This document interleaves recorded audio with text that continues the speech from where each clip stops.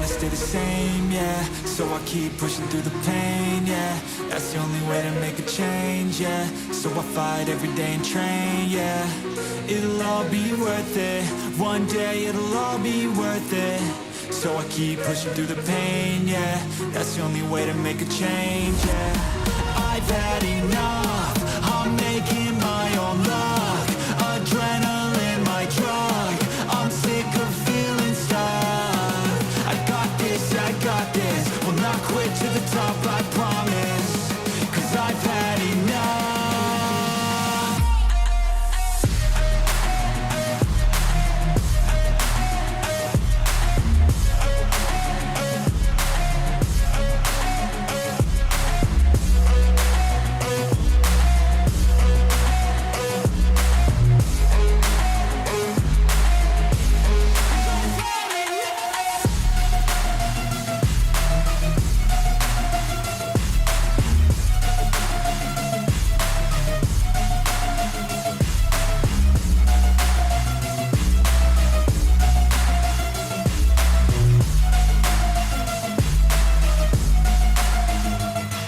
Better watch out, I'm on the climb to the crown. In my prime right now, hear me loud, I've been spitting for a while now. All by myself, independent DIY now. Don't need no help, I've been beating out labels and money and budgets, it's funny. I do all the work, yeah, keep it 100. I fight for my dreams, I would die for these things. I believe in myself, I refuse to be weak, I like to build things. Empires out of buildings, I wanna leave a legacy of helping others find they feel things. Of motivating and killing, depression, exhaustion, we need some healing. I work through the pain, I like seeing gains. I keep my head down, buried, walk through the flames. Yeah, I do this every day, even when I feel drained. A true man pushes through, you don't hear complaints. No, I don't wanna stay the same, yeah. So I keep pushing through the pain, yeah. That's the only way to make a change, yeah. So I fight every day and train, yeah. It'll all be worth it. One day it'll all be worth it. So I keep pushing through the pain, yeah. That's the only way to make a change, yeah. I've had enough, I'm making my own luck. Adrenaline, my drug, I'm sick of feeling stuck. I got this, will not quit to the top, I promise. Cause I've had enough.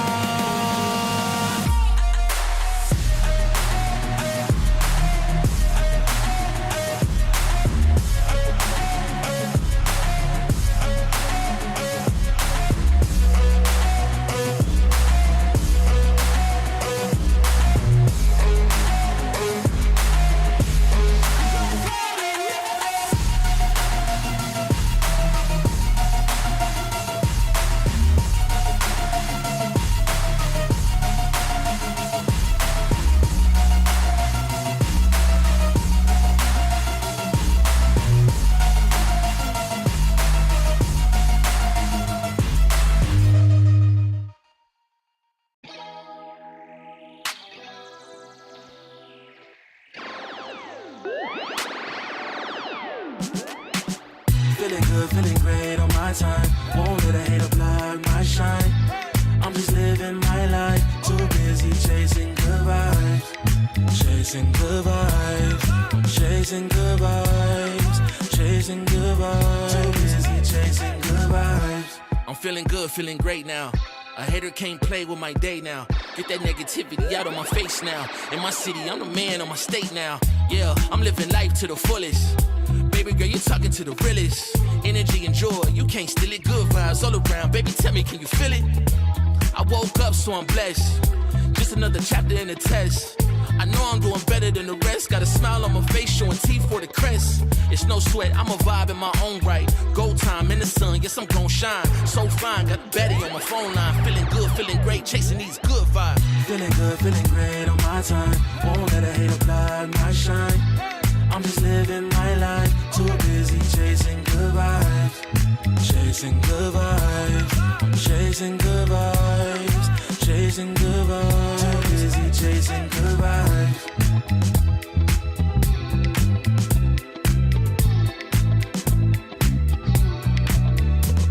Put my soul soul on the beat, I'm ready to feast. Margaritas with some divas, I'm pouring the drinks. I'm living life to the fullest, the blessings in me. Don't really care what you say, whatever you think. Nah, unequivocal miracles with the lyrical. With the homies tryna pop like the cereal. Lucky Charms, got a model on my arm. Go watch on my wrist, garlic parm. No alarm, fireworks, I can feel it in the sky. I got love in my eyes, but there's money on my mind. I see passion and pride that despise all the lies. I've been around the world, so I'm down for the ride. Good drinks, good people, and good times. Fast cars, pretty women on FaceTime. More money, more fun in my life. I'm just chasing my shots with good vibes. Feeling good, feeling great on my time. Won't let a hater block my shine. I'm just living my life. Too busy chasing good vibes. Chasing good vibes. Chasing good vibes. Chasing good vibes. Too busy chasing good vibes.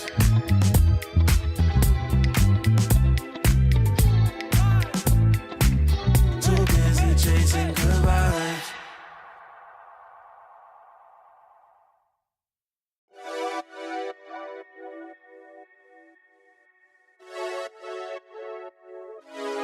Friday night putting them plays in, but it feel like a special occasion. So let's go out, go blazing, hit the dance floor, let go frustrations. I might have a hidden agenda, but my intention's pure. I'll give you all that I got, and I hope that you don't need more. It's okay, just take my hand now. Damn near sweating your hair out. You got me creasing my sneakers. That's usually something I care about. Couldn't see the path, but it's clear now. You was in my dreams, but you here now. And I just want a little dance and a reason to change my plans. All I want is for you to dance with me, with your hands in the air where I can see. I don't know if we'll get another chance, you'll see. So I hope that you'll just come dance with me. We outside, did you hear what? I called the ride cause I'm going up. And there's something mixy going in my cup. Don't say much cause they know what's up. You know it get cold on the late night. We getting all close like it's day night. You looking so fly, you could take flight. Now I got this feeling that I can't fight. Your curves got my urges flaring. You got me by the collar and I'm not caring. You see how the people can't stop staring. I'm trying to make you mine and I'm not sharing. Okay, let's bring it back a bit. She said you could have whatever if you ask for it. Well, I just want to have a little dance and a reason to change my plan. All I want is for you to dance with me, with your hands in the air where I can see. I don't know if we'll get another chance, you'll see. So I hope that you'll just come dance with me.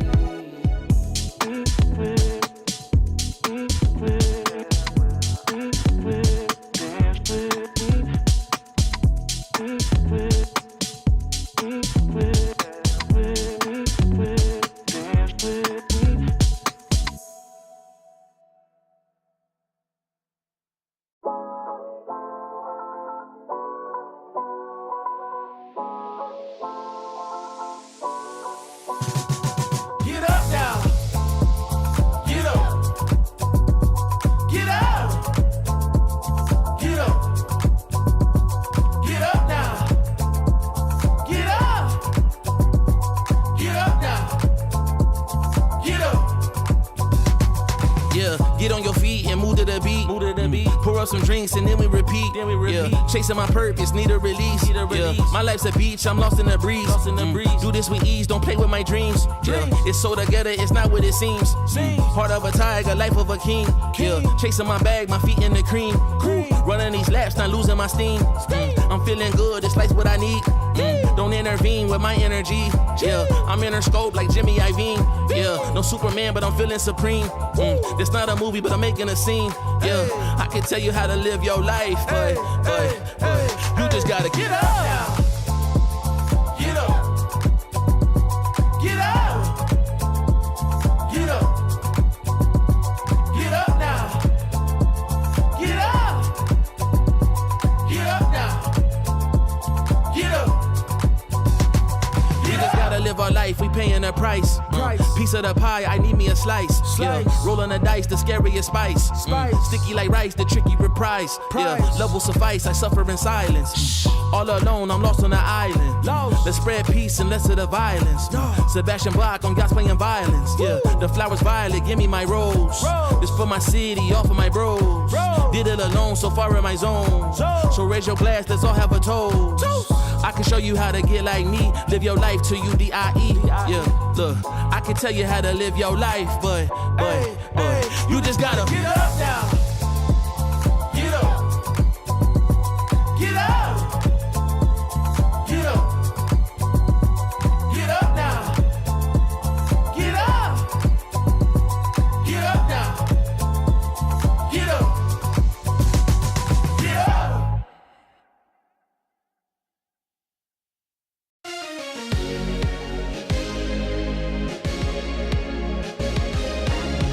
You keep me up all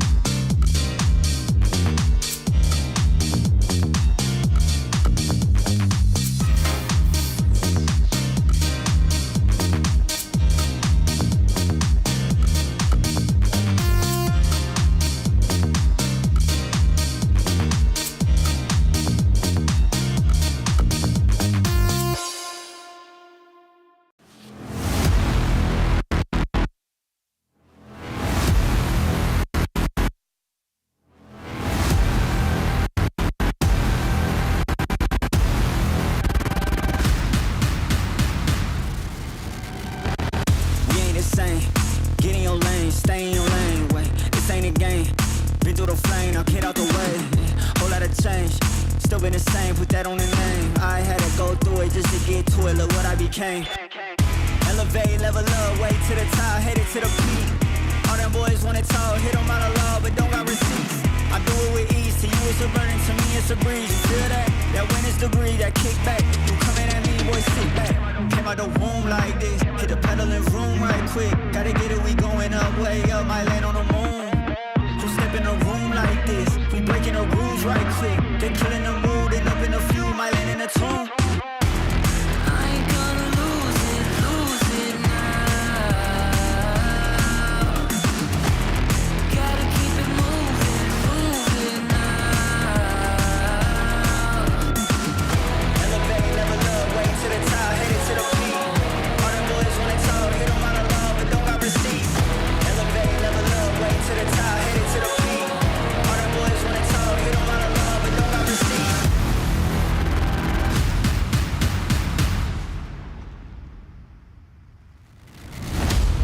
Bad with a vengeance, killing the ops, I'm leaving no remnants. They all in attendance, gotta go big, I aim for the fences. It's mine, I sense it. Back in the scene, I'm back to the business. Back on the front line, gotta grind, it's time, let you be the witness. At the time, turn a repeat to a 3P, yeah. Got the franchise on me, you more like G Lee, yeah. 21st century, you all the way BC, yeah. Old boy been washed up, I'm notched up in TTA. Came out the womb like this, hit the pedal and room right quick. Gotta get it, we going up, way up, might land on the moon. Who step in a room like this? We breaking the rules right quick. They killing the mood and up in a few, might land in a tomb. I ain't gonna lose it now. Gotta keep it moving now. Elevate, level up, way to the top, headed to the peak. All them boys wanna talk, hit them out of love, but don't got receipts. Elevate, level up, way to the top, headed to the peak. All them boys wanna talk, hit them out of love, but don't got receipts.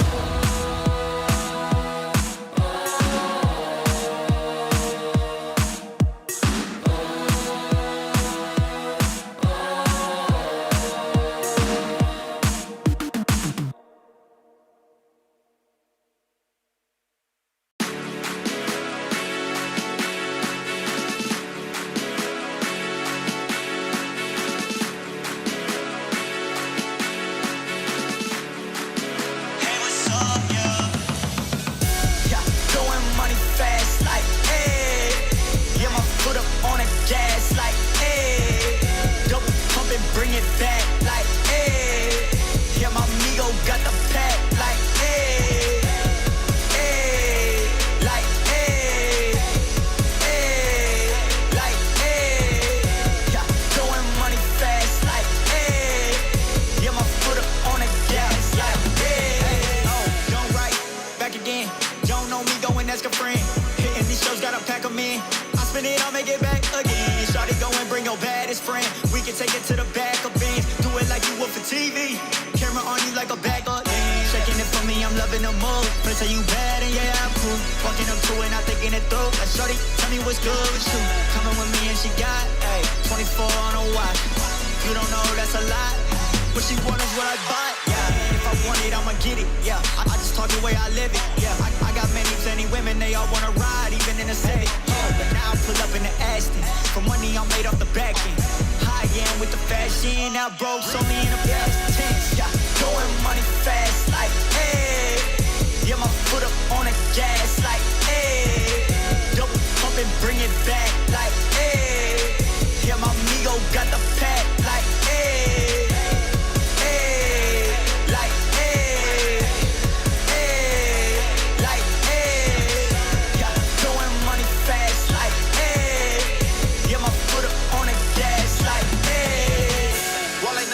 Check.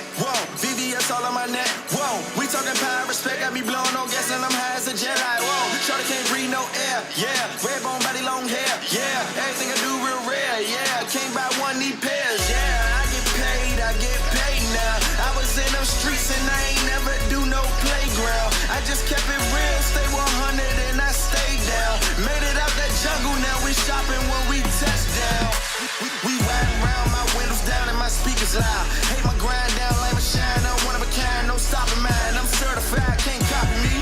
Got the bank like Monopoly. My tie fly, that's all design. I'm dripping shorty, know it's hard to see, but best believe lie. Yeah, throwing money fast, like, hey. Yeah, my foot up on the gas, like, hey. Double pump and bring it back, like, hey. Yeah, my amigo got the pack, like, hey. Hey, like, hey. Hey, like, hey. Yeah, throwing money fast, like, hey. Yeah, my foot up on the gas, like, hey.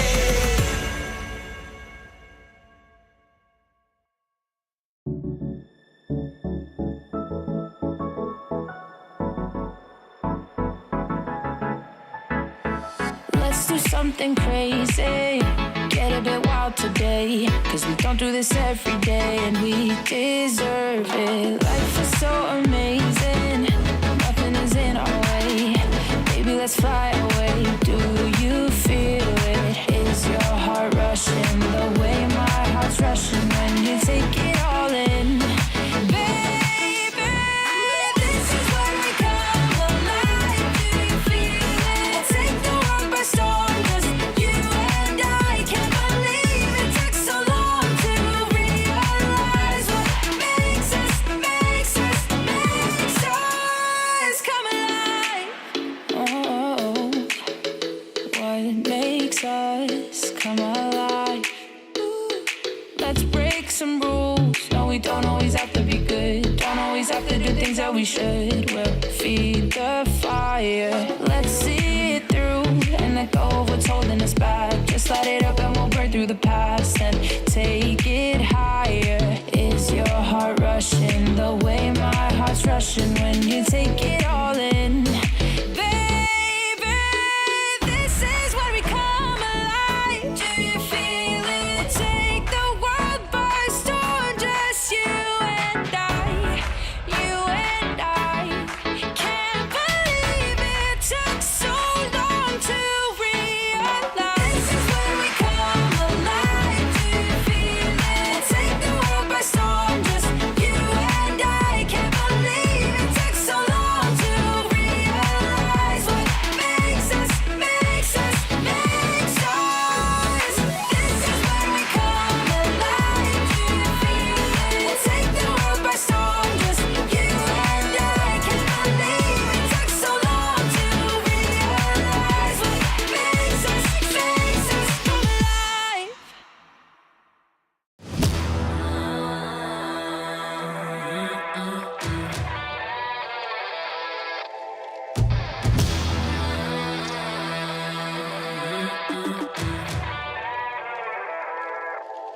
Yeah, motivated, I'm focused. Came a long way from the lowest. Yeah, gotta get it, the mindset, gotta put it in motion. This is the moment, gotta one up my opponent. Back then they ain't noticed me, now they know it's me, I'm the chosen. It's my time, yeah, I put that on Bible. No excuses, gotta get to the final. Take all of my idols and turn them to rivals. It's all or nothing, man, the trophy is vital. Game time, bet I'm coming in clutch. No hang time, man, they can't keep up. The game's on the line, seconds on the time. Who can't fight? It's gotta be us. Better under pressure, go ahead and let it fall on me. I'm destined for it all, you better call on me. They say what doesn't kill you make you stronger. All that pain, it done made me to a monster. They say what doesn't kill you make you stronger. All that pain, it done made me to a monster. Yeah, whole lot of times they doubted I wouldn't be who I am without it. Sleepless nights, I counted.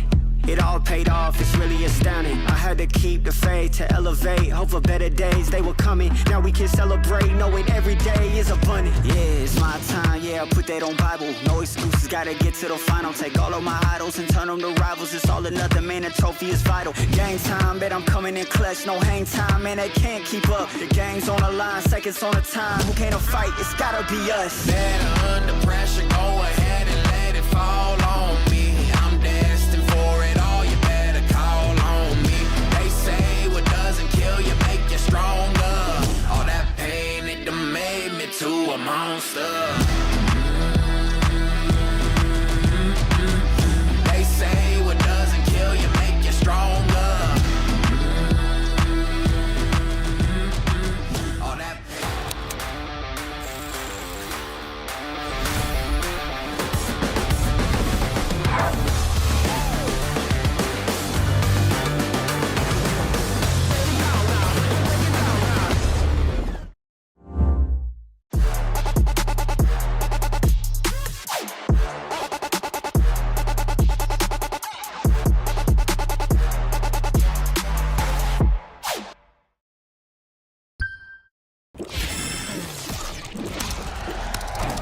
Red Bull gives you wings.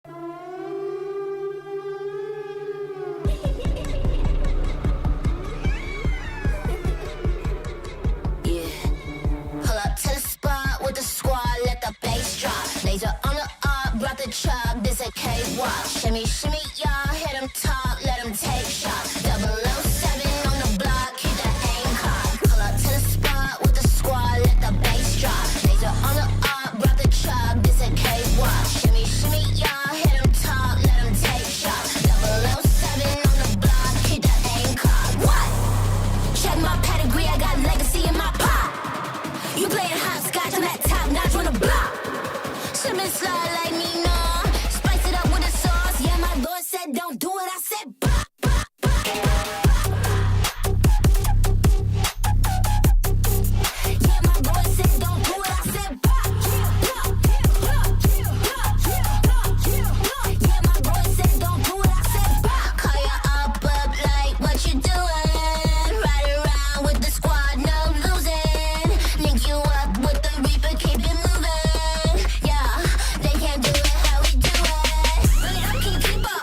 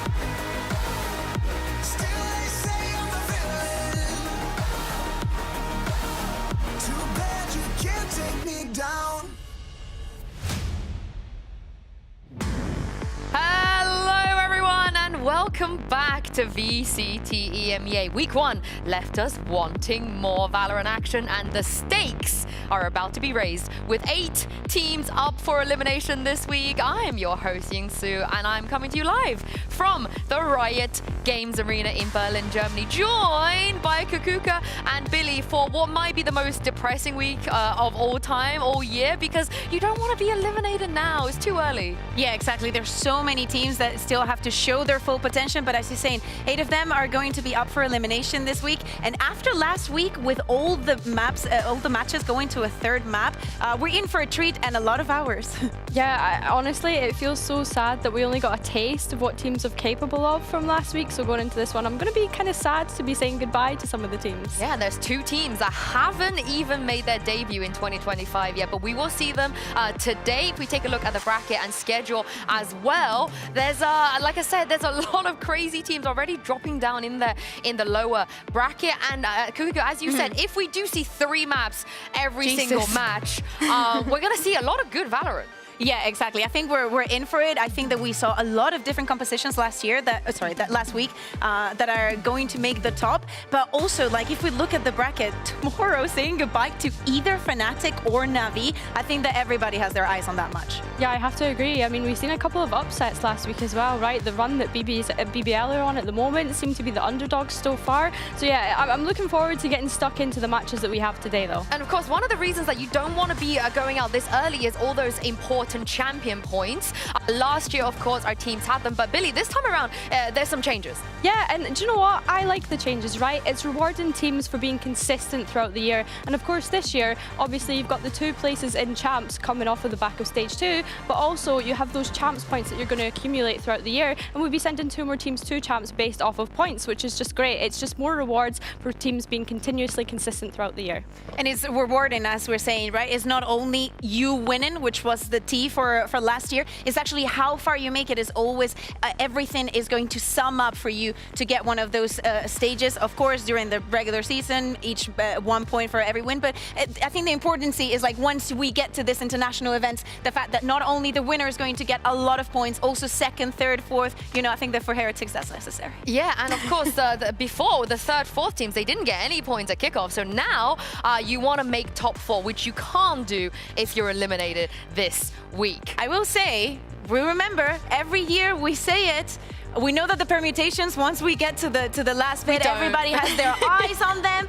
Every single point is important, and every single one, like you cannot just say, oh, we're not going to make it, we just don't care about losing. It's so important getting far. Even that 1 point, it is very important indeed.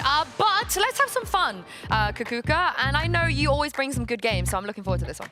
Thank you. I mean, this one we kind of did in Game Changers Championship, and I thought that we would bring it in as a little bit of a recap of what we saw last week. So basically, I'm going to give you a player and an agent, and based off on that combo, and obviously the opponent, you have to choose which one you pick for your team, or you think is more relevant, or you think has more impact. Okay. Okay, so I'm going to start with you, Jinsu, if that's okay. I'm going to start right over there. No, you're going to start with Billy if you're going to start right up there. I have to choose between Aves. I need to dodge some allegations. I will give you that vision. You're actually right. So Billy, based off on what we saw last week, Aves and his Gecko, or Chronicle and his Breach? I say Norton.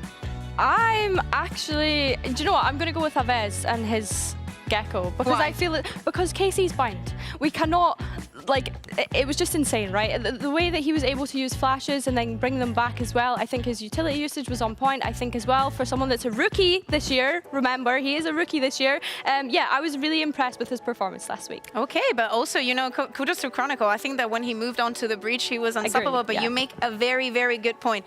Jinsu, let's go with the other side. Oh, easy. Okay, I was gonna say, this might be difficult or the easiest one. Loon and his Euro, or Fluorescent and her Jet. I'm gonna throw this game out the window. I don't really care about what happens, stats, performance, whatever. You put a Floor in a bracket about anything, it could literally be my mother, I pick Floor. So let's just move on. Yeah, funny enough, Floor was the previous winner of this game. Yeah. So sorry, Loon, sorry. Still, we're gonna get a kudos to Loon, the first time that he was playing Euro, and he was doing it pretty well.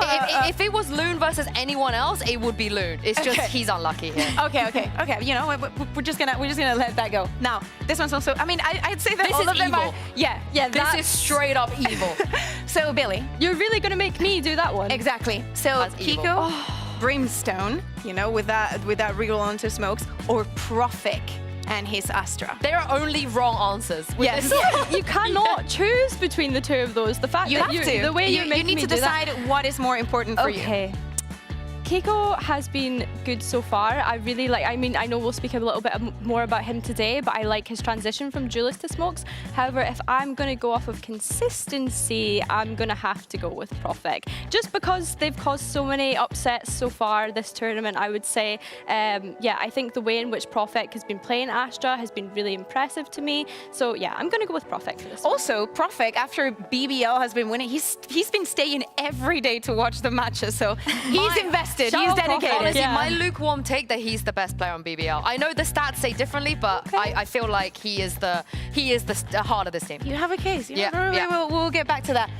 Jinsu, Safe and Sadak. I'm just gonna move here so you can see them better. I believe that I made the very warm statement that Sadak is the greatest deadlock player in the world last week. And Safe, I think you're very talented, great IGLing. I know he actually won that game, but it's the agent that pulls me in. I feel like that deadlock is just so oppressive. The entry also, like Sadak only baits one person. You know, he still baits a little bit, but it's only one person. So I think purely for the fact that he is leagues ahead of everybody else in the world on that agent, I got to put Sadak. Okay, I like it. I think that you explained it perfectly. Billy, or do you need to resolve before we go into the head-to-head? Oh wait, can we Against Gecko? switch now? Because do you wanna... then she can do the ones I Yeah, have. okay. Yeah. Okay, that sounds Okay. good. Then so you go. Aves and his Gecko or Profek and the Asper? Okay, I already spoke a little bit about this, that I think Profek is the heart of that BBL team. I think he probably is the best player on that team, in my opinion. And I think, I almost think he's flawless at this point. I think it'll be more difficult for me to tell you what he's bad at than what he's good at. So for that reason, I'm gonna have to send him through. Okay, so Profek makes it to the last round. Billy, you have the hard task now of deciding. I would not like to be in your shoes, girl. Fluorescent and her Jet, or Sadak and... Sue has deliberately done this to me. I know you. Listen, I'm gonna back up my girl Floor. I have to do it. Like, I just have to do it. I don't think that we've seen the ceiling of what she's capable just yet, right? She was dropping numbers in game changes, and I just think, you know, that first match was nice, a nice little warm up to tier 1. But I think that we're gonna see a lot more strength from Floor. Yeah, Flo, I love you, but I think we need to not take the piss too much. Okay, so now, girls, I need you to agree. Because, Come on. you know, you've been building Put this. him up Do you there. agree? No, come on. I love you, Flo. I really do, but I feel think like we're not beating the allegations if we put Floor, I think. Yeah, so, yeah. I mean, would she agree, could be the sole winner, you know, the two-time champion of this bracket. She won this already at GC. Two-time GC champion, two-time winner of this wonderful bracket. I think this is very possible for her to win, but I think it will be a massive insult to Profek if we don't put him up there. Okay, so then let's choose Profek as definitely the prospect for 2025, and very surprising throughout the first week, and you know, more to come. Yeah, we definitely didn't troll in the slightest, so we'll bring this back. Don't worry, guys. We'll bring this back and hope you guys Make are your playing. own. We'll drop it in socials. Honestly, give us your answer. I hope you were playing along with us as well. But as you see, Kiko, the reason that this bracket was so difficult for us to choose one player to go through is because Kiko Billy was not playing Smokes last year, but he looks so good on Smokes this year. Yeah, I really love that story of him moving from the Duelist to the Smokes, and what we've seen from him so far has been really, really impressive. The question for me is, if he can keep up this kind of performance, Lord knows what's going to happen in the match against Foot today. Yeah, and it's very difficult, especially when the matches run as long as they were running last week, to keep up this kind of performance, not only with the role swap, but also with the pressure coming from both sides. This was a very, very evened up matchup, but every single non-force mistake that Koi was making on that bind, Kiko was punishing time after time. This highlights, you think this is a highlight, but this was every single round. The right timing, the right position, and the right bullets put. And are you surprised, out of all of the talent and players on the side of Liquid, that it was him that stood out? I mean, I was really looking forward to what Nats was going to do. Do not get me wrong, pushing through Smokes with the operator was very nuts. But I want to see more from players like Kamek, that I think were in a different position. You know, like, for example, playing the Sage and all that. I think that there's still a lot. First of all, raw firepower, I think, that we saw last week. But many things to come for this team. Yeah, I think I was looking forward to seeing Party Tech most. I think that we've still got a lot to yet see from him so far. But yeah, I mean, he was the super sub of last year. I was expecting a little bit more now that he's found his place on a team for this year. So yeah, that's my 2 cents on it. Yeah, and in most cases you would say, oh, what happened last year doesn't really matter. You know, new team, rebuilt, new roles and so on and so forth. But it does matter when it comes to a team like Foot, because Billy, they didn't rebuild. They just brought one player in for CNED, and if we go by their performances last year, they should be one of the favorites to make it to Bangkok this time around. Yeah, absolutely. This is a classic. Keep the 4 rosters and then change a duelist. I mean, we've seen that in another region as well. So yeah, for Foot, it's a team that's really consistent, right? You see them making these international events. However, you never really see them making that top kind of finish whenever they're at these international events. And they're going to be at every single one of them usually. So yeah, I think this is so true in what you're saying, that they are really the consistent kings of EMEA. And I'm intrigued to see how Zeus is going to fill CNED's boots, as you say.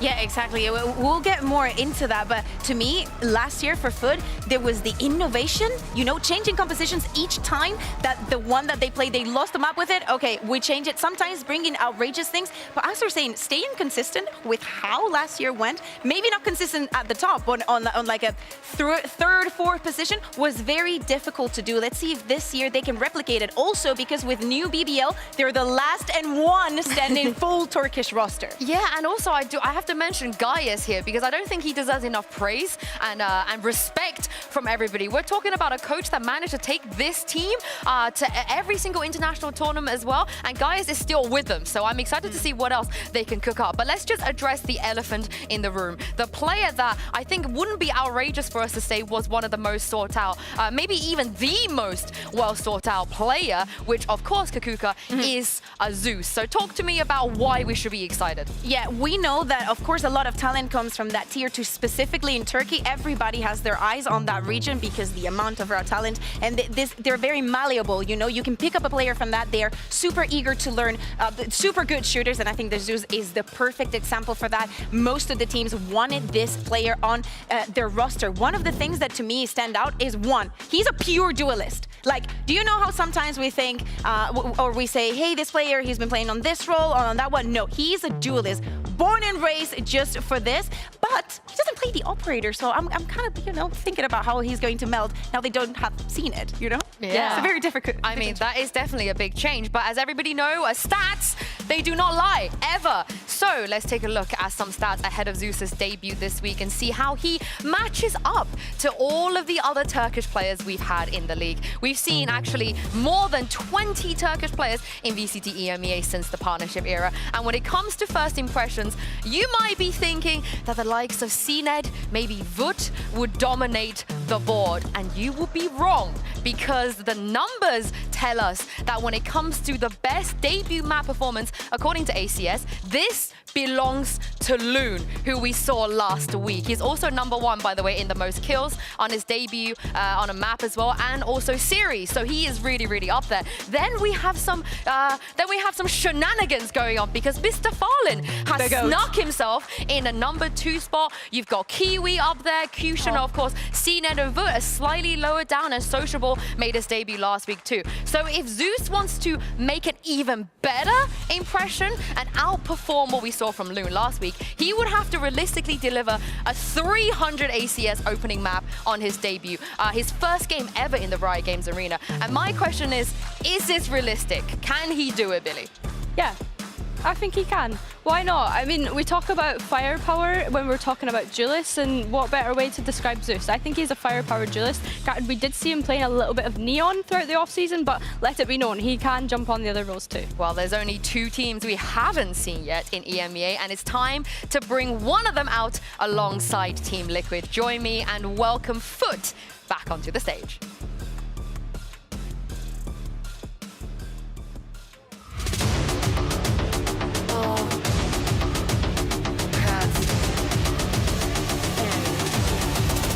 With me.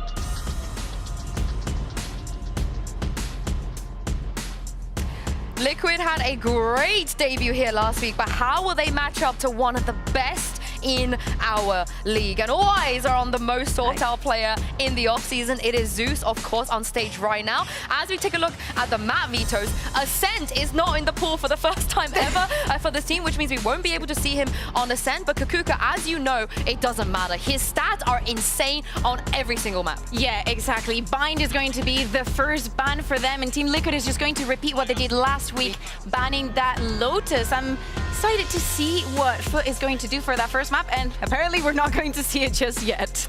We had a tiny bit of spoilers though. We got spoiled a little bit, so we know that it's not going to be Bind and it's not going to be Lotus. Okay. And it looks like Billy, Foot is... Oh, they're picking Pearl. Pearl, okay, Oh, wow. Interesting. I wonder what they've actually got cooked up for that. I mean, Liquid, I love you. Oh, yeah. We're going to be sitting here and speculating the whole time, obviously, because we've not seen Foot yet, but Liquid actually picking to go onto Fracture. I mean, is there going to be a series where we don't see Fracture this tournament? Yeah, I mean, we did see a Foot playing during the off-season, and I think that is first time in a very long time that they even played the Pearl. I'm very excited to see if they're going to be keeping up the same composition, if they're going to do some tweaks here and there, because of course with them playing on the second week, they have a big advantage of the other team not knowing what they have cooked, and actually them being able to observe and probably learn a lot about the Fracture that Liquid played last week. Yeah, I know we don't take off-season into account like that much, you know, we don't want to read into it, but let's read into it. T1's 13-3. T1! That is absolutely insane. We're talking about a team that has so much experience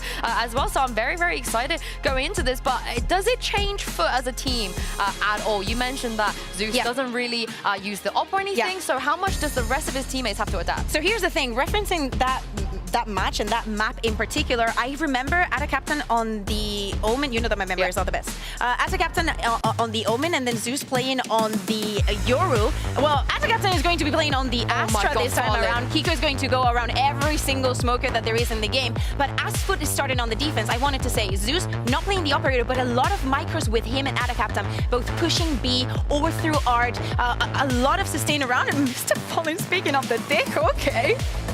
Yeah, the Teo is an interesting pick for me. Obviously, choosing to kind of get innovative with that pick there, but paired with the rest of the composition, I'm not entirely sure how it's going to work out. They only really have that Yoru flash, should they want to rely on the Yoru to go in and take fights on site. It's another year of Cracks never playing the KO. I'm not sure how I feel about that, but Farlin should be one of the better Teos we see. Oh yeah, exactly. And I'm also like thinking like why they did not decide to go for the Vice. Having Jet2J back on the Cypher, of course he's going to be comfortable, but he was, you know, playing with the Killjoy here. I see that there's a lot of thought, and probably what they've seen also in other regions with the Deco being played, that they seem to think this is the best composition they can play. Yeah, I think as well, going back to the op point and Zeus, like we've seen Levin getting away with so much the other day, playing that Yoru on the op, going for those first engagements and then just being able to TP back out. So I think for me, it'll be interesting to see if Zeus actually picks up those same sort of protocols that BBL kind of had in place, and if we are going to get to see that explosivity and that firepower that we always say comes from the Turkish duelists. Yeah, let's talk about Liquid real quick on the other side of this as well. You mentioned that Kiko is on his really in his controller era. We are here for it. I absolutely love it. But looking at the rest of the players on the team, it's just comfort picks through and through. Yeah, for Patty Tech, we've all seen him on the KO. We know how comfortable he is, how his utility is always on time, and probably with the synergy that he's been building with Kamik, we saw it also last week there on maps like Abyss. I think it's going to be a force to be reckoned with. Same goes with Nats. We're talking about them starting on the attack, and for example, in a map like Fracture that we're going to see later, we remember him pushing with the operator. It's so difficult to go up against Nats when he's operating from the attack because it's disgusting. Yeah, no, I completely agree. I think looking at the Team Liquid side, Camel was kind of quiet in that first series for me in particular, so it'll be interesting to see if he's going to go into this one with a bit more aggro, you know, Patty Tech being able to set him up with those flashes and get him deep into sight. Yeah, I'm expecting him to kind of get himself back onto form going into this series. Yeah, and I think it's a great place for him to start on the Jet, because in the last series, you know, he was kind of Gecko jailed right from the outset. We wanted to see him on the Jet. Maybe he could be unleashed here as well, but this is the problem. We really don't know how good FUT is, you know, when they upgraded from Kiwi to CNET, and now they go from CNET to Zeus. By the way, shout out to CNET. He is currently, I believe, co-streaming inside the Riot Games arena, which is the real Charles Nennington? The real Charles Nennington. We're going to have to give Zeus some kind of name. Xavier Zeddington? Something like that. I think he deserves his own. Like, we'll think of something, definitely. You know, chat, if you have any suggestions, please, we're open. Zayas, you know? Okay, Yeah. if you know, you know. Yeah, if you know, you know. But like we said, we don't really know how good FUT is, but we do know how good Liquid is. So how much of a problem do you think Liquid will be for FUT? I think that we saw that the other day on an individual level, as in one-on-ones, everything was going the Liquid side, and they were actually rolling on that snowball that they were getting. It's kind of the vibe. We understand that, of course, we expect FUT to come in super strong, hitting the shots, because we know that they can hit them, but it's so important how you turn out to be on the day. If you can keep boosting your team's morale just by, you know, when someone gets a a clean clutch or a multi-kill to just keep, as I'm saying, boosting the morale and making sure that you can keep up throughout the match. Yeah, I think as well to that point, and going back to thinking about Nats on that operator on the fracture that we got to see on the other day. For me, it's more just like how much can your IGL continue to frag out whilst making calls, and is he going to get away with the same sort of things that he was getting away with against Koi? Yeah. I mean, if you want to compare IGL to IGL, you saw in the graphic a little bit earlier, if we have time to bring it back up. Fallen, when he made his debut in partnership here as one of the Turkish players, he was phenomenal. He is a fragging IGL. He always has been. And I think Nats is going to have difficulties if he wants to match up to him in the firepower department. And Fallen's also traditionally very patient. He's not the kind of IGL that's kind of running in, just dying instantly or wanting to do things himself. He's great at his mid-round calls as well. I think he's very underestimated compared to some of the other IGLs in our region. The same thing goes for the coaching duo as well, of course. Gaius has so much experience on this stage. And speaking of experience on this stage, let's throw this over to your casters for the first match. It's Mitzman? Yeah, it is Mitzman now, and Tom Bitch. It's me, Mizman. You want to say your name? Mitz. Like Mitz. You love oven mitts. Sorry, I'm learning how to pronounce it here for the first time today. It's embarrassing, but we all go through it sometimes. Mitzman. Tom, and I won't finish your name. It's time to kick this one off. Foot versus Team Liquid. Quite a roster matchup that we've got. Obviously, Zeus on Foot, but the rest of the squad, we know what they can do. We've seen it before. Last time in Kickoff, they lost to the two teams that ended up topping the charts and going all the way to the International. Tom, what do you make of what Foot are bringing to the table? We'll touch back on that as the rounds go on, but Zeus, is he a hit or a miss? I'll have to wait and see. Attica Political. Already is going to be under that early pressure, looking for some of those fights. But it's just a group up. You can see this Liquid side are trying to almost battle and brawl early, look for those trades, but Zeus has managed to get out of there. I won't say scot-free, because he's a little low. Here. Well, we saw the comparison of what he's up against in terms of debut maps at VCT here in the franchise, and some big numbers. Loon, I think 298 ACS, had a phenomenal debut, but a lot of hype about this Zeus man. Mr. Fallen as well, coming in on the new agent. Excited to see what they've been cooking up for now. Foot looking to defend the A site from far back, but with plenty of numbers. The lower HP for Zeus perhaps playing a role in that. The utility certainly is, denying the first wave of plant. And now Team Liquid look to take back site. Limited utility to get that done. A flash though, primed and ready. Patatek just threw that through. It's turned. Mr. Fallen looking the other way. He turned in time to deliver, but Nats and Kiko find the shots first, leaving Krax and Yedege to pick up the pieces. Nice kills delivered. A firing squad in the spawn gives 1-0 for Foot. Yeah, I think we can already start talking about what Mr. Fallen is going to be doing with that Teo, the new agent on the block. I think I sort of said it to you before. We've seen a lot of Teo so far. I think it's been average at best. The player I was waiting for is Mr. Fallen. I think he is someone who's always been very innovative. I think back to where he tried to run the deadlock on Sunset. Maybe didn't work exactly as he planned, but always has a lot of ideas. And in this round, it was all about denial of plants, forcing them to battle, forcing them to brawl. And I think that'll be his plan throughout this game. Well, we're back to the sensory overload that is having Yedege down on the stage. Can hear him from up here without the headset, or with the headset on, I should say. Team Liquid, they bought very little in this round, just sending out a train towards the A site with Kiko, hoping to pick up something on the flank, but all he gets is the stealth drone in his face. Plenty of utility waiting for the push out to site. And with these weapons, it's not always about the plant and winning the round. All they want to do is drop a couple from the hands of Foot. That's one rifle already on the floor, retrieved so that they can deal more damage with it. And from this point forward, there's only one pistol left on Foot. There's going to be losses for every kill that Team Liquid get. Plenty of middle control already garnered up for Liquid, but it's where they go with it. Like, this is the sort of round where, as you said, any damage is great. And for the opposing side of Foot, you can already see how passive they're being. Two players back towards spawn, one aggressively on B, knowing that, okay, we don't really have to give up that same level of control.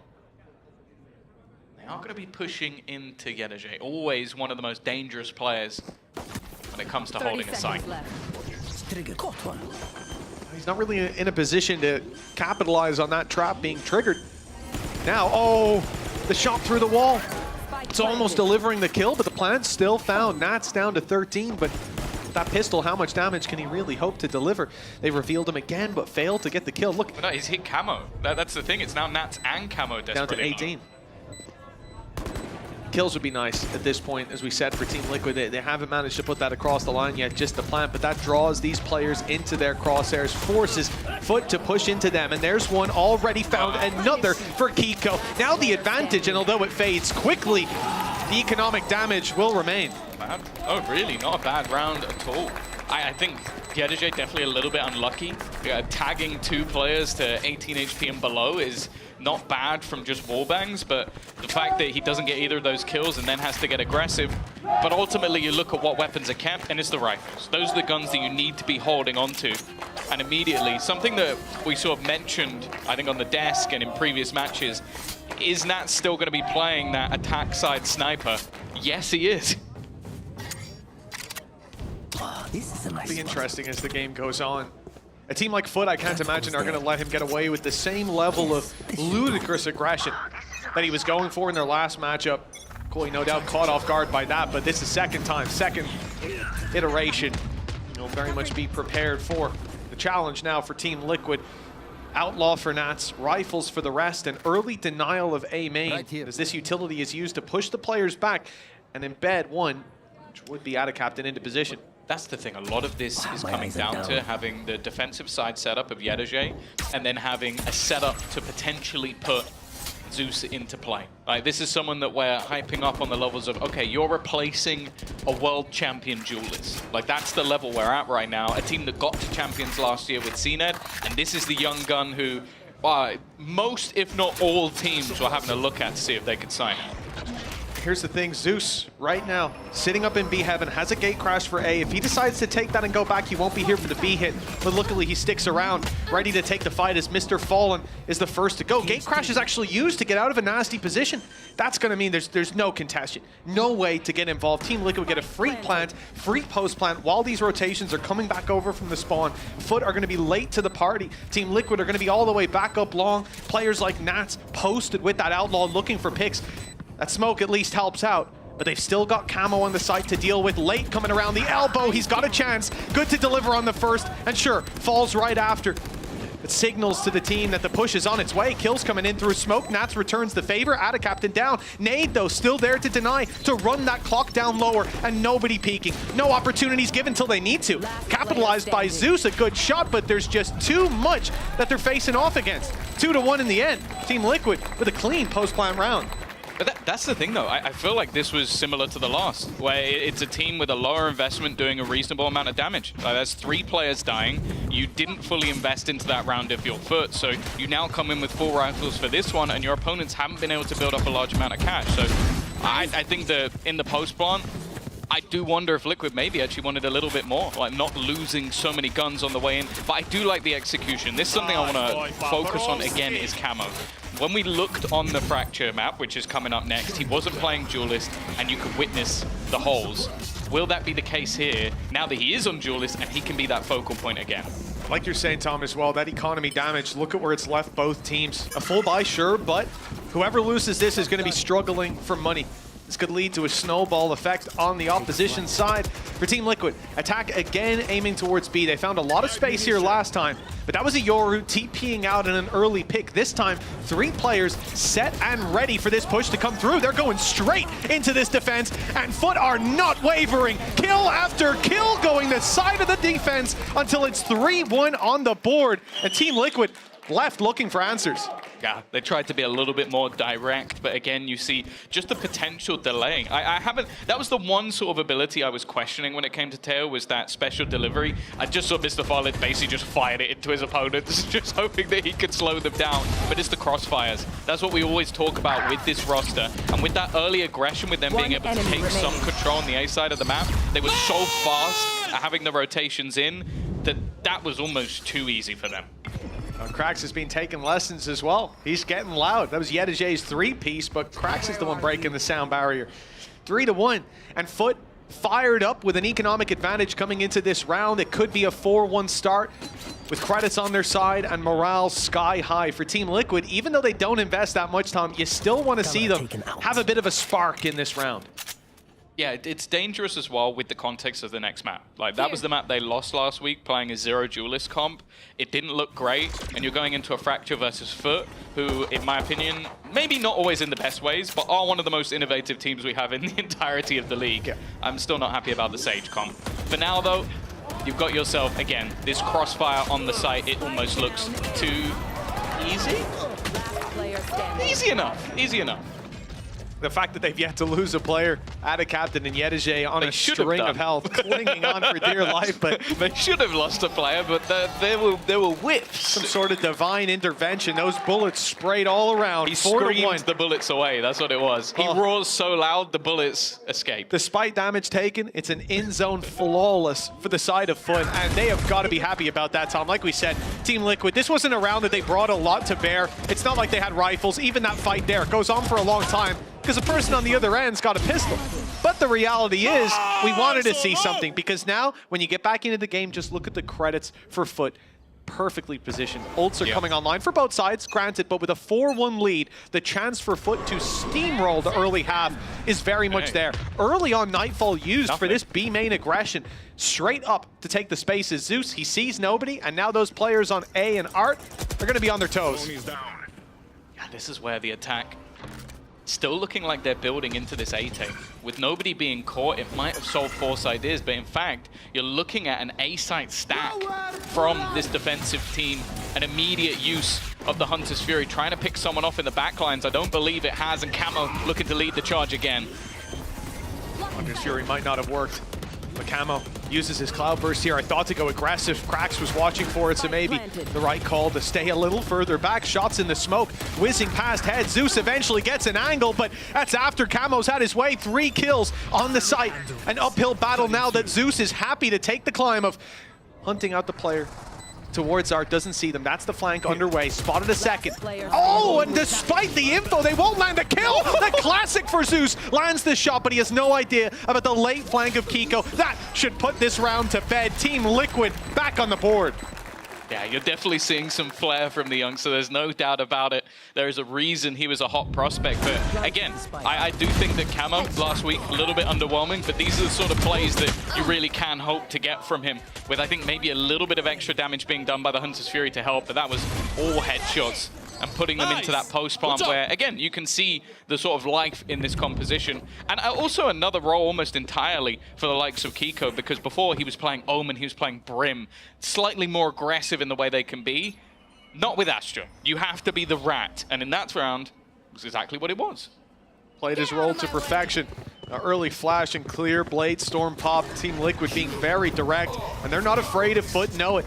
That ultimate from Patatek, the null command, clearing all utility from the site and making it just a walk in the park to get that plant secured. Kamek even in a spot where he can't be spammed.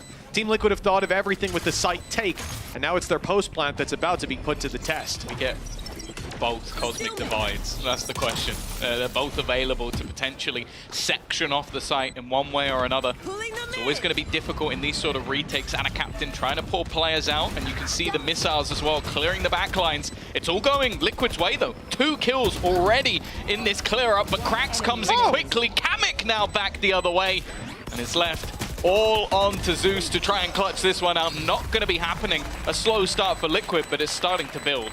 Yeah, those A-site direct takes or something, Foot no doubt are going to want to put a stop to. That space for free with those ultimates is fine. And I think also the intention of the round from Foot's perspective was to play off-site, to not get caught up in that tsunami coming towards them, and then to sweep in later for the cleanup, but just not able to grab those kills coming around the corners. And I think with the difficulty of these aggressive stances Team Liquid are putting in, pushing up so aggressively towards the spawn, it is just hard if you're giving them the space and they're able to claim it that deep, that early, and still have so much utility left. I like this. So Panitek has now gone to the other side of the map to throw the same flash that he threw last round, and even used the knife as well. It's held them back a little bit more, and in the meantime, the rest of the team are building into a mid-take. It's not the prettiest from Camo, but he gets the job done. This leaves Yadajay completely isolated, but with the opener, Liquid don't need to over-rotate or run into a site. They can just play the advantage. Just a great call from Nats. Again, what we discussed in the early round there, the fact that Foot are going to want to have a response to that A site being taken, so they go for that 3-man push up, and the idea of sending Patatek, like you said, to draw their eyes, even late in the round, it has its mark. They've killed a player towards B, yet there's still only the 2-man hold there. Is having fallen out of EMEA, having given up that control, they don't know where the hit's coming in. Playing blind into it, Foot now might even be forced into a retake with this wall, leaving them with no chance to deny. Crux just walked through the smoke and fired into Camo. He's a little bit of a psychopath, but he's managed to get the opener. They know where these players are, but it's always difficult in these post plants on the B side to get back in. Luckily, they have a Cosmic Divide of their own. Gonna give him the space. Oh, the flank around from Captain, perfectly timed as well. Every fight there like a domino, expertly set up by Foot, separating out 2v2 fights across the board. Trades are clean, and 5 rounds as a result. But again, for Team Liquid, the early idea of this round was perfect. The calling in that sense, realizing what their opponents are going to try to do and taking the space elsewhere. It was indeed that little cheeky reveal. I think it was off a trap, I'm assuming. That's what ends up robbing them of a big player. I think I like as well the fact that you had that initial Cosmic Divide, which gives them the space, and the second the other one goes down, that post plant is rubbish. Yeah. Like, it's so difficult to play from long when you're sectioned off. They also realize very quickly that 2 players are wrapped into elbow. So the second you deal with them, the rest of the players are having to sprint back into the site. And I feel like Foot just did well there to isolate the battles that they had to take. Because if you go for everything at once, you probably end up losing the round because you're fighting into their angles. But by clearing certain, well, basically doing it procedurally, they come out on top. And now you kind of go back to what we were talking about, is when they do win rounds, it hasn't been particularly clean for Liquid. Financially, they're back in a rough position again, but you kind of want to go for a purchase here because your opponents are also on the brink. Well, that's it. Sometimes it can be worth just to tip the scales in your favor. A little bit of a gamble, but with a huge reward. And with some players so keen to play lighter rifles like an Outlaw and these sort of lower expenditure weapons, sometimes you'll be able to convince yourself, put it all on the table. But I'm looking down, and it's going to be a mixed bag of a buy on the side of Team Liquid. A couple stingers in play, a few rifles, but for the most part, we might even see shields missing. If Kamek had stuck with it, he goes for a pistol instead. So, yeah, it's not the strongest to buy. No. But then you look at players like Kiko, who's going to be tip of the spear. In a lot of these duels, we've seen him deliver again and again with that rifle. Like, just immediately putting through the missiles just to, like, hold off the line with a pop flash in case anybody tries to go through it. And they've still got players around this angle. This push has been spotted immediately by Captain, but they're still wary of other spots. The drone going out into mid. And they've got to be careful that the players on site don't get overwhelmed by what is going to be an onslaught of players. No doubt they just saw that rifle as well. I think the idea from Team Liquid was that same very passive stealth drone would come to the doors. Kiko could find space on Art, avoid the reveal, and then come in behind for a huge play in the late round. Instead, that rifle, now going to go back to the pack after being spotted, will either swap it over to someone else or become a more pivotal part of this push, not as removed as before. Kiko can deliver game-changing performances. He might just need to. This time, it's Camo to lead, and he's dropped right away. Aggressive positioning. You already see the second use of some of that utility, the guided salvo with the ult going onto the site. It meant there was no real way to retrieve the spike, at least for now. With the cam already garnering extra information. There's 25 seconds for them to make a move and very little to try and get anything done. Already clearing the line that they caught off before, though. Not a bad idea, using that drone to get rid of Captain. The problem is Zeus is still here. Yeah, this is going to stop the plant if he stays alive. Has the flashes to support, but none of it's even needed. Straight swing in from the spawn, cleans the house. And Foot extend that lead now up to 6-3. Team Liquid at least going to be happy they didn't put all their credits into last. This is the real disgusting thing about Teo's utility is, so think of the start of the round. You have that early utility of the guided salvo, blocking them from taking that control. Then you're like, okay, we've waited enough time, maybe rotations have been pulled, we're patient. You run into the site. Guided Salvo comes in again to deny you any extra space, and in the meantime, Mr. Fallen's also using Armageddon on the site. So you can't take the site, and you can't push where he is, so the only way is back. There you're seeing the sort of invasive nature of this utility. You saw the idea from Team Liquid, pump the brakes, rob them of information, and maybe they will have rotated. Instead, they haven't rotated, and they've now got utility back online to stop you. That's an unfortunate turn back from Zeus. Ends up diving straight back into the ultimate and taking the full hit. One man down. An early pick by Team Liquid, and they're still setting their sights on A. This could be unfortunate though, Tom, as we can see. There's a lot of numbers over here. Already 3 players rotating into the back of the site. It does seem like Liquid have that info though. Nightfall being utilized is going to leave them low, but also deaf, and they know that there's a player within this, and there goes that Guided Salvo again. I feel like I'm going to be saying that ability name more than any other. The problem though is those rotations have been noted. 3 players seen within the site, utility being counted up by Liquid, going, okay, I've now seen enough of each player that probably means there's a big gap. And that gap is the B site. Same as what we saw last round, where Kiko was sent out to find space on Art, but was unfortunately caught off by a drone. And then the Rifle's better off with the pack. This time, though, he's free to go walkabouts and finds a lot of space walking through the double doors into the B site, where the plant is now being found. His smoke covering the retreat as well of Patatek. The man advantage from earlier now even more valuable for Liquid as time is on their side, and Foot have to figure out a way back into B. They've used all their ults as well. Such an uphill battle. Realistically, someone has to make a mistake on Team Liquid here, or Foot need to quicken the pace because that time is running out. So are the numbers of the attacking side. It's done already. That clock was ticking, but not for Mr. Fallen. Calm under the pressure. What a delivery. No, I'm genuinely baffed as to how that was so easy. Like that looks like 5 alive, right, Tom? Did I it looks like they were playing against me. It's like, how did Mr. Fallen get 4 kills? They're all in the same angle as well. Like, yeah, okay, fair enough. He just gets a double spray down, but that's gonna be a round that I think Liquid look back and they're absolutely kicking themselves, because that's it. They used the Armageddon was used last round. They used Nightfall this round on the opposite side of the map. They completely gave up the B site. They had no ults left to put back in, and they were a man down, and they come out with 3 players alive. Watch that somehow make it into a Tejo highlight video, and that's just a Mr. Fallen round right there. He'd do the same on Sova as well. He'll do the same on anything. Straight away, Camo goes in for a bite of the cherry. Doesn't find anything. Teeth on teeth. It's 7-3 with Team Liquid 1 man down. Light buy as well. Looks like 8 rounds guaranteed for Foot at the halftime. Team Liquid can't allow this to be that easy of a task. Like you said, Tom, you come into the next map and it's not exactly like Team Liquid have a history there. Makes you believe in the bounce back. Good shot by Nats. Great trade by Ada Captain. They've been doing well to make these fights awkward for Ada Captain with the amount of utility going into this back corner, but I don't know if they'll even expect a second player. It is expected by Patatek. I was a little bit nervous for a second.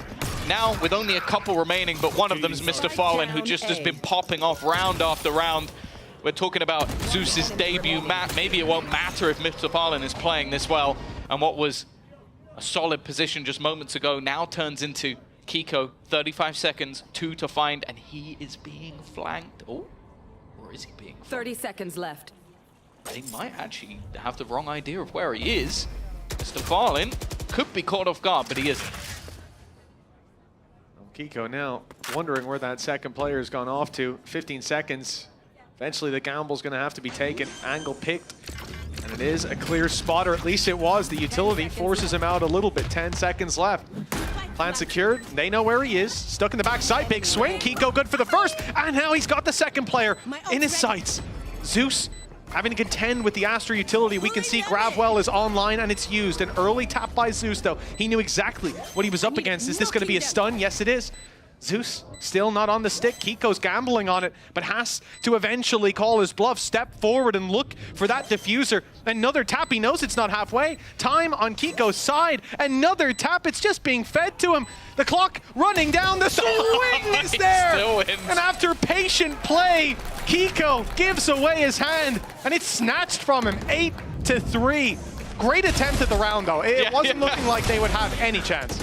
It is nuts. The Zeus basically ends up tapping that spike, what, 5, 6 times? It must be more. And then it's like, I'm still going to headshot you. I'm still going to look exactly... Because at that point, Kiko could have gone all the way around the world and come back. So it really is just, again, impressive, that individual brilliance. And, well, I may have spoken a bit too soon because Zeus is currently 13-6 on his debut map in the VCT. Now, some context, we did see them play this at Red Bull off-season.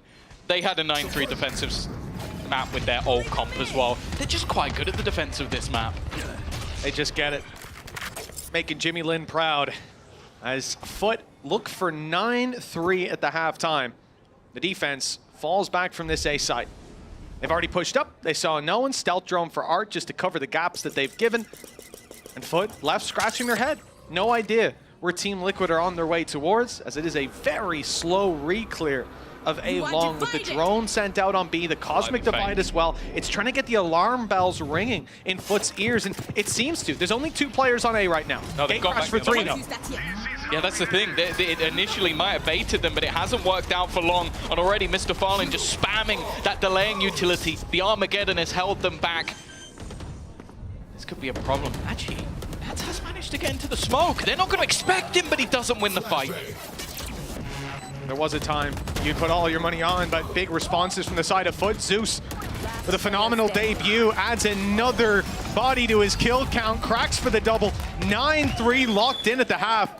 Team Liquid, they might have had a good debut of their own, but Foot are here to steal their thunder. Yeah, there was 1 or 2 moments within there where it seemed like maybe Liquid were going to come alive, but I do think the second they lost that retake, it was just one-way traffic, some solid individual performances across the board.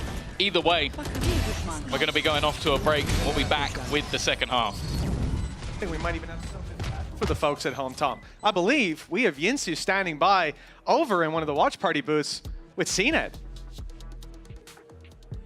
It's so much better than a break, Mitch, man. I'm joined by the legend himself, CNET. Welcome back here to the arena. I understand that you're watch partying this time around, so you don't have to maybe be next to Yutajay when he's screaming. I want to ask you, as his previous teammate, how loud is he really? Does it bother you ever he's screaming this loud? To be honest, it doesn't bother because when you play from that adrenaline, you don't I don't want to say you don't hear, but you don't, how do you say? You don't care. Oh, basically. You don't notice it. Yeah, you don't notice it. But from here, you can hear him, right? Yeah, you can hear him. Now, looking at the composition that Foot whipped out here, Mr. Fallen is playing Tejo. Now, Crack's amazing initiator as well. Maybe we felt like he could play it. Why do you think that the IGL has taken the Tejo? I think Mr. Fallen has a better reaction in the moment than I think Crack's. Crack's is more like stable player. So I think playing Mr. Fallen playing Tejo could be one of the reasons because of this, in-game reaction. Like, you need to decide fast in the moment. It's a good decision, you think? Yeah, good decision. Good decision. Now, Zeus, though, he doesn't really use the op all that much, whereas when you are on Foot, you use the operator a lot. So how different do you think Foot is now without the big op present? It's hard to answer, but I think operator is one of the important gun to use it in game. So I think every team should play it. Even like you don't have a good operator player, you have to play it because you need to give the enemy to that scare thing. There can be operators, so we need to use utility because if there is no operator, you can just go out and trade each other easily, basically. Fantastic, CNET. Come on the desk with me if you ever want to, by the way. We would love to have you. But for now, let's jump into the second half and see if Foot can close this out. Come back on the desk, Yinsu means, right? We've seen CNET up there before. He did a wonderful job. I think he did a lot of post plants. He did. That man's been on the post plant a couple of times. Let me tell you. Loves the old late nights. 9-3. Foot on the attack side, and it has been a masterclass so far. Pearl looking shiny and new for this squad. Mr. Fallen on the new agent looks good. Zeus in the VCT looks like he's at home. Yeah, and it's now going to be up to Liquid to see if they can actually turn things. An immediate start with a 4-man stack over on the A site.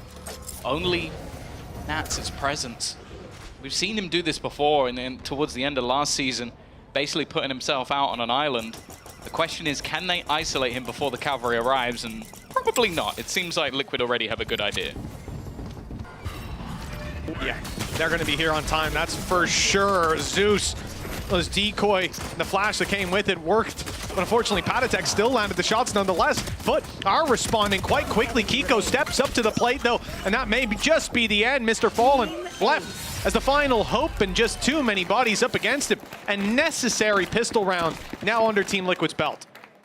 Yeah, it's going to be whether or not they can continue with some sort of conversion, but at least good to see that they had that initial plan, like putting Nats in a position to basically find out information and then looking to try and swing back into it together, play that one as a squad rather than leaving him to try and fight that one on his own.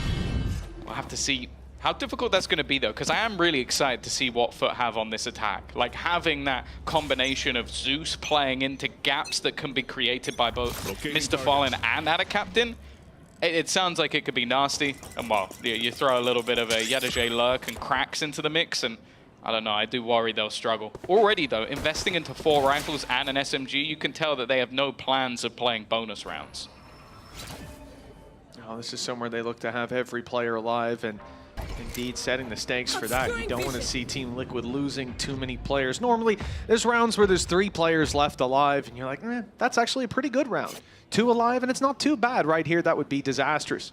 Lots of credits left on the floor in that case. Holding the ground, well, perhaps not. Camo's already out. Kamik stuck up close, but the cover is there. That's a 4-piece already under his belt. Suppressive fire, well, I suppose it's worked. Not many guns facing them, and a chance for an ace, perhaps, although Camo's on the wrong side of the map. I'm interested to see what the plan is here from Yadajay. It's an impossible scenario.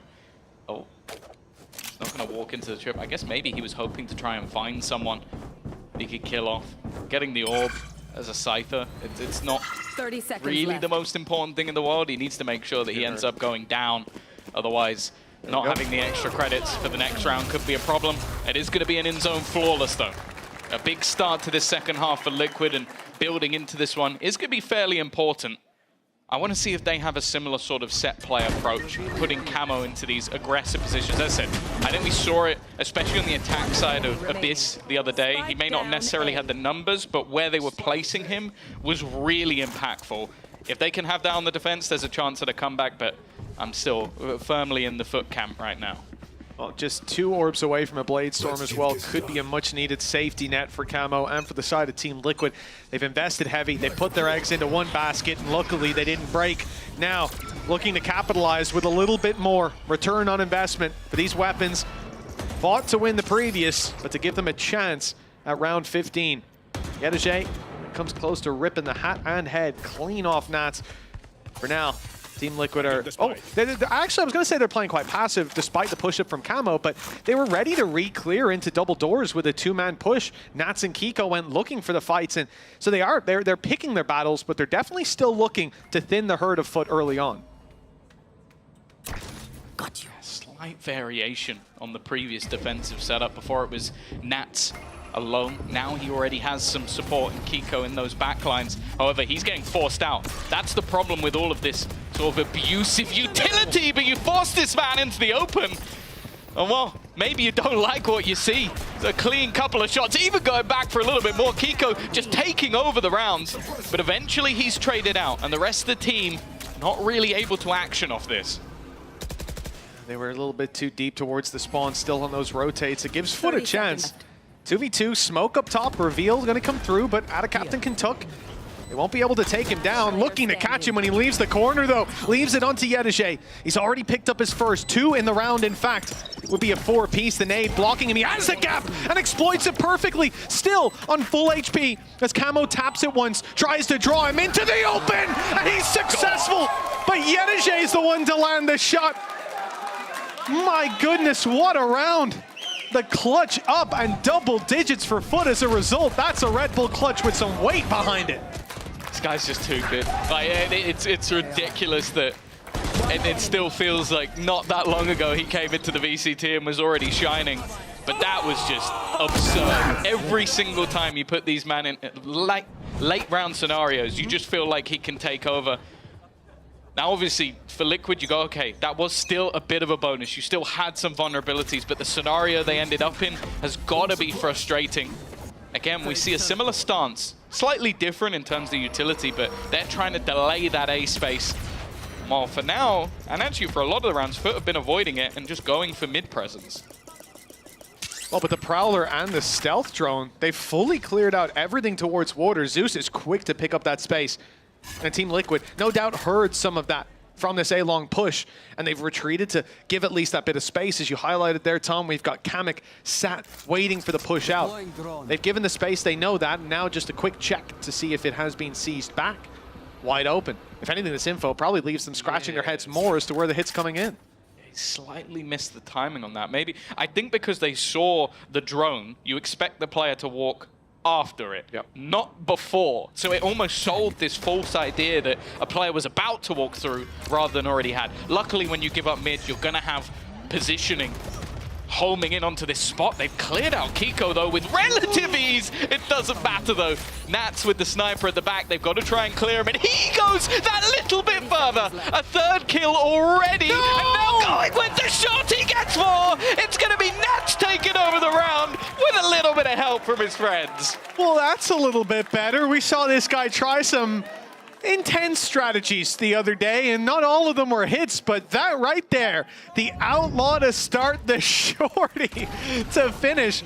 And it was a great haunt from Cracks that got them that opening pick. They thought not much else to deal with, but almost getting aced. One enemy remaining. It certainly wasn't on my bingo card. By outlaw. Yes! I can get behind that message. See, that's funny because you buy it a lot and your teammates never tell you to do it. No, they don't. They don't. That's just me rattling off at the end. You get that 140 damage. You said it to yourself. I told you, Mitch. Told you, man. It'll pay off eventually. They called you crazy. 4 rounds in between them. Team Liquid, the ults aren't going to help them get onto site, but what will help is the fact that, or sorry, get back into sites. What will help is that Foot probably can't take the site. They've only got pistols. It's not like we've ever seen a team like Foot, players like Ada Captain deliver with those before. Team Liquid, let's hope history doesn't repeat itself. The push towards the A site. They've already got a very good foothold towards Art. Again, though, this is space that Team Liquid have been more than eager to give up, but also more than aware they're giving it up. Again, it's been so good from Foot forcing players into the open using that guided salvo. We saw it with Kiko. He was just able to get 3 kills. We've now seen it at the back of this. Ada Captain's going. Ada Captain's just run through off the back of the Prowler. Somehow they've come out with a 2-man advantage. Some desperately low players and still trying to fight them. Zeus was out of flashes. Mr. Fallen out of utility. Zeus now out of life. It's starting to fall apart. And that is just a weaponry diff, but also Nats very much woken up. Another 4-piece on the board for this man as Team Liquid, well, they're certainly starting to build up some steam just 3 rounds away. I do feel like they were a tiny bit unlucky with the way that Armageddon went. I think if it had gone back the other way, he maybe kills everyone, but because he did it forwards, thinking, okay, they're going to try and run along with it, but they were perfectly in front of it and managed to, look, so you're not watching this angle so much anymore. Look, it's following them up, and then they get caught. And it's just a little bit unlucky with the timing. Even still, though, as you said, Nats has started to pop off. Like that's a couple of 4Ks, doubling his kills already in this half. And this is what we wanted to see from Liquid. Some of those individual players, because again, I think back to the matches we saw, or the match we saw last week. And sure, Kiko was insane. Like, he genuinely, I think it was 28 and 13 in that final map, one of the main reasons they won. But some of the other players were quieter. I think Nats maybe having to micromanage a little bit more, but obviously it's a new team, it's first match IGLing. You're going to be, well, first match IGLing the new team. You're going to be more focused on that than your individual play. He still had his moments. And I think the same for Camo as well, who's still maybe a bit quieter than my expectations are there. Because we saw him in Koi, and let's be real, the Koi team of last year wasn't that great. So realistically, I have higher expectations this year, and thus far, he hasn't necessarily met them. Going into the defense of this map, that's where I kind of expect him to. You have the operator in hand, you're going to be set up by players like Patitek, who, guess what, this is going to be a crazy stat for you. He had the most assists per round last week. Can you believe it? That guy was insane, and Heretics were really good at getting assists again. Oh, it's crazy. It's crazy. How did that happen? No way. Do you know who's top for ACS? Who's that? Kiko. It's almost like there's a correlation there. Starting to see a bit of a pattern indeed. For someone like Kiko as well, you know, here on Team Liquid, he's going to be maybe not shining in the same way because there's so many people there to raise that bar, to put in the work, the legwork, and you're now not playing that duelist. The big conversation on the desk, big conversation within the community is just how strong he's been. Even with that role switch, it's been impressive to watch here on Astra as well, more so than any. I mean, anyone will tell you. Brimstone putting up numbers, being aggressive, being in there, sure. Stimmy assist. Astra doing the same thing, right? Pop a Gravwell on yourself and swing around that corner. It's not the same effect. You can. It's difficult. You shouldn't. Yeah. Wow, my eyes are down. Ready. That information is there. The same setup once again for the defense. 2 players holding with a bucket load of utility. This time the Nightfall is thrown through and will connect, I believe, only onto Kiko under pressure, but he's been immediately domed. It comes down to Nats, and you walk into his trap, but it's only going to be the one.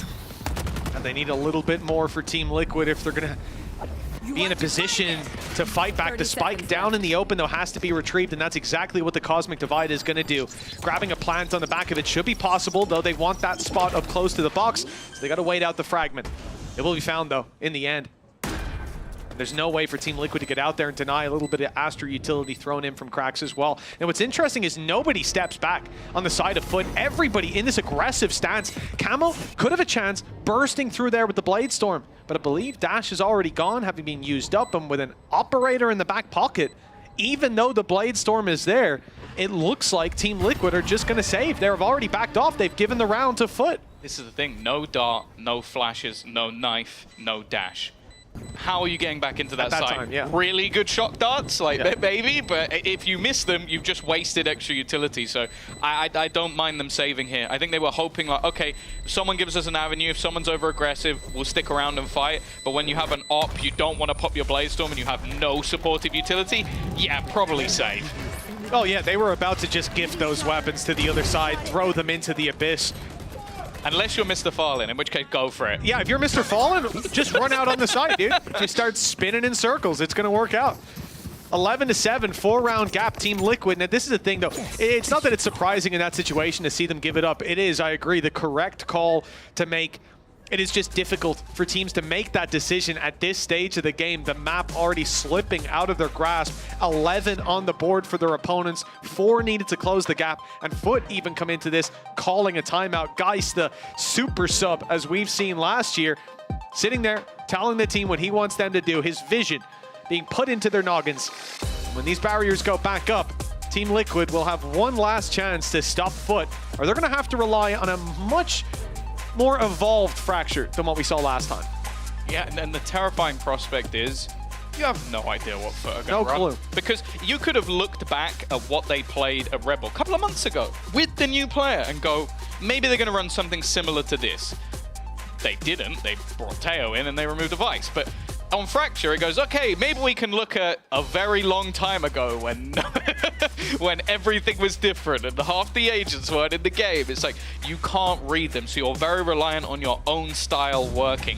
Unless Liquid have somehow reworked from last week, which I'd be very impressed if they have. Maybe they run a few comps, it's very possible. I think they've got some great stuff behind the scenes, but it's going to have to be a sort of impressive pickup, but they did choose the map. So clearly they feel like, okay, we may have lost to Koi, but we can still take it. Yeah, well, I mean, unless we're going to call the map pick a massive blunder with no info of what they've been working on in the downtime, I think it's fair to say that they should be putting up a better performance. We need to see a bit more here on Pearl first. With Foot facing off against a mid-push with the operator stepping up. This is going to be a scary spot for Yedajay, out wide for one, but into heavy traffic that he wasn't expecting. They'll use that presence spotted on Art, though, to quickly burst into the A site. The fragment slows them, but the ult confirms the site is clear. The thing is, Liquid knew they were there. The knife caught the ball early. Cracks on the entries, man. It's been insane. He's found players through smokes, and now he's found one over the top. Post plant will be in. They are already incredibly close, but the knowledge is there, and the denial once again from Cracks. A headshot machine in his own right. That will be 4 for him on the round. We've seen a lot of 4Ks. And Profik isn't even playing today. Yeah, what a phenomenal play. We have not just the fact that Krax is ready for Jet to be up top. You have to assume that either he or someone else heard the updraft to start this one out. So immediately he's looking at it as he rounds the corner. They were ready for it. But from that point, what a delivery. Again, just magnetized to those heads, shot after shot. And this is a round that we talk about. Team Liquid have one last chance to put a stop to foot. Well, Krax took all those chances away. This is supposed to be Zeus's debut. He had a great start statistically, but then the rest of the boys have snatched up all the kills. That's the problem. I feel like maybe some of the players at the top of those lists didn't have as good a team as Zeus does. 12-7. We've talked a lot about the debut, but right now we're looking at the road back for Liquid. 5 in a row needed. Of course, you have to bear in mind that a loss here, just as a loss in the last match, sends you straight into an elimination game. It's not going to be easy to try and come straight back out of that one and fight for survival. So for Liquid, it's an important map, but I guess so for Foot as well. It would be their first loss immediately in the same position. The attack building into this A site hold again, but the man they're up against is Nats, and he's been the main danger in this second half for Liquid. Well, the gate crash is spotted, and there it is. Cam gets all the information, tags up one as well. No delivery onto him. Second pulse about to come through. They haven't seen it. Even still, that Cam sits up top, spotting them out. It's still there. Eventually, they will deal with it, and now they may deal with Nats as well. Nowhere to go. Zeus delivers one. Mr. Fallen's utility good for another. Hunter's Fury, though, online, active, finding nothing to start with, and Mr. Fallen sidesteps the ult after dropping camo. The numbers good for Foot, and it doesn't look like they're going anywhere. Kamek and Kiko, 2 big players, heavy hitters for sure. The Cosmic Divide to help them out. They may have a chance yet, but Mr. Fallen and Krax have to be rooted out from the site. Yedege steps in to help, and it's a triple crossfire. Kiko didn't stand a chance, and neither did Team Liquid. 13-7 on map number 1. A great debut from the Turkish squad. An impressive start, but we'll see if they can take this. We got another map to come at least. Fracture up next.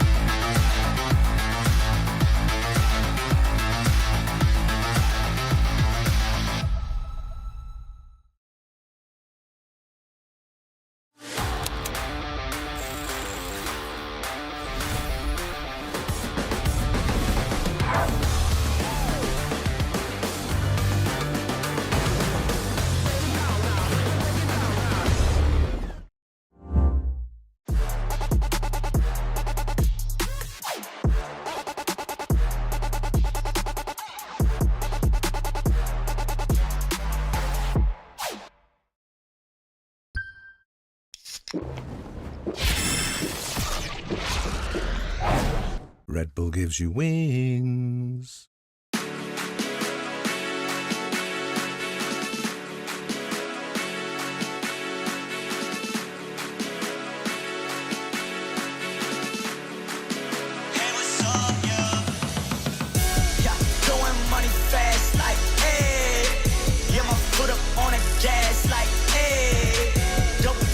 Bring it back like, hey.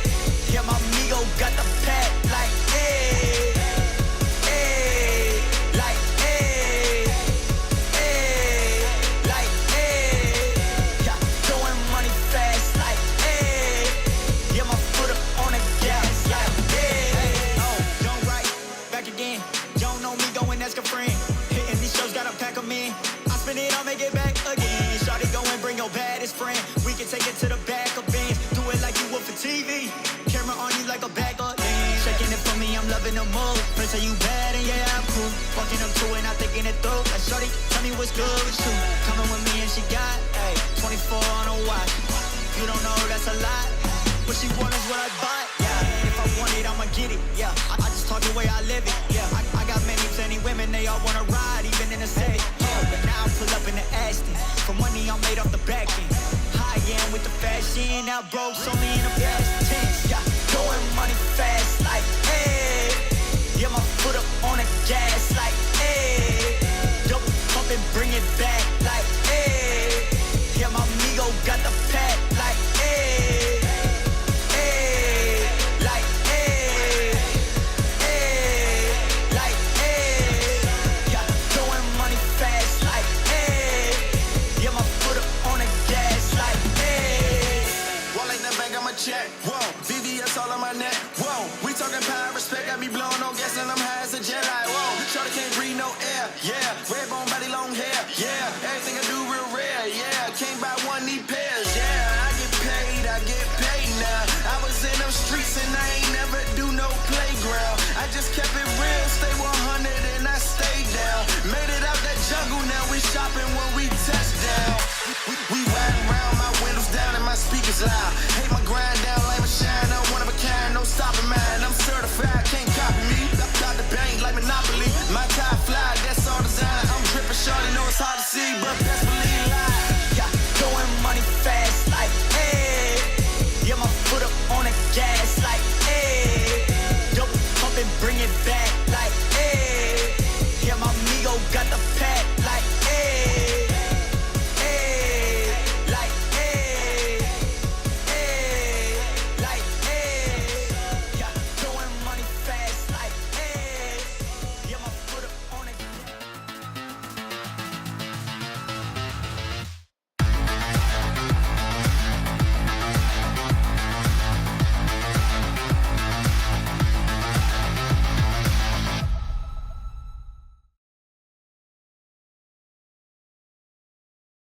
We had to wait a whole extra week to see the debut of Foot, but boy oh boy was that worth it. Fantastic start from them on Pearl. I'm your host, so I'm back here with Kakuka and Billy. Like I said, we had to wait, but Billy, they gave us a great reason. They looked so good. Yeah, they really did. I mean, it was just incredible from them, and exactly the firepower that I kind of expected from Foot going into this one. Yeah, you can definitely see why they decided to go for this pick. I think that they learned a little bit here and there, but also, as I was saying, what other regions were doing. And I was, happily surprised that they're not as scared of picking the Tejo. Last year, we saw them changing compositions all the time. I hope that this doesn't happen again. I think it is going to happen again. But let's take a look at Zeus's performance, because before the match, we showed you the top 10 debuts from all Turkish players here in VCT EMEA in the partnership era. And of course, Loon has the #1 spot. So in order for Zeus to beat him, he had to get more than 298 ACS, and we can reveal where Zeus actually fits in here on his opening map. Unfortunately, he didn't quite get 300, and he is 11th. He's 11th, but he does knock down Krax and Yusuje in doing so. Yeah, but exactly, it was Krax and Jetij who had a map today. I think that especially Jetij, it was lovely to see him back on the screaming and just knowing that we're going to see the same performance on stage for him, but also within the server. Yeah, give him time to warm up to the stage is what I say. I think he'll get there, I think maybe we're being a little bit too harsh on him, so give him some time to warm up, and I think we'll see some more stats up there. Loon had 3 extra rounds over him as well, so I feel like we'll see what happens on the next map. But before we get there, I'm glad you mentioned the Tehok, because CNED was a very big fan of Mr. Farlin choosing this. Were you guys big fans in hindsight?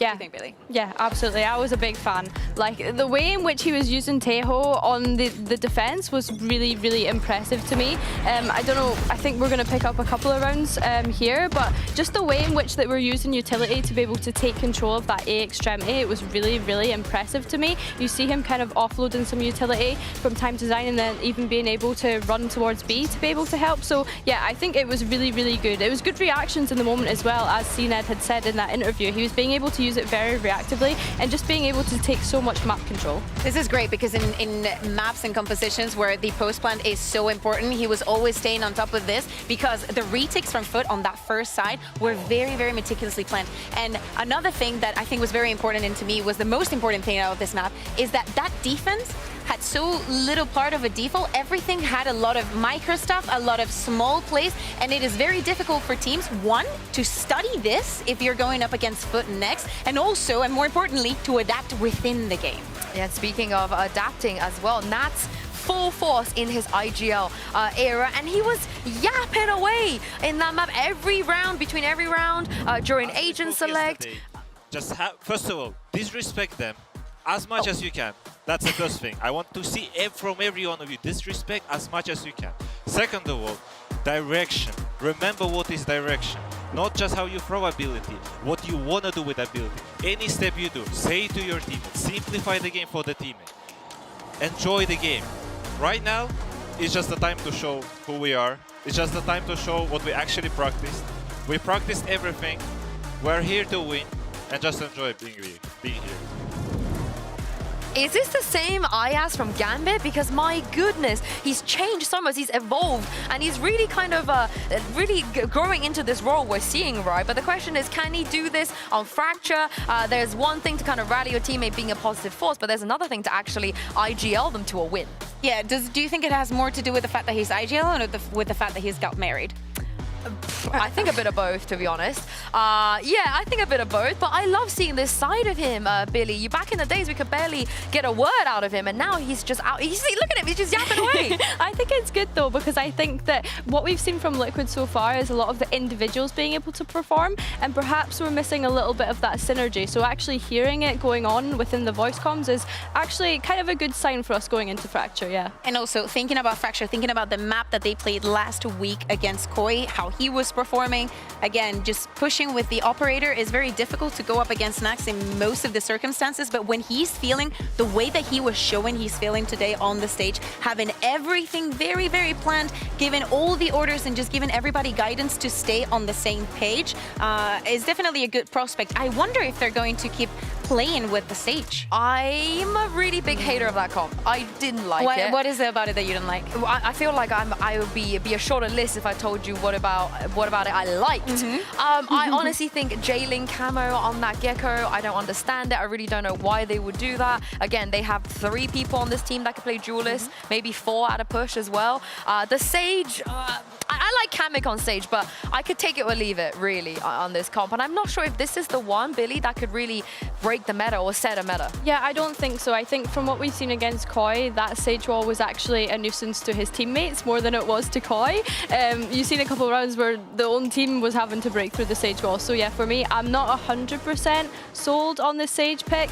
I think, though, to your point of there's many of them that could play Duelist and they're not running a Duelist, the good thing is they're starting on the defense this time, whereas in that game against Koi, we've seen them start on the attack.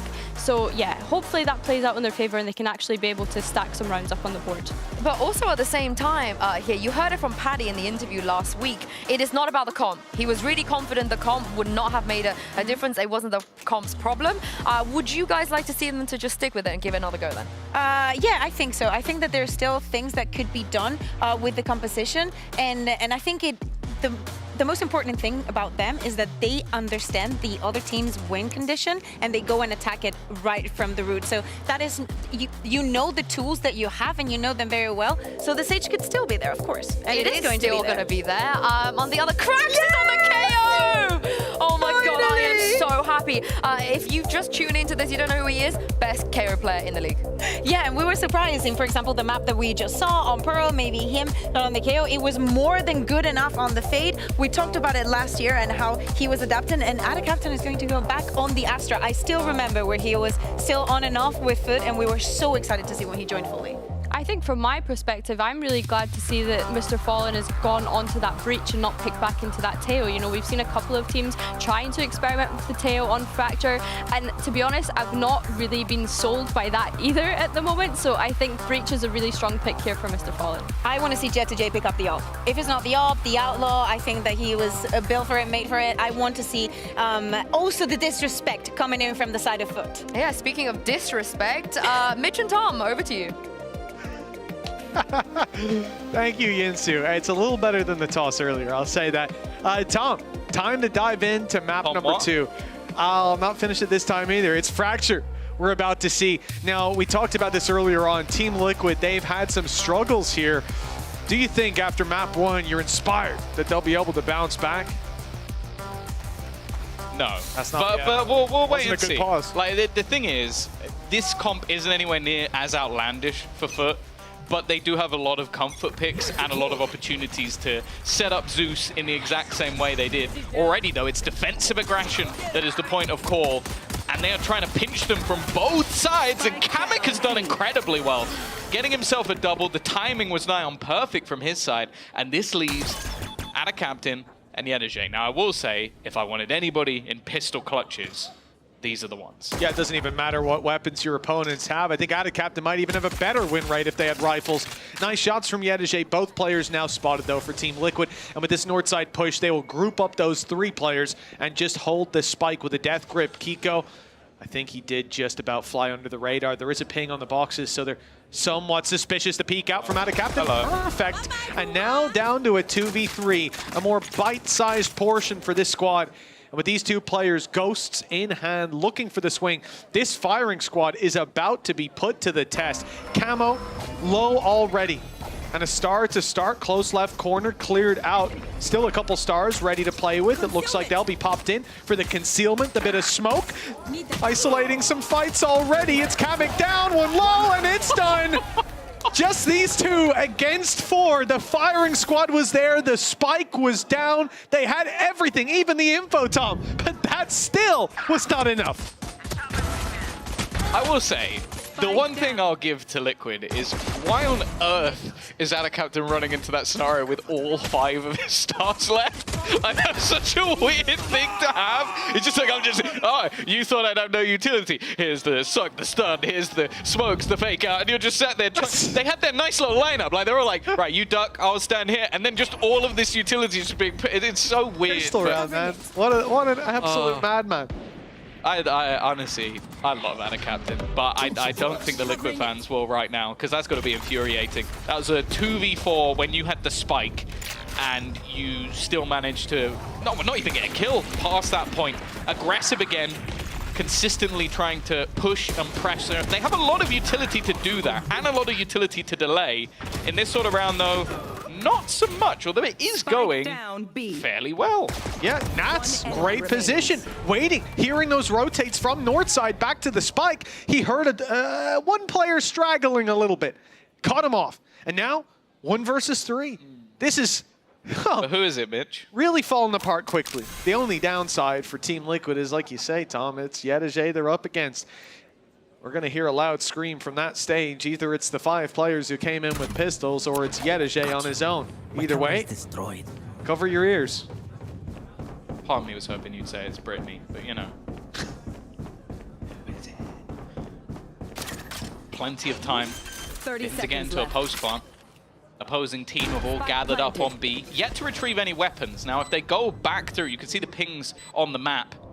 They could look to try and retrieve some, but they're not going that way. They want to take the fast route back into these positions.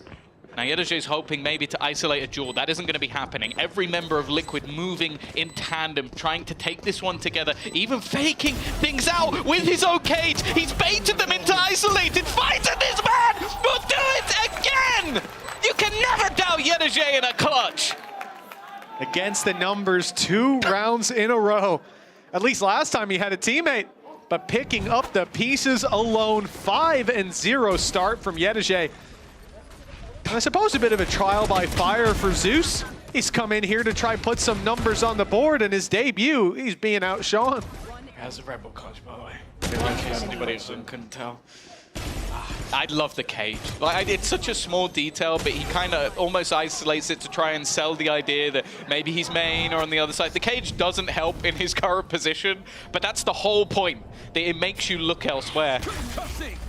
Still, the damage that's been done is ludicrous. Like, with what they had, like, that's the thing. If it's 1 player alive and you've killed 4, that's not bad when you only have pistols. When it's a 3v1, not so much. And it's going to leave them low for this round. That's a great start. Just a walk up from Zeus.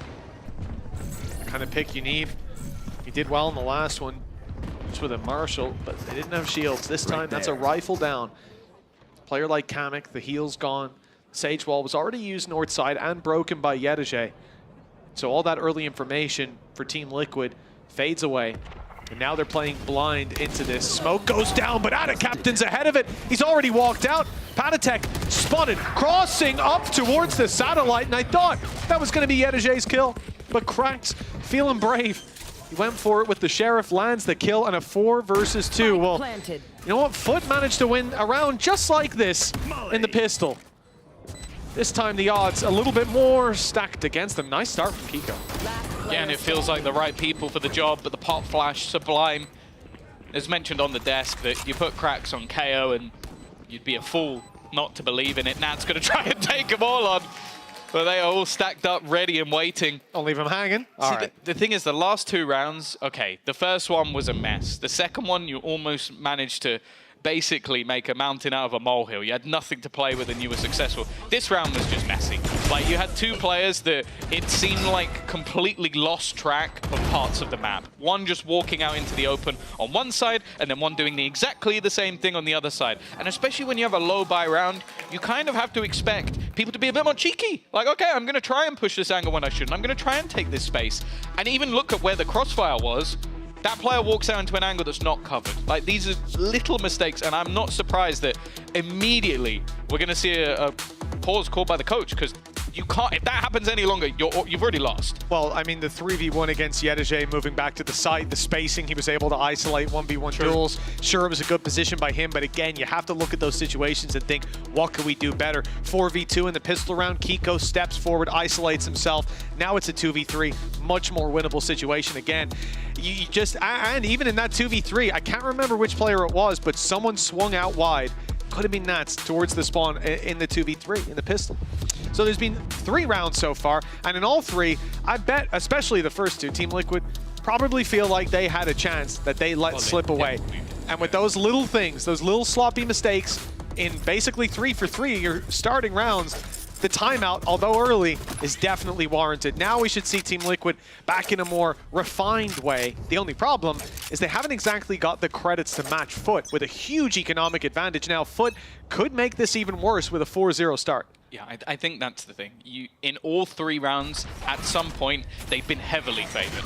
Last round, it was at the start of the round. The round before, it was a 3v1. The round before was a 4v2. Those are now errors. This is not like, okay, if you just lose those rounds, it's not that big a deal. Shit happens, but realistically, these have now been mistakes against world-class players and a world-class team. They're not going to give you the same back. You're going to have to take it from them. Now, a chance for a fight again. Nice. Panatek's done very well to get rid of Anacaptain. 1 layer of the lurk, but as we know, Yedege is always that second layer.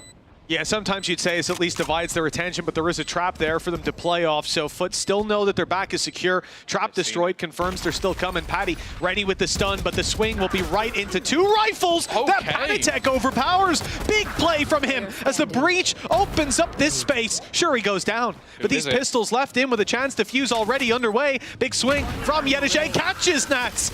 They know that that spike is not being diffused. The res there for Kamek, but he is in fact going to use it. Going to try to use the numbers to their advantage, but it's not working out. Time ticking away slowly but surely, and it looks like it might just be gone. Yedege counting in his head, using his camera, and finally putting this one to bed. Just about 4-0 start for Foot. Granted, they don't get to keep all their weapons. That's at least an upside. Yeah, and well, we really are going to be giving our sponsors the greatest of call-outs. That was another Red Bull clutch coming out of Yedege. I honestly, every time he's in a clutch, I am now going to say, who is it? Because it's just getting ridiculous. He is in those late rounds. I said it when Atacaptain went down. There's always a second layer to the lurk. He is so good in those late round scenarios, not even just off the aim. The aim is crispy. Everyone can see that. But it's how he uses his cam. It's how he uses the timing, the jiggle peaks, the isolation. He's still one of the youngest players in the league, by the way. He's the whole package. Oh, for Liquid again, it's a round where they do so much with so little. Kamek in a great position, but it does seem like maybe a bit of an obvious one? No, I guess not. Yeah, I thought it was. Even with the stun going down, they were ready for it. Just a bit of miscommunication as Zeus and Mr. Fallen go down. Spike now in the open, ready to be retrieved, but no one there to do so. Atacaptain blows open a hole in this defense. That's 2. He's just walked into the side, open sesame, trying to get back into a safe corner is Kamek. He's found a spot, but the Rolling Thunder catches. Things going from bad to worse. As Camo's left alone, 1v3. to try to pick them all up. Spike's being retrieved. He goes back to the scene of the crime, but out of Captain's waiting. 5-0 now. Foot leading by example. Team Liquid, we asked, would this be a recovery on the previous fracture? Would this be an evolved state? But so far, Tom, never mind a step backwards, we haven't seen them step off the starting block. I'll be honest, for anybody maybe just joining us, this could be 5-0 to Team Liquid. They are currently challenging for the worst 5v4 conversion rate in the league, because it's 0. Like, I don't think we've seen anything like this. Again, you see those two openers. The recovery on the other side of the map is, again, just isolated fights. Like, I feel bad for them at this stage, because they should definitely have a round on the board. Yeah. And Foot have been taking casualties every single time. Pace change, wall used, it's going to waste the ult almost completely, just gathering a little bit of extra space. And with Nat still on point, always feel like there's a chance. Well, Team Liquid, something to prove. I think last round it was Patatek's Rolling Thunder that sold Kamek down the river. Left them within a disadvantage they never recovered from. Now, Foot have their own Rolling Thunder primed and ready, deployed as the drop came in, but the kills don't necessarily follow. Out of Captain, again, putting up numbers, but Cosmic Divide blocking them out. Team Liquid get up close. They'll have a flash to use. They'll have the info on the back of this ultimate from Cypher. Sidestep. Zeus doesn't quite make it out of the stun. Great utility from the side of Team Liquid, but they still need the kills that Camo's putting on the board. Out of Captain, swinging in. Sees the defuse isn't underway just yet, but that wall robbing him of a chance to use the sound cues. Gravwell in play. There's the tap. There's the swing. Out of Captain needs them both, and he'll find them. Another Red Bull clutch for the side of Foot. No matter how close it comes, no matter how sure the round for Team Liquid, it keeps slipping through their grasp. Get me a coach, Cam. Oh, something's broken. You've got to be having a breakdown at this point, because the strategy, the setups, the retakes, everything has looked great, and then it comes down, it's like, guys, there's only one player left alive. There's no way we can lose it from here, and then they have. 6 times in a row. I have never, and I mean never, ever seen a game like this, and I am, from a Foot perspective, I wouldn't even say wonderful, because they're losing the early round every time. But from a Liquid perspective, it's a painful watch. It is. This is like, Liquid fans have suffered for many years, and props to them for still sticking with the club, because it doesn't seem like that pain is going anywhere. Eamon's going to need a hug after this one. Oh, let's see. Maybe the second half could turn it around, but for that to happen, we need Team Liquid to put up some form of a foundation. Kiko was thinking about tucking in. What a play it could have been. Instead, he goes looking for them, and, well, he certainly finds a few. Nice shots. Team Liquid ahead by 1, still just with pistols, but Foot are on the back foot. Maybe if we underhype it. There's absolutely no way that Liquid could ever win this round from an advantageous position. That doesn't work either. Already back into a 3 versus 3. Camo has been able to retrieve a weapon at least. Res also available for Kamek, so they can give themselves an advantage if they can get to the player, which is easier said than done. Both of them are in fairly open positions. Again, though, there's a chance. Well, the odds not in Team Liquid's favor. Maybe that can be what changes the tide. Out of Captain's being caught inside the smoke. Yedege still alive, though, the king of the clutch so far, and he's delivering again, but Nets turns on a dime, lands the shot, and as the battle of ciphers is won at long last, Team Liquid fans see a round on the board. And I'll say this, Nats doesn't look worse for wear mentally. He's still smiling. Hey, that's the thing. It's very easy in these sort of moments to get bogged down by the fact that, as said, they could have literally been winning 6-0. But managing to get that one over the line, still believed in Yedege every moment that went on, but the shot at the end from Nats was wonderful. And hopefully that's the springboard for something. Because, as said, this scoreline, and I know that this is said quite often, this is incredibly misleading as to how the game has gone. It has been a close affair, a back and forth clutch rounds every single time. Liquid can feel hard done by the fact that it's currently 6-1 against them. But they need to forget about all that and get on with the game. Yeah, it's the start of the movie. Happy Gilmore can get it to the green, just can't tap it in. A little bit more work. We could see Team Liquid put those rounds on the board consistently. And stop saying Red Bull clutch every time for the side of Foot. 6-1, Rifles and Rez still there for Team Liquid. Orbital Strike on Kiko as well. And it's not like Foot have any of those safety nets to fall back on. This is clearly around favoring the defense. With the rotations towards the B site, we're seeing Kiko online just in time. Foot running into a big stack. Let's see how they deal with this already. Kamik's the first to draw blood, and the first to fall on their side. Around the cage is gonna go dancing, and the trades are there immediately from Kiko, finally getting himself onto the board. And he can look to put the pain onto Foot. Instead, though, he's gone down, and it's labor from Padatek. No trade, putting things back into a 2 versus 2. Right, Zeus definitely worse for wear, though. They were about to orbital strike. 30 Paused the play so Paddy could come in. That fight didn't work out, and now Paddy's gone. It's only Camo to stand against the tide, and it rages on for Foot. 7-1 now, showing no sign of slowing down despite close rounds. They keep putting them up. Yeah, I had a genuine question, because I feel like this is true, but I'm not certain. Okay. Have Foot had an opening kill in this game? Say again, sorry, Tom? Have Foot had an opening kill in this game? No. Because I can't think of one.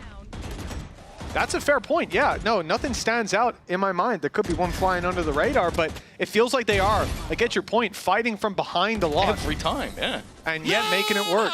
I mean, we're seeing that in what? There's been 5 Red Bull clutches so far? 8 rounds? To be fair, it wasn't one of them Nats, so, you know. That's fair. I think it might be 6 Red Bull clutches if we include Nats this one. I was just talking about Foot. I do feel like these, though, are the more difficult games for coaches, like for Lohan and Yatsin. Like, this is a moment where you have to sort of go, okay, our strategy is not wrong. Like, our actual execution of the early rounds is not wrong. So the plan is clearly correct. It's just in the mid rounds, like, first you have some of the insane individual depth that's coming out from Ada Captain and Yedajay. Like, these are 2 players that I think strike fear into the hearts of many with how they're able to do things in those late rounds, but also just some of the moments of not even strategy, just working off each other from Liquid goes a little bit wrong. I felt like in this round that wasn't even really the case. Like, you had the decent crossfires, you had Nats making a play, Kiko immediately trading off of it. It looked better, but it's still not enough. 7-1, Foot coming out on top of, well, the majority of those late rounds.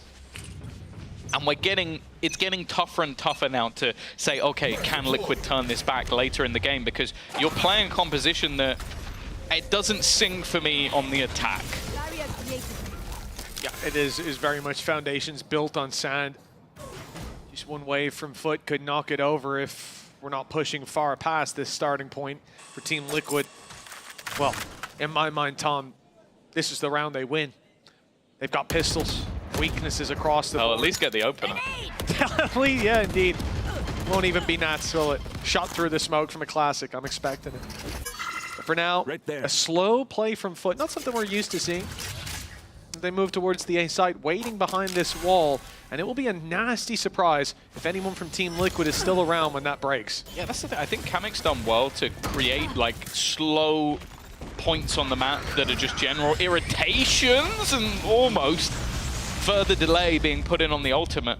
Maybe a little bit unexpected that that would be committed in a round like this. Maybe hoping that they were all stuck in that slow and had nowhere to go, but not a bad idea. I think already slightly backing off where they were going to be.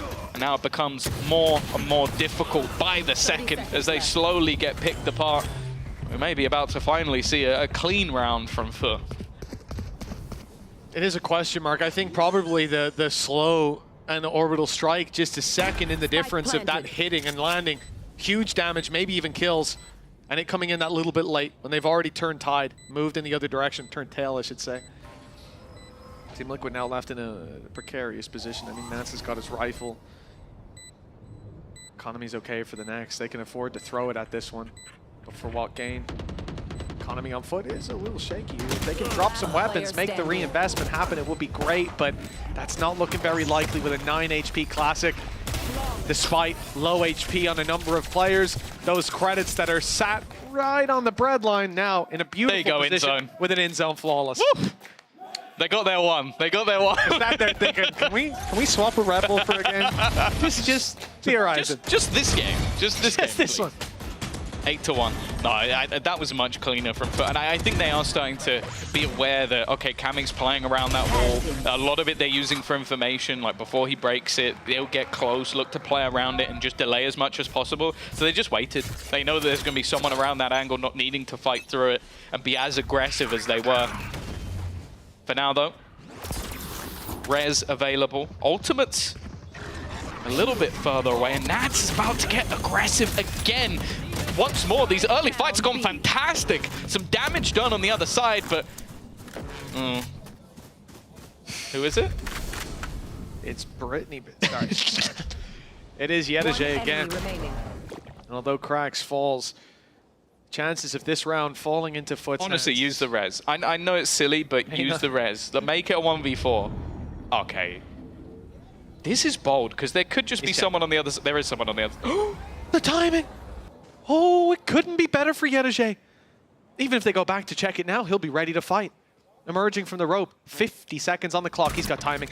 He's out so deep at the moment. Cam heard on the other side, a little bit of noise, and now he's been spotted and dealt with. Okay, he's well mortal. Done, He's mortal. Foiled the plot and put 2 on the round for Team Liquid. Another essential round. Everything from this point is just laying foundations for that second half. They're probably already going to need a pistol under their belt to have a chance. So it's good to see that little bit of fire. Because as well, Tom, they've been looking for this fight around main for quite a while. Pushing towards B main. It's been consistent, and there's never been anyone there. But no, that's the thing. I do feel like there has been moments of successes with these aggressive plays, including there. It's just that they've then had some... There was a round where they got the 2 openers, and then they wrapped from behind them and got caught. And I think Liquid this time just managed to hold their ground and be prepared for people to come in from behind. So I think that they are slightly adapting some of their plays, and their setups have been fantastic. Again, another opener under their belt. I think they're going to completely dominate those stats by the end of the game, unless, of course, this goes all the way back in the other direction. There is still the Rolling Thunder, but the ults are building up here for Liquid, as are the side of Foot, in towards this A site. It does make me a little bit nervous having 2 players at the back of the site, and immediately the Liquid players fall off that spot. Yeah, I think realizing what they're up against, 2 rounds left to play with, big ults, like you said, Rolling Thunder likely when you're already down a man to be the way that you bridge that gap. Smokes up, Thunder in, but now out of Captain falls. You hope the flank finds something, but nothing. Immediate shutdown. Gecko even fires his in on Team Liquid, as they don't find anything on the back of it, but have numbers grouped up on the choke point. Foot walking straight out into it, and unless Mr. Fallen's got another crazy play, cocked him ready to go. It is 8-3 locked in. Team Liquid, look, if they push up to 4, it wasn't looking likely, but if they make it there and find the pistol, hey, look, we can forget the difficulties that have been here, the struggles of half number 1. There's still a moment or two where I do feel like there's gaps. Like Yedege almost hits a timing that gets an opener, but I do think as well, their late round crossfires are looking a lot better. Like there's somebody taking contact. I think supportive flashes from Camo have been a big part of the last couple of rounds where we've seen them get the contact they want, and he's immediately throwing the flash just to support his teammates. I think that's something that has been a little bit more missing in some of these late round scenarios.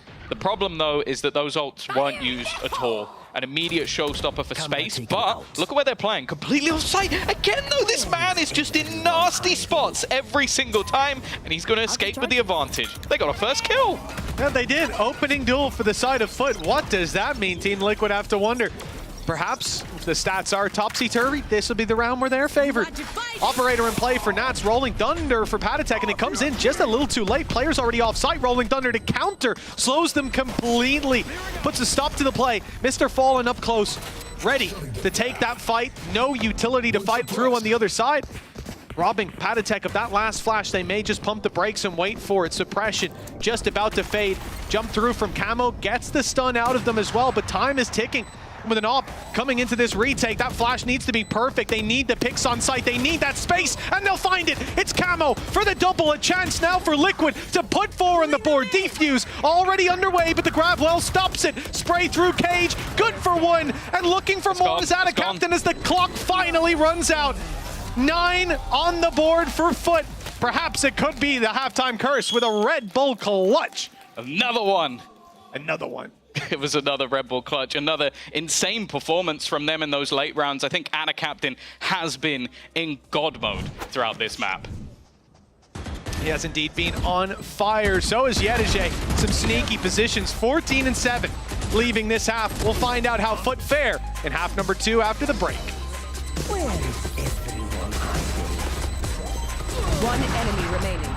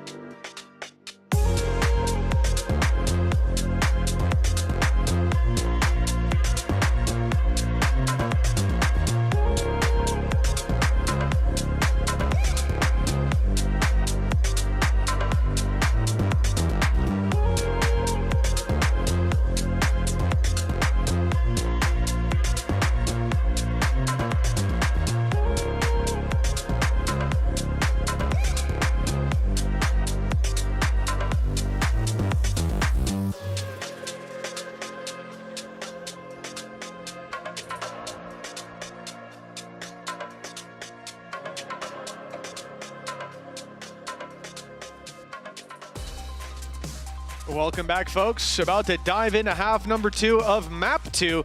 And if we're going all the way to split, there's quite a comeback needed for Team Liquid, currently sitting 6 rounds behind their opponent, Tom.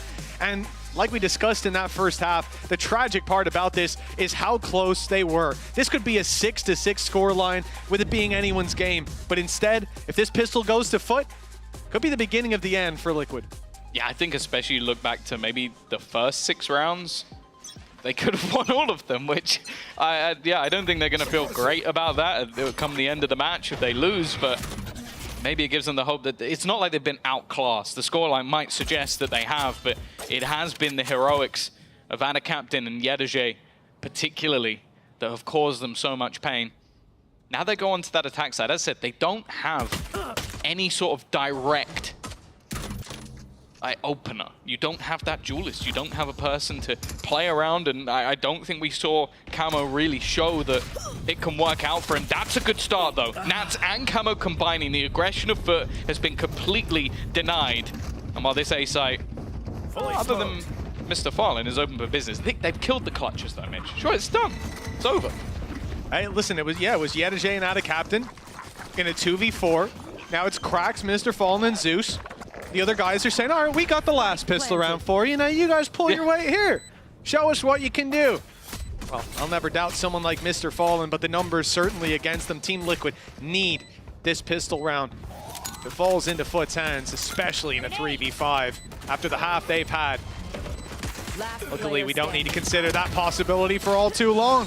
Zeus left alone, and he'll be the only one to draw blood. It's 9-4.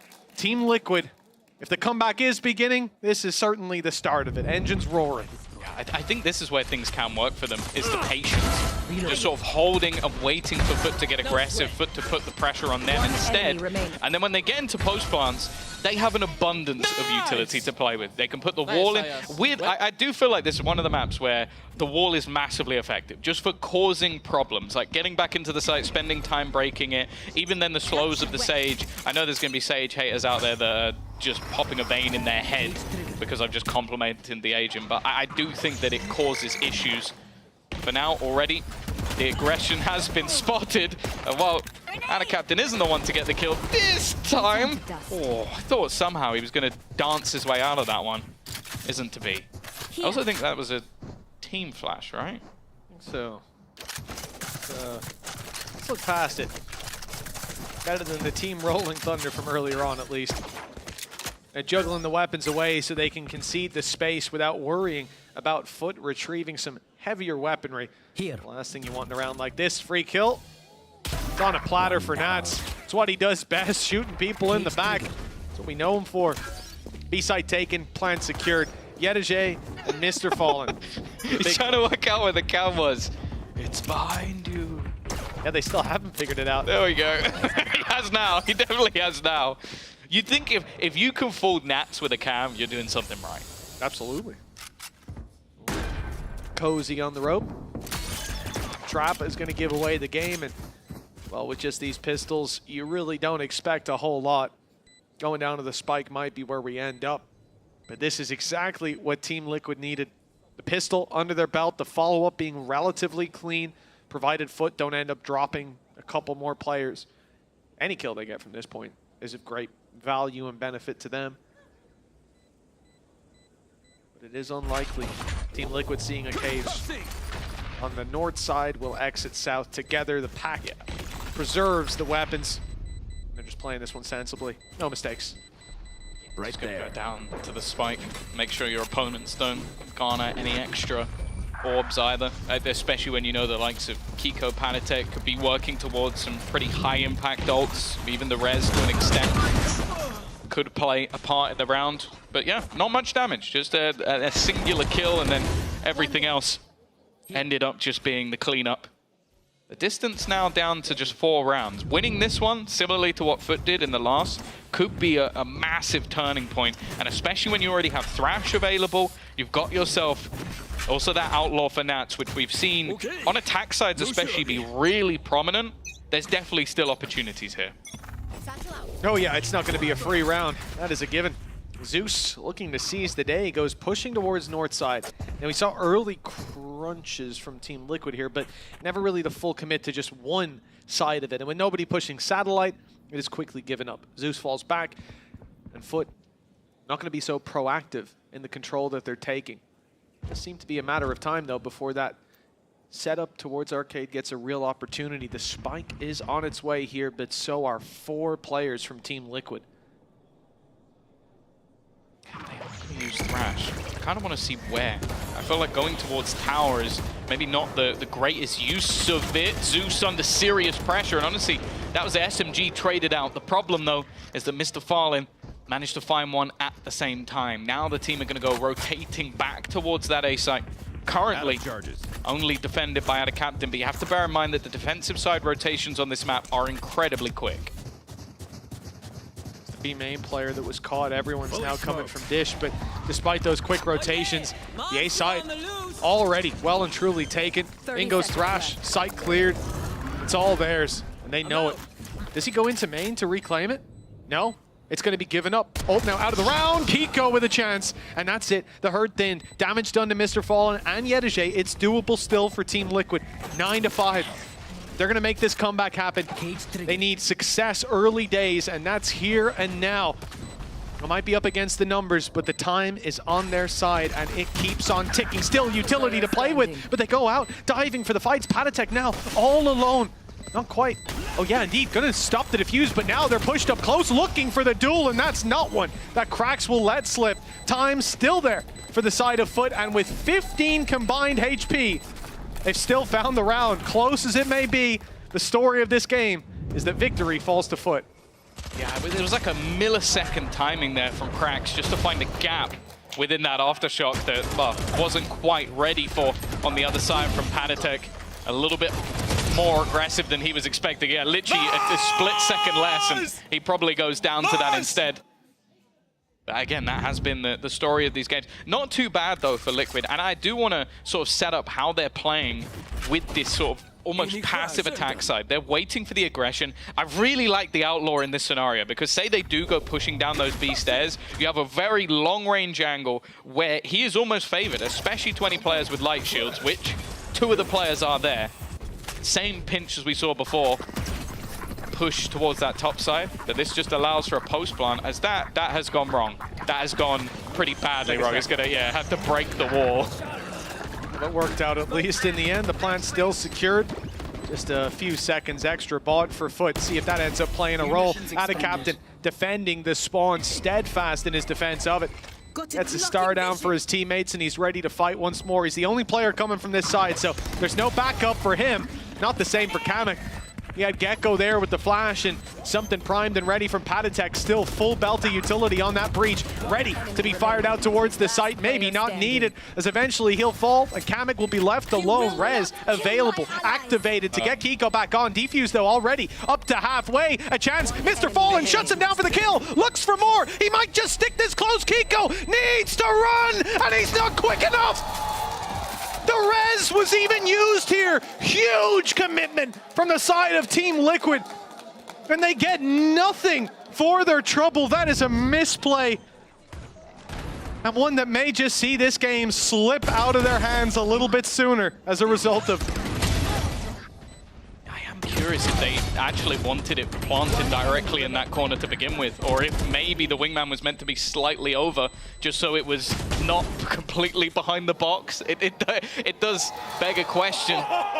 We'll have to ask them. But that is infuriating. It means all of those post-plant positions really didn't have the same level of value, and well, the second the realization is there from Mr. Fallen, it seems like a done deal. Showstopper utilized, but they've already managed to fall off the back of it. They know exactly where Zeus is standing. But he's not the only one. Supportive utility available from Mr. Fallen if he wants to buy time. The showstopper could have been the fatality. Although with Patatek down, still a very valuable opening pick for Zeus. Add a captain here to cover as they walk out into their waiting arms. Zeus the one to fall, but not without a trade. And the damage done is huge. Kiko's tagged, but Camo is barely holding on to life. A bullet in his direction is more than enough to take him down. And now Kiko faces 3 players. Yedije cracks Mr. Fallen, and he won't even get the first on a sliver of HP. 11 health, in fact, 12 rounds for Foot. And an uphill battle doesn't quite come close to doing it justice. Team Liquid on their map pick. Nothing but perfection from this point forward. Yeah, I think this is where you sort of witness how difficult it can be. Like, you have that extra belt of utility, but you don't have that distraction of like a dash or something to take the gaze away from your opponents. And wow, Ada Captain actually only had a Spectre there. I feel like if he had anything else, it's probably a much cleaner looking double spray. 7 rounds in a row needed. There's definitely been, as I said, a lot of moments from Liquid that you feel like could have been turning points, but when Foot wins almost every single one of them, you have to give them the credit that they deserve. They've been excellent. Wow. An early aggressive take. Already using that... no, maybe not using the Thrash. It's basically got no info, I don't think. Cage triggered.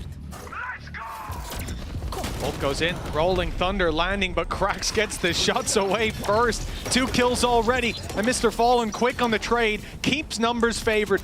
The goal is 13 rounds. So far, Team Liquid have 12 in the series. Foot have been dominating, and it doesn't look to stop anytime soon with the ult used from Camo, finding nothing. Foot patient, waiting for this retake, waiting for the opportunity. Kiko not looking to give it away. The Gravwell takes him out of the fight though, isolated as Camo, and a 2K needed. Kiko might not be known. They assume he's in this corner, but still so much to clear. He'll catch the first, but this shot, it needs to be perfect. Blast back is there, but Kiko finds his footing for the Red Bull clutch. There's still life in Team Liquid's court. We genuinely need a tally on the screen at this point. It has been so many clutches, and maybe a quieter performance from Kiko than what we saw versus Koi, but with rounds like that, high impact ones, it gives them at least a lifeline. Obviously still the finances are not really building for Liquid when they do win a round, but just clean with it when it comes to the Guardian. On the other side of things, Foot have finally had to take a little bit of a breather. They don't have the weaponry in this round. It's going to be Sheriffs, which, hey, in their hands can still be deadly. But expectations are that Liquid will at least get to 7. I love the contrast of when Patatek Rolling Thundered his teammate got swung by 2 enemies and instantly died. And then when Mr. Fallen Rolling Thunders 2 of his teammates, they swing in and kill 2 people instantly.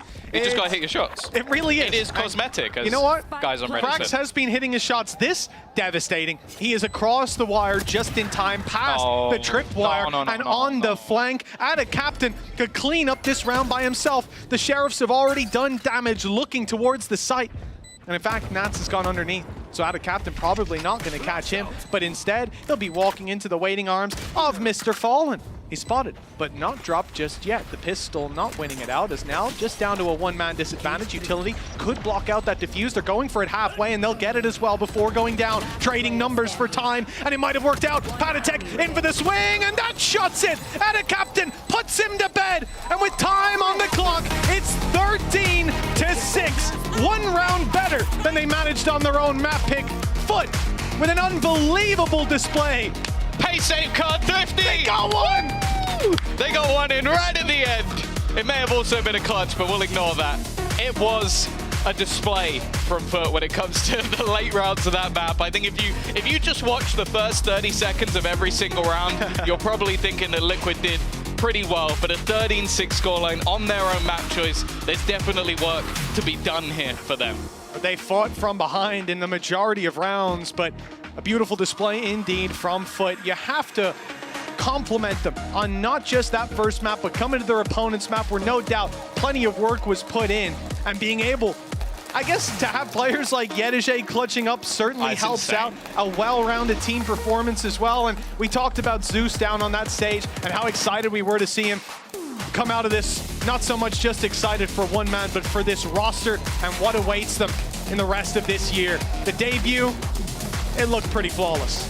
Yeah, that's the thing. It was a solid performance from him. I think it didn't need to necessarily be that superstar performance because there is so much depth when it comes to this roster in general, but he at least seems to be just loving what's going on, having a great time down on the stage with the Foot fans, and honestly, I think he's going to quickly become a favorite as we see them go deeper into the tournament. Well, there's a couple kinds of debuts. Sometimes you put up 298 ACS, players like Loon able to do that, but I think what's even better is when your team comes in and dominates like this, because now it's not about your future, it's about your team's future, and for Zeus, it's looking very bright over on Foot. The Turkish squad certainly starting this season with their best foot forward, and they're not a squad that we expect to cool down as time goes on by any means. Yeah, for sure. And I think you look at the other side, there's still plenty of opportunities for Liquid to fight their way back through. It's a tough opponent to face, especially without data. Like if you're coming in up against a Mr. Fallen Teo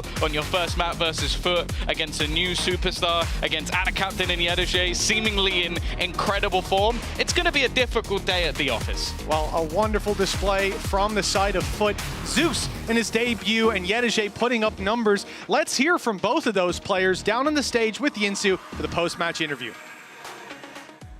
I'm now joined by Yetije and Zeus on the side of Foot here. First of all, congratulations on your win. Thank you. That was your debut today, Zeus. Yeah. And also, Yetije, I feel like you might know how he might feel because last year, right here, right now on this stage, we're talking about you know, Yeah, Yetije true, coming in true. from Tier 2. So have you been able to share some of that experience maybe with Zeus ahead of this debut today? Actually, I don't know, we're just better, like, anyway.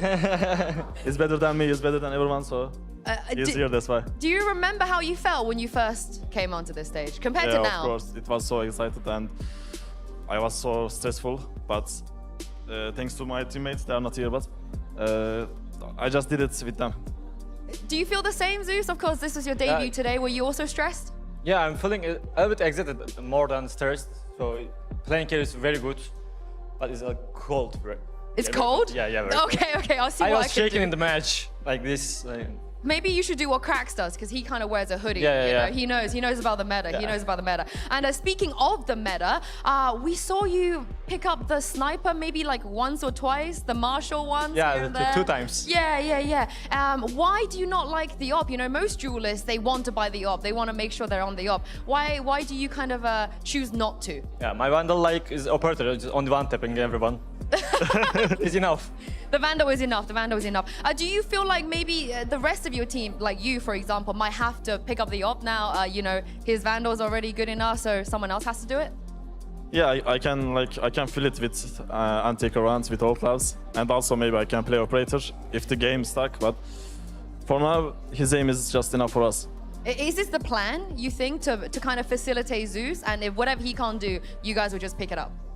He can't do anything, so we don't think about that. There's nothing you can't do. Yeah, trust me, I can play operator. Yeah? Yeah, I didn't show. Will you play operator? I'm hiding it. Oh, okay. Relax. We love that. We love that. And speaking of other things, we did see your IGL. Teho, beautiful. So good. So far, the win rate with Teho here, not great, but I think he kind of boosted that win rate a little bit. Was there ever a conversation about who plays Teho, or was it just Gaius and Mr. Farland like, he's doing it? Of course, I can't say much, but we have another Teho players. It's cracks, isn't it? Yeah. Yeah, that's true. I'm glad I guessed that. Last question before I let you go, Zeus. Great debut from you, great win. You look so comfortable. But your next opponent is Team Vitality. Yep. They got Safe, they got Durka, they got Les. You know these players. Yep, I'm waiting for them. Yeah, you're waiting for them? Yep. How are you feeling about playing against players with so much experience and firepower? I don't feel that special things. I just want to go play with them. I'm going to go with them and play with them. Yeah, they're just normal. It's a normal match for me. You gonna diff them? You can see. Oh, okay, you're humble, you're humble, I like that. Thank you very much, Jisajay and Zeus, for joining me. Congratulations on your first win. When we come back from this break, we're gonna be bringing you Gentlemates versus Team Heretics. Do not go anywhere.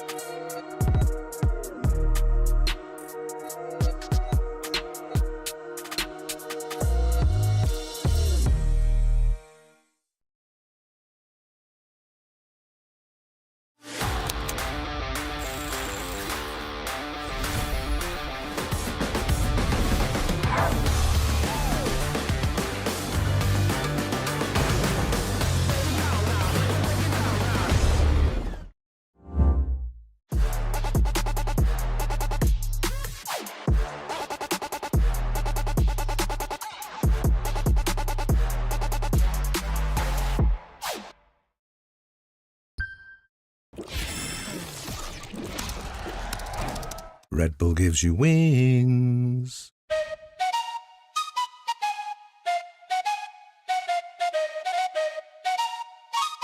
Let's go.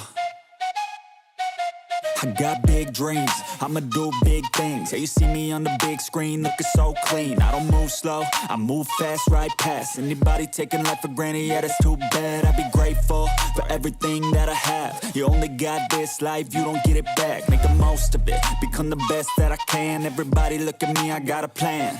You gotta work hard, play hard, do it from the start. Cause how you do anything is everything, it's art. Stay consistent and do it every day. Don't let fatigue get in your way. Cause 10% of something is better than nothing. You better do something if you wanna be something. I can feel my stomach rumbling, I'm hungry. Big things coming, I ain't bluffing, yeah. No, I don't wanna stay the same, yeah. So I keep pushing through the pain, yeah. That's the only way to make a change, yeah. So I fight every day and train, yeah. It'll all be worth it. One day it'll all be worth it. So I keep pushing through the pain, yeah. That's the only way to make a change, yeah. I've had enough, I'm making my own luck. Adrenaline, my drug, I'm sick of feeling stuck. I got this, will not quit to the top, I promise. Cause I've had enough.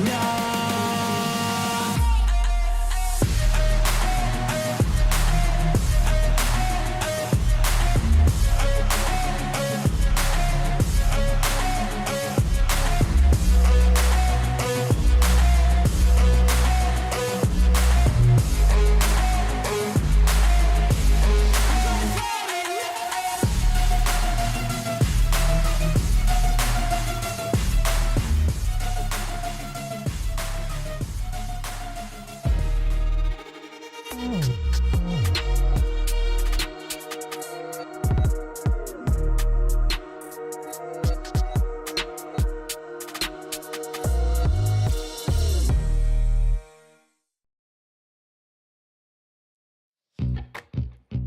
heard me monologue about a lot of teams before, and today I'm just going to rip off the band-aid. It's time to talk about Team Heretics and that pesky little second place, because I know, it's not going to be easy, but it's got to be done. No team in the history of Valorant has been defined by their near misses and heartbreaks more than Team Heretics in 2024. Let's take you back to the beginning of last year, where nobody expected this ragtag group of young guns to make every single global event. Boo had won just 2 matches in the entirety of 2023, and now he had to work with a Fortnite kid, his own brother, 2 Turkish aimers, one of them wasn't even old enough to participate in VCT yet, and a stand-in. But from the first moment they stepped onto that stage, they were simply brilliant. The loss against KC in the finals at Kickoff didn't really matter. They put themselves on the map and had the entire region excited about what else they could do. With Voot coming into the starting roster at stage 1, Heretics went from strength to strength, and it wasn't long before they found themselves in yet another grand final. But oh boy, this one hurt. And as if finishing second wasn't heartbreaking enough, it was also the first time any team in EMEA had been reverse swept in a grand final. From there, it was silver medal after silver medal. Shanghai Masters, champs in Korea. With every near miss, the weight of it grew heavier.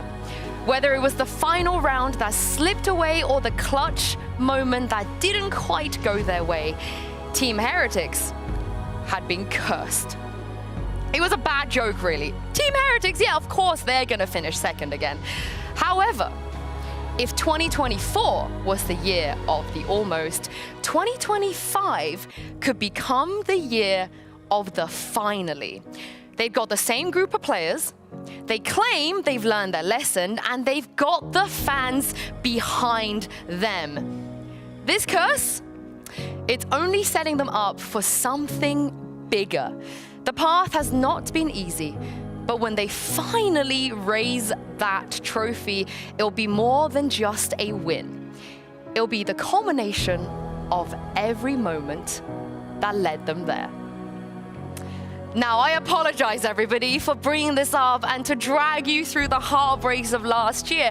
But Kakuka and Billy, that's the reality. This team, no matter how many times they qualify, no matter how well they do and how many metas they define, everybody is always making fun of them for coming second. I love the speech. I love the monologue. I think that I was missing the Ajax disrespect them. I think that seriously, as you were saying, 2024, it was a brilliant year for Team Heretics. The problem is that they didn't culminate. They didn't get that trophy. Everybody was proud of them, and especially in the region, but it was heartbreaking, absolutely devastating, especially when we were in that final in Korea, when, again, it was happening in front of all of us. The one thing they were scared of, for it to happen again, and it ended up happening. Yeah. I got goosebumps after that monologue, so I'm not gonna lie. I appreciate that, but the thing is, Billy, surely this is their year, right? Yeah, you'd like to think so. I mean, when we think about them coming into it last year, right, they were the underdogs. No one expected to go on the run that they did go on. And what I'd like to think going into this year is they are the one roster in EMEA that has not made any changes. And of course, we can understand why, because at the beginning of 2024, this was sold to us as a long-term project. And just look at what they achieved in the very short term. They earned all of our hearts. I do not remember of a single EMEA fan and you cannot tell me if I'm wrong, because otherwise it would mean that you're not an EMEA fan, that was not cheering for them throughout the year. This is the thing. Why would you even make any roster changes? This feels like, in a lot of ways, best in slot. Realistically, who else are you going to bring in to replace some of these players? But does that make the pressure even bigger that they haven't made any changes? The coaching staff is still the same. They still haven't won any title, and this includes in EMEA. It's not just globally. Do they have more pressure now, as you guys in chat vote on whether they can, Kukuka, to make sure they actually win something? I think they know that all eyes are on them. Not only because of that, they also had the extra week that both Foot and Heretics have had to prepare for this one. So we know that they have all the pieces, is what they're going to do with them, and also what they have possibly learned from previous week. Yeah, I think it's a good point to raise. I think last year with them coming in as the underdogs, obviously they didn't probably have that pressure on them to begin with. You know, they kind of just exceeded expectations because there was no expectations on them. Whereas this year we're looking at them and we're going, okay, there has to be at one point where they win an event. And like you say, so even if it is an event within their own region. Also, whoever's voting no, you're evil. You're actually evil. Like, it should be 100% yes. Come on. We got to vote yes for them. But they will be, of course, opening their game today against the Gentlemates. And we have seen this before. Yeah, exactly. Yeah. During the off-season, yes, it was a friendly show match. Let's call it what we want. But it was not only Gentlemates coming out on top. Yes, it was very close. But we kind of foresaw, we could foresee some of the changes in roles that maybe we will see in Team Heretics this year. Yes, as I'm saying, even though Mates got the win, it's the big takeaways as what is next for Team Heretics after not achieving what they wanted in 2024. How are they still going to remain fast and fresh? Yeah, that's a good point to make. I mean, my opinion of it is that we can't look at the off-season too much, just because, you know, it's the time where teams try out new things. They're trying to build new players into the roster. But of course, with Team Heretics not having any roster changes, I was hoping that they'd actually taken the time to kind of chill out, rest a little bit. You know, they've not had to trial any newbies coming in. So hopefully they've had some well-earned rest and they can get jumping back right into it. I mean, that's what we can hope. That's what we can hope for. The only reason I read into this particular off-season event is because Gentlemates kept their comp, right? They played some comps in the off-season. They kept it. They came in with it. It obviously worked for them. You know, why would you change it? And from their debut, I mean, they looked very good. I feel like it would be a disservice, Billy, to say they looked anything but very good. Yeah, I would have to agree. I think that all of the players showed up when they needed to show up. You've seen a lot of individual moments, but I think as well, like, we're getting to see that synergy on stage with the electricity that Robbie K brings, right? He's been so vocal within the team. We've seen him screaming so much. I know that we'll have a little look at those clips a little bit later, but yeah, I just think that this first outing for Gentlemates was really good prospects for what they might bring into this one today. And we just saw Zeus having his debut, right? But for many of the Gentlemate players, this was the reality, all in just one team, going up against Apex. We were talking about how important those points are for these two teams at the end of the year. So of course pressure was on them. Now they got their victory. They were the only team that got a 2-0 last week. I know that the opponent is different, it's much bigger, and the expectation is definitely there. But I hope that that has given them some kind of like inspiration to keep up with the performance. I honestly think it might be closer than it looks on paper, because obviously any team against this Team Heretics team, the odds are not going to be in their favor. But after what we saw, it kind of feels like maybe they have a chance. But what I will say is Robbie BK leading from the front, so passionate, giving us all those reactions. This is not going to work against Boo. Like you can scream a Boo and do this all day long if you want. Boo's not gonna give a damn. It has to feel good though, you know, being able to do this. But I agree with you. Maybe, well, I don't know. You know, we've seen some changes the same way that we see Nats now being more vocal. I know that he has idea and all this, but we can see some changes in the tendencies because sometimes you have not been provoked enough, and I feel like they have. I think they have been provoked enough for sure. But it has to be that one person that just literally you can't stand, that literally breaks your nerves, and Didn't they play against Zelsis? Like, I feel like that, if that doesn't affect you... Celsius always gets dragged on No, but because, like, he's the ultimate person on the other team that could get into your head. Yeah, but it's also now, like the build-up. We still do not know if maybe we see a Heretics that is now seeing themselves as the villain, as the... Last year, it was more like... No, wait a second. I know. Los niños. I know. They're not the villain. Listen to me. The same way that last year they were the underdogs and they were always in this situation of Kickoff. Now Heretics is playing. Arians is not even on the stage. Wood cannot play. So many things can go for them that maybe they want to portray themselves differently. I don't like that. I hope not. I hope they don't. But let's hear from Robbie PK and see what he had to say.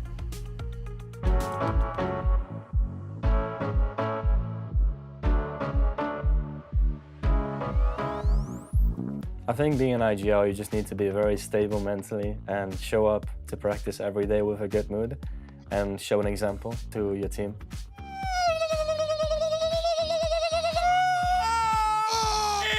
Because if you don't do that, I think everything will fall apart. Come on, pick me, keep me. Honestly, I feel very confident IGLing this season. I'm not sure how it's going to go towards the beginning. There's probably a lot of adaptations that I'll have to make. But I'm sure that if I work hard and Gentlemen, like if we keep working hard, then towards the end of the year, we're going to be really, really good. Thank you very much for that one. Let's see if we can get any of the danger back on the other side here. Floor handled well, Robbie. Yeah, so clean. This guy is an absolute animal. Lovely. Our main goal this year is champs, so I'll see you guys there.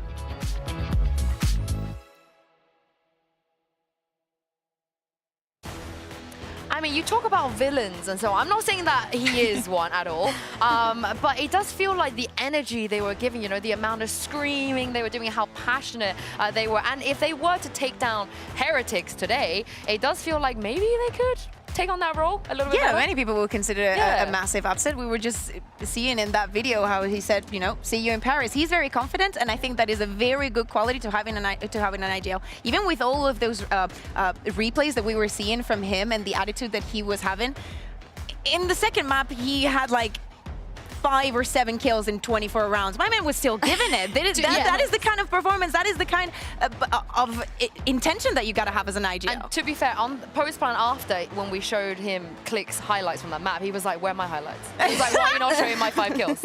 Yeah, and you gotta love that, Billy. Yeah, no, definitely. I think that's one thing I was gonna say about him was, you know, we need to think about consistency here. He was amazing in that first map, but then as soon as, I was gonna say he quietened down in the second one, there was nothing quiet about Robbie BK whatsoever. But yeah, no, I think for me, I'm going to be looking at how he can perform consistently. At least the vibes are consistent, though. I will say that. Yeah, and another interesting head-to-head we have to talk about is Click coming in, going up against Miniboo, and particularly the fact that Click is the only player, Billy, that's played Neon. And if he does it against Miniboo, and Miniboo chooses Neon, that's going to be really interesting. I know, I'm quite excited at the prospect that we might get to see a Neon versus Neon action. And like you say, Click is the only person that has played Neon so far in Kickoff, which to me, maybe not so much as a surprise. You know, we did see some Neon nerf changes come in at the start of this year. So perhaps it is due to the Neon nerf. You know, you've only got one less slide now, sorry, and there's been some accuracy changes. So yeah, I mean, he went crazy on the Neon. He had like 9 first kills, 3 first deaths, everything that you could expect and ask for from your duelist. I think it's a good sign to see teams playing different compositions and still running the Neon. Yes, the agent has been nerfed, but that doesn't mean that it's unplayable anymore. We've seen most of the smokers use. I like to see, you know, we saw the ISO. I like the kind of different ideas that everybody's bringing onto the table. And of course, the one that Gentlemen is bringing is as valid as any other. To me, the question is still on the other side.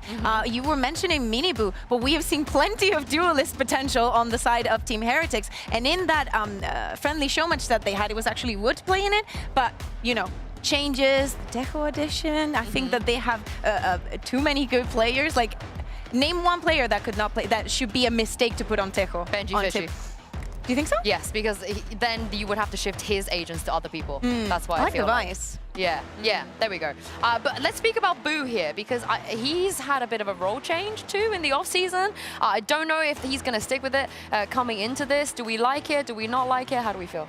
I think that first we need to go and see. Of course, yeah, the show match is just for funsies, whatever, but it's a good moment to test, especially with the teams that have not played a lot during the off-season. With all the changes that we've had, it's good that they have this window of opportunities and having different people that they can swap on different roles, because it will help them a lot during the year. Yeah, no, I agree. I think if Boo wants to approach the game in a different sense, being that on that IGL role as well, I think that it's a good opportunity to kind of get out of your comfort zone as well, right? They know that because of only placing second last year in every event, sorry to bring it up again, they need to start innovating, and there clearly needs to be something that they do differently going into this year.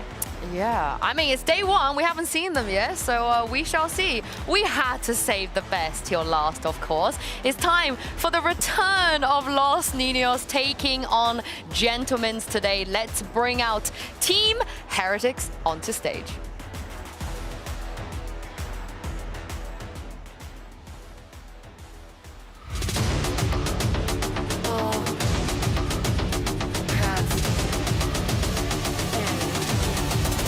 With me.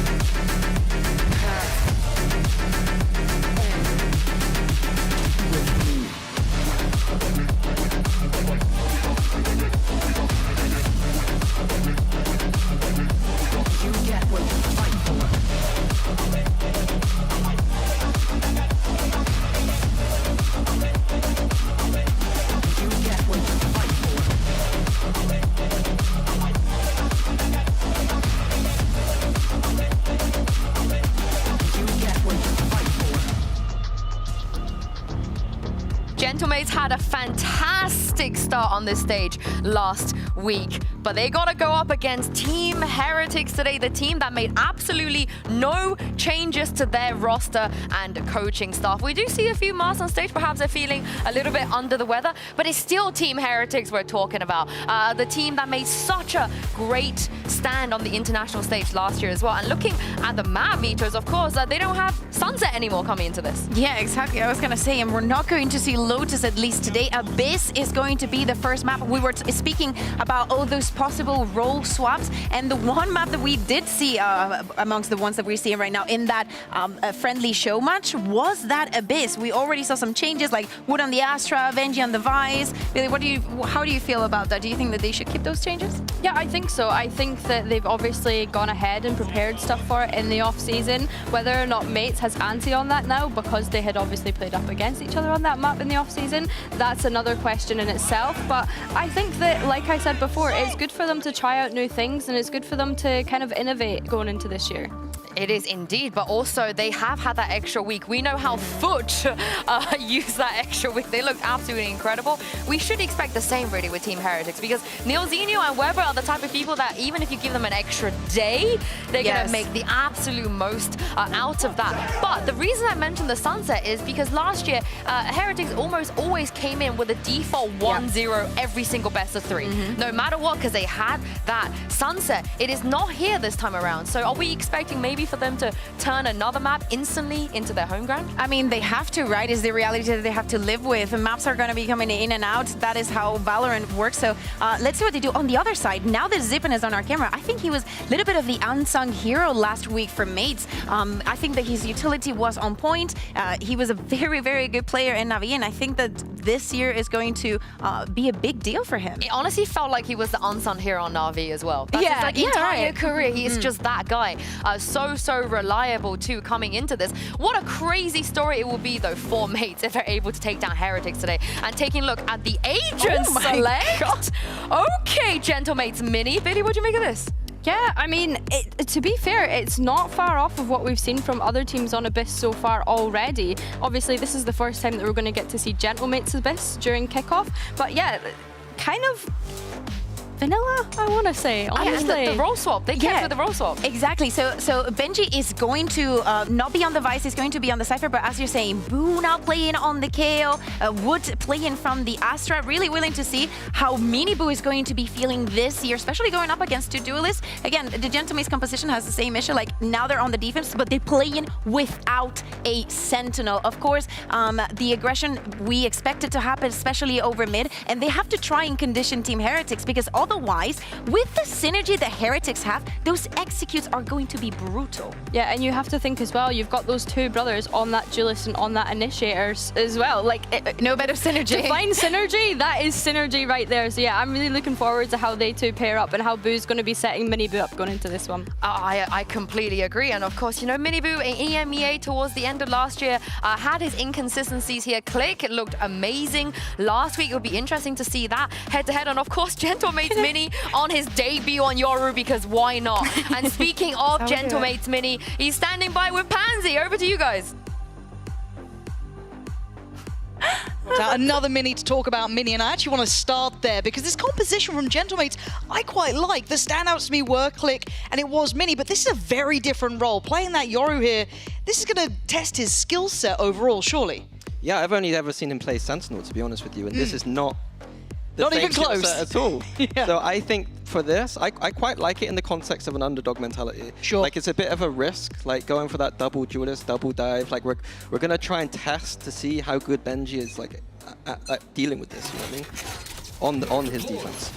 And that's, I do want to bring up the point eventually. Maybe not now, because the round is live. We've got a little bit of action to start with, but let's talk about that comp in a moment. So keep that in your mind. But Miniboo going to go through the motions, straight in towards the site. Hasn't got too much problem until then revealed. Robbie BK draws first blood. Miniboo's gone down. The next leg is Zipan. He isn't alone. He's got some support with him, but Zipan is now the last one really trying to hold it down. Nice work towards Woot, but Rien's left in a 1v3. Surrounded here. Star in his own right. 15 seconds for the dart to come back up and a minute to play with. He can reset the playing field here. He might get cheeky and try and go towards B, but... Oh, they're walking it though. They want to clear that. They want to make sure he can't slip the net, but he's played this well. Nice try, nice shot, but a better answer back. Too many bodies for Gentlemates, and they were there in time. It was a good hold. I don't know if you noticed, but there was a smoke that Zipan used in the backside there just to delay. I've not seen that before, just using that smoke in the back. Usually you see it in like the front of the bridge or maybe kind of more forward, but a very interesting idea from there. And as we're coming into it's going to be probably classic, so unless something really interesting happens, we can kind of switch to it. But how do you feel about this Heretics comp? Because again, this is the team we're sending out to the internationals, right? They're the team that, you know, we're the kings who never got their crown, but this composition doesn't do it for me yet. I was hoping for something a little new, a little, you know, innovative. Yeah, there was some, you know, a little bit of an agent swap here and there, some differences, but none of the new agents, none of that coming in. What are your thoughts? Yeah, I mean, there's a Tejo-sized elephant in this room. Yes. To be quite honest with you, like my read on this meta right now, even on a map like Abyss, is that if you're not playing that Tejo across multiple maps, you are not going to be doing well in an international tournament. Because, look, all of us have been watching the other regions, right? I think we're all on the edge of our seats with EDG today, where they're going to make it, where they're not. They kicked into gear. They're fine for now. I mean, NA, I hate to say it, because, you know, EMEA, they look absolutely nasty. They look ready to go. I mean, I'm seeing phantoms everywhere. I'm seeing, like, meta comps. They look sharp as hell.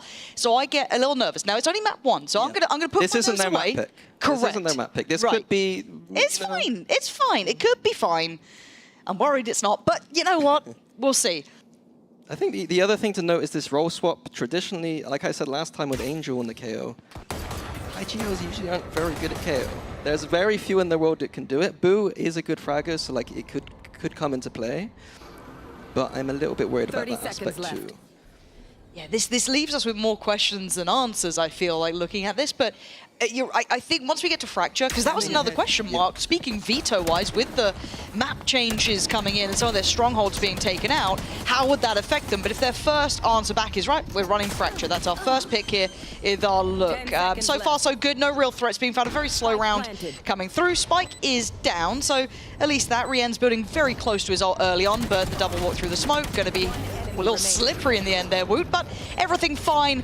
A flawless round, it looks like, coming in. So Gentlemates will be very happy with this. 5 standing, no problems.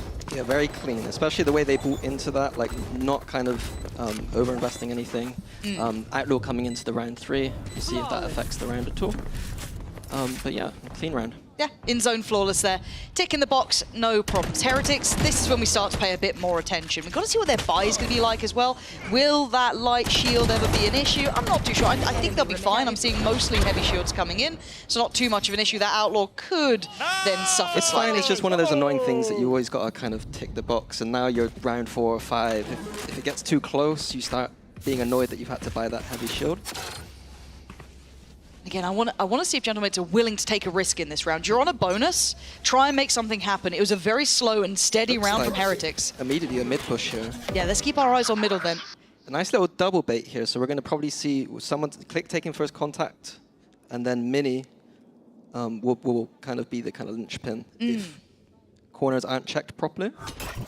Look at the tempo set again. Heretics very slow. Nice little flash in the corner, but with smoke in the way, not really going to affect Zip. Oh, that's a huge pick too. Taking away Rien's removes a lot of that ability to get towards these sites on those heavy executes they might want to be running. But this still spread default. No one's going walkabouts deep here for Gentlemates. They're kind of sat back towards site. You've got a very passive hold towards B. That's fine. We've seen that slight gambit towards middle almost, kind of pop in Mini in the corner, but you still have that quick rotate from Click, so they can easily lean over. Did they just deep check on towards A there? Drone just came through into A, so we're going to see a fast rotate over now towards B. Already 3 people here, could be seeing the 4th.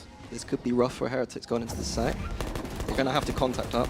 And already they're being punished. That one bit of util, that one little bit of a deep investment coming up from Robbie, clearing through A, was perfect. It sent everything in motion, that perfect waterfall effect back towards B. Stunning. That's a bonus converted. An in-zone flawless round. That's ridiculous here.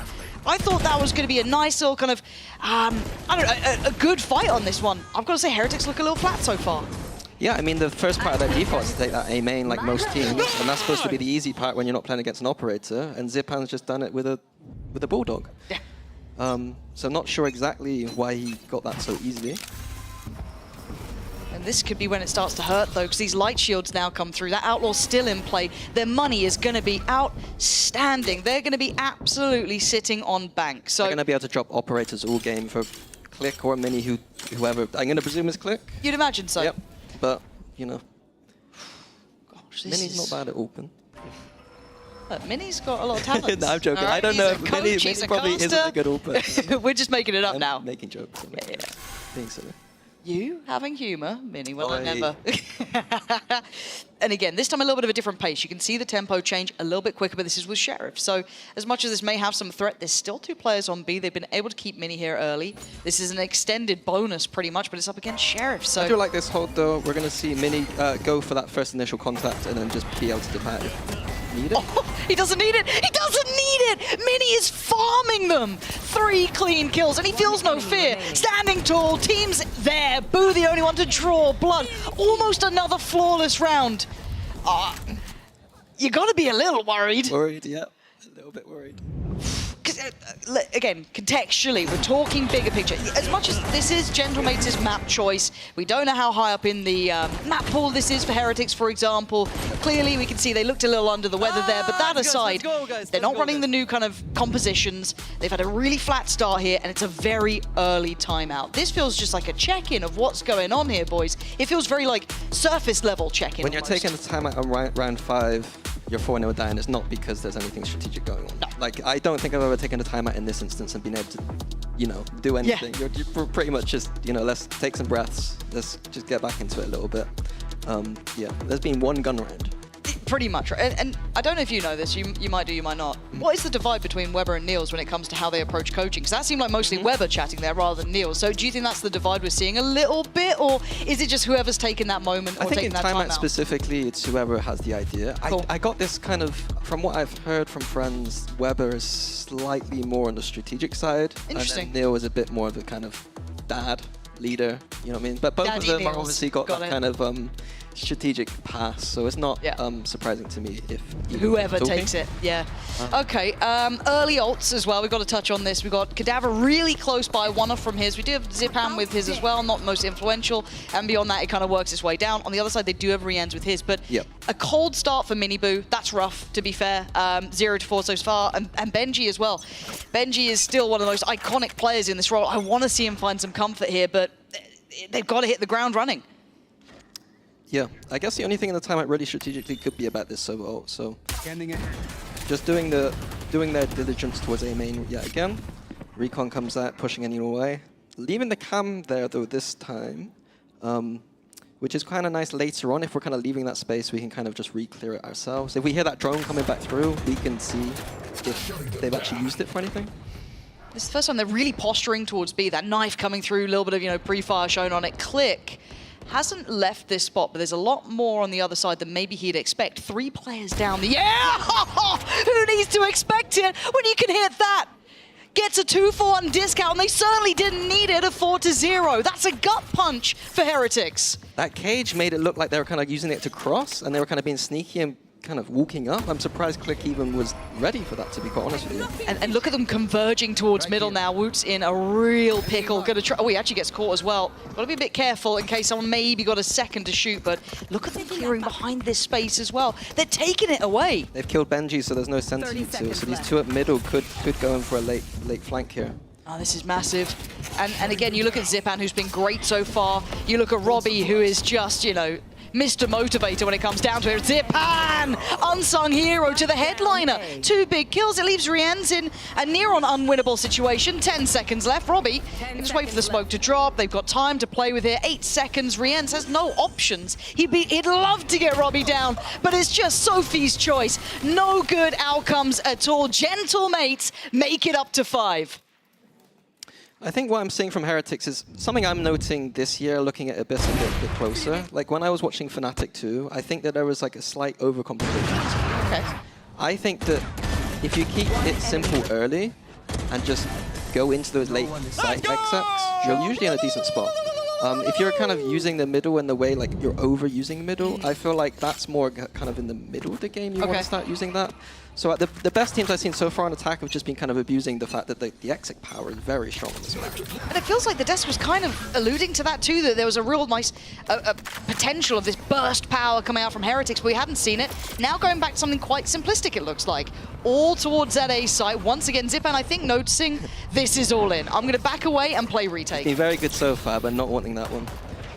Yeah, even Heretics, clearing through backside here. They've got what they needed. Plants in. The retake here with the AWP is going to be difficult, but they still do have... Just a pixel! They still have the drone. You're right. There's going to be the preemptive Hunter's Fury. I don't think it finds anything on this, but it does at least clear a little bit of that worry, maybe towards Nest, towards Heaven, but the flash, Mini's in, he takes down Mini, but he's got a follow-up as well. Gentlemate's flooding back towards the site. The back line is all that stands. And it's only Rien's, a 1v3. This time, the time's on his side. A tap on the spike, Click is low, this could be big. Click tries to avoid, but Robbie delivers the bullet. Rien's goes down, and it's a flawless run thus far from Gentlemates. Not something I expected to be saying. No, if you notice there are Heretics there, because of their economy state, they had to go for something more aggressive in that post. That's why we saw Rien's using the ult in a way that was a bit curious, you would think, but he was trying to use it off of the kind of forward positions with the kind of low buy that we had. Heretics had, sorry. Usually you'd see a team play offsite post with that Sova ult, but given the, you know, we haven't got the guns to spam, so... And the ults are now cycling through. Robbie's getting louder. It's scary, right? This is the thing. It feels like to me, Gentlemates can be such a confidence-based team as well. The more they get rewarded like this, the more they keep going, the harder it is. The first time we might see a challenge, okay, we've actually got a bit of a fight back on middle. Yeah, the recon coming in for the first time clears it out beautifully. I think mates maybe have a read that the recon's usually being used towards A main, and therefore the middle is completely free to do these kind of walk downs. But Heretics have adjusted their recon to make sure that this middle aggression doesn't come through. This is nice though, I like this. We've got Boo's ult as well. Woot's got his. Now, it's going to be, I think, Mini in an off angle. Kind of waiting on this one. The Aldron going to come in, force him away. Oh, okay, that's a problem. Going to be caught up here, but Boo's already taken away Cadaver. It's pretty much Mini on his own. He's completely nullified this round. Finally, they just power through. A little bit of a misplay, and finally addressing middle has worked out for Heretics. Plants in, and we know where Zipan was playing, over towards A. So he's only got half the map to cover, does eventually make it back round, but a 1v5 is a lot to ask. He did try to use the Omen ult, but he did ult into a KO ult, so it did look a bit silly. A little bit rough. Hey, look, we've had a lot of issues with Omen TPs and ults recently, mostly North America, but they can be very confusing sometimes, so... beyond that, I mean, this... I was trying to catch up to what you meant there. Yeah, I was really extending it. You got there. There we go, yeah.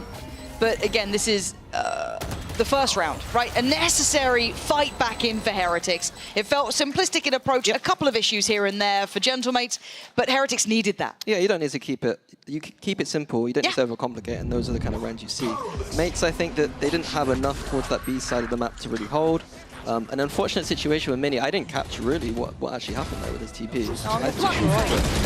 I thought you made a meal of it, but I might be wrong. I don't know. Maybe Song can get a clip of that. That'd be brilliant. Appreciate you guys.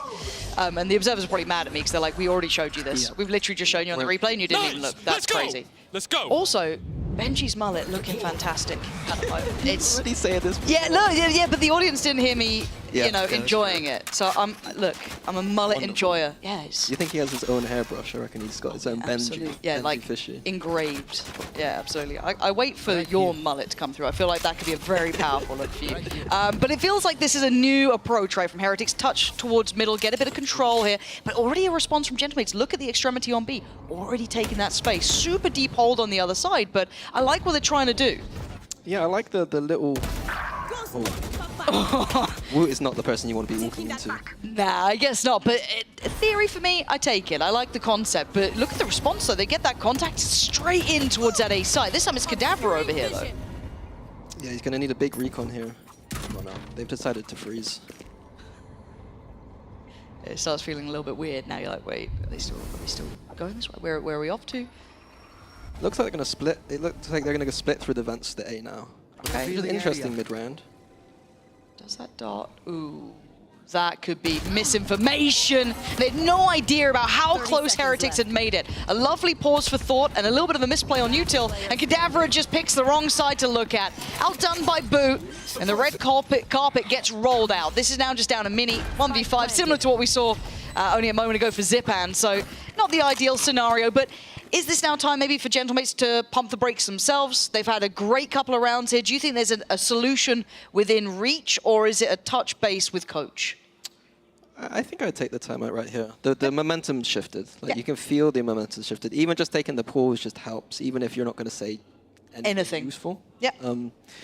I think that was a very interesting protocol, though, from Heretics. The idea of that you get stalled on A. Quite often you see teams kind of look very panicked when they get stalled on A. Yeah. And then just stand still or run to B. Whereas I quite like the mature approach of sending 3 back through middle to kind of split A. It's something I've not really seen before after being kind of cancelled on A, I guess is the way we would describe it.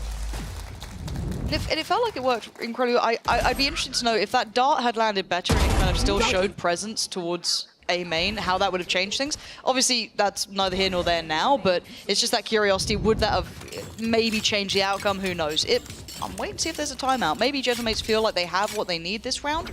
Keeping in mind that massive run at the start up to 6 rounds has given them so much cash, they don't have to be too worried about at least the economy here. Heretics and money has gone through the roof too. Yeah, kind of loss bonus effects has happened.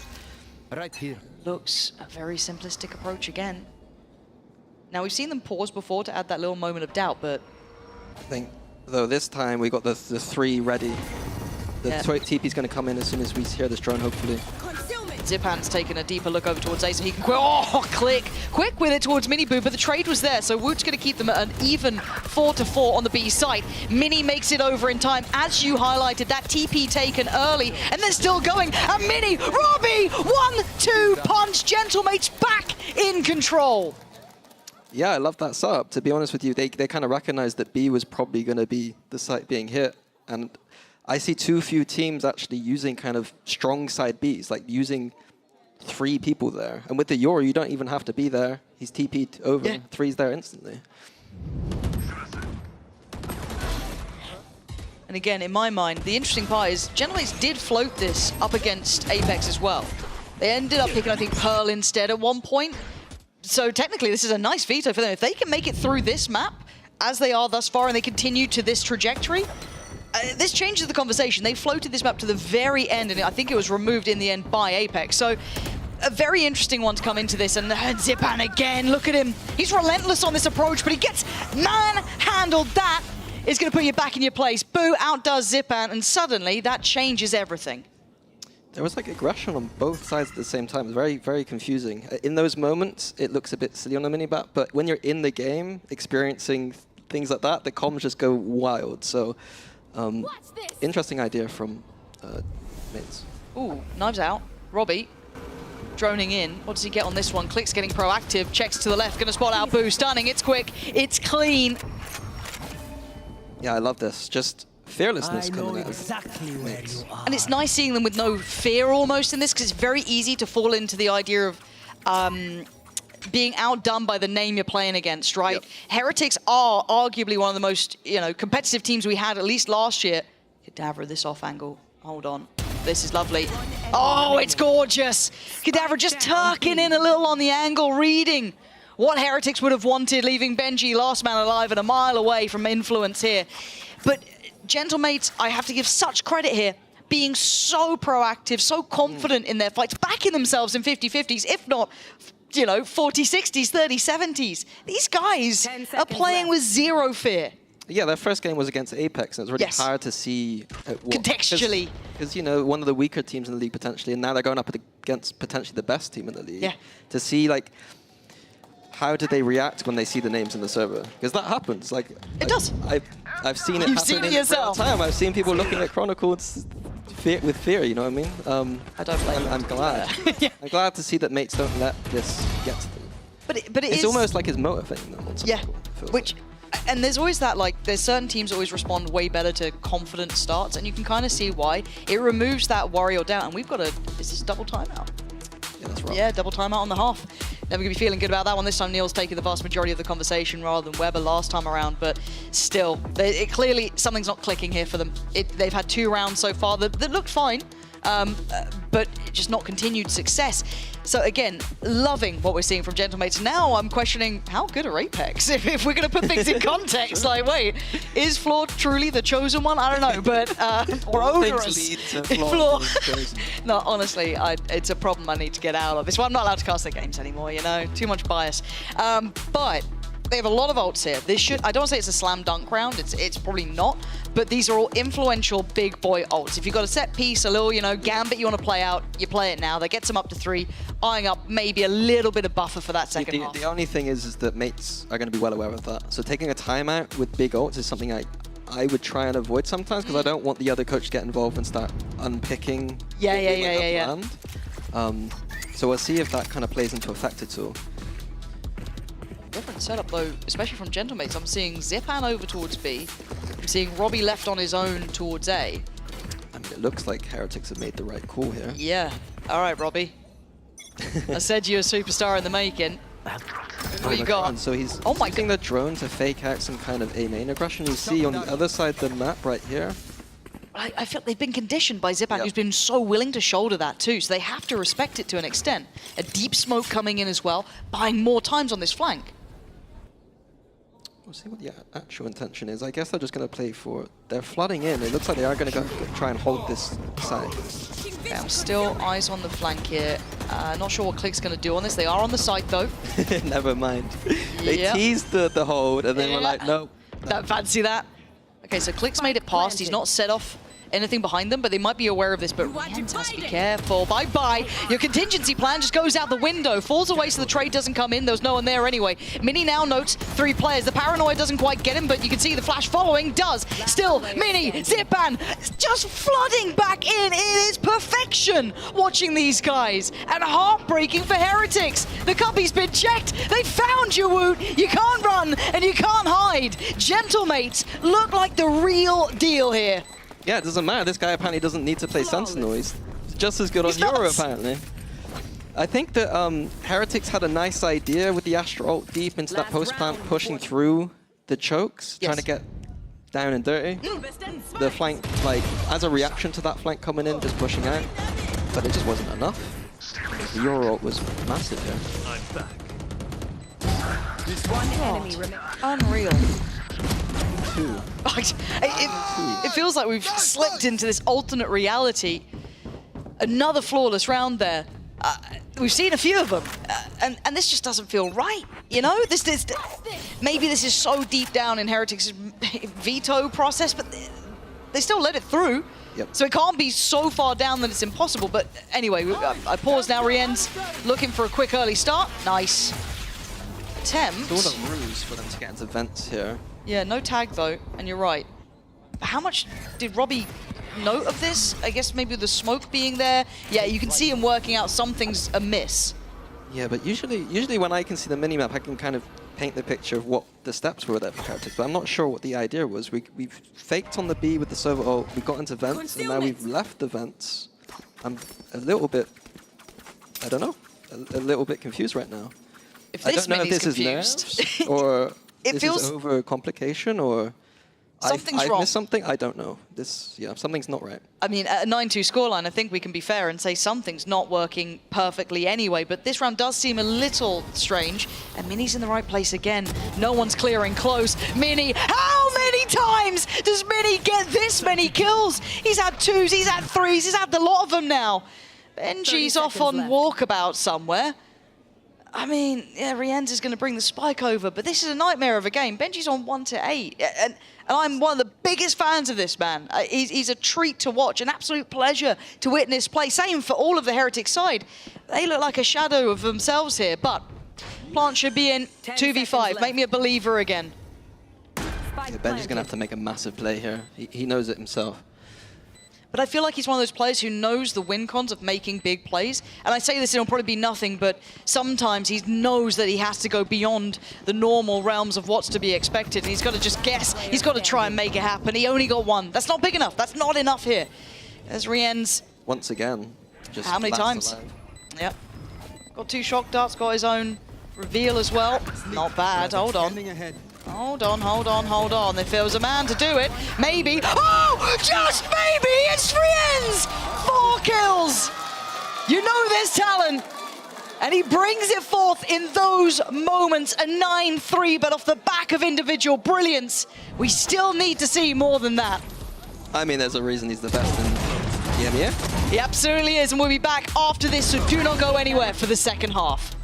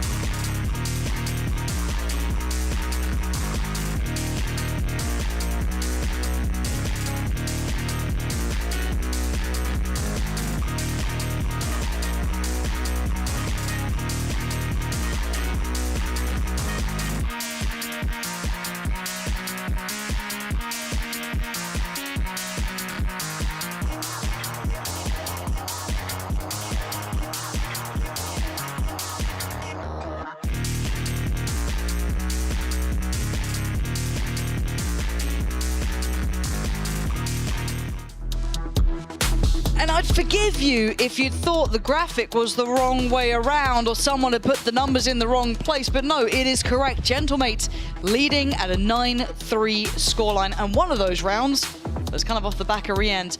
Mini, talk to me here. What the hell has just happened? Can you summarize? Give me something, man. I mean, that was just a bit of a masterclass from Gentlemates. I'm not sure how much of this is Heretics overcomplicating some of the rounds, not just making it a bit more direct, but there was a lot of great stuff from mates playing proactive without any kind of fear, it felt like.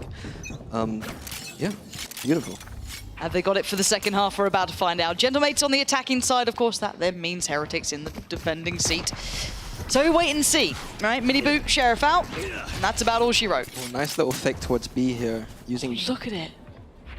They bit on this one. And then they succeed. Oh god, it's not meant to go this well. That's the secondary point to this. They've over-succeeded. Click finding 2. They're gonna get the plant towards A, and look at where Heretics are. They've realized already. I was getting concerned that they were gonna not realize for too long.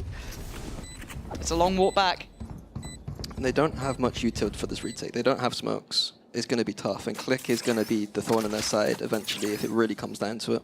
Cage triggered. Yeah, Rien's the only one in my mind who can try and do something. 2 shock darts, reveal, tap on the spike here. Benji looking for that first player to swing. Kadabra taking a good amount of chip damage on that, and we noted it before. There is still going to be Click coming in slowly but surely, and Robbie and Kadabra get things started with a bang. 10 rounds straight away for the underdogs here. I mean, a beautiful pistol round. Like, wasn't it great? The idea of using the Yoru to fake but then TP back, but then they're using Jet and Omen like you traditionally see double duelists being played. The Omen TP's on top of the site, diving in like you would see like a Jet and a Raze, for instance. Jet going 2. I mean, that's a nasty pistol. That's one for the archives. I mean, that's for the mini archives right there. I'm seeing that. Because kind of pausing this, I know a lot of people say, oh, well, Heretics were just not very good today. Cool, that's fine, and there's probably some validity to that, but what we're seeing coming out from Gentlemates, like that pistol round there, how they're applying the Yoru in this, everything that's working well for them deserves its own merit too. They've seen a lot on that drone there, and they're like, nah, that's 3 players. I don't want to go there. Off we pop. But this is where I want to make sure Gentlemates do get the credit for what they're doing, rather than people just saying Heretics have a bad day, because a lot of people will have that mentality. Yep. Now, do I think Heretics can get better than this? Yes, because I'm not stupid. Yep. They are very good at this game. We know that by now. I think everyone around the world does, but let's see if they can make any stand here, right? Otherwise, we wait for Fracture and we enjoy the show, but for now, we did have a hidden whoop cleared out. Oh. I'm willing them on here. I want to fight back, but Fantastic, Harrison. It's not as strong as Sliggy's. His was egregious earlier on. I was watching him when he was covering the EDG game. Shocking. What's it like to have that curse potential? Do you have the curse potential? When I started streaming, I did. It came through. It came to me a little bit. Yeah, it's like the Force. It kind of just, you know.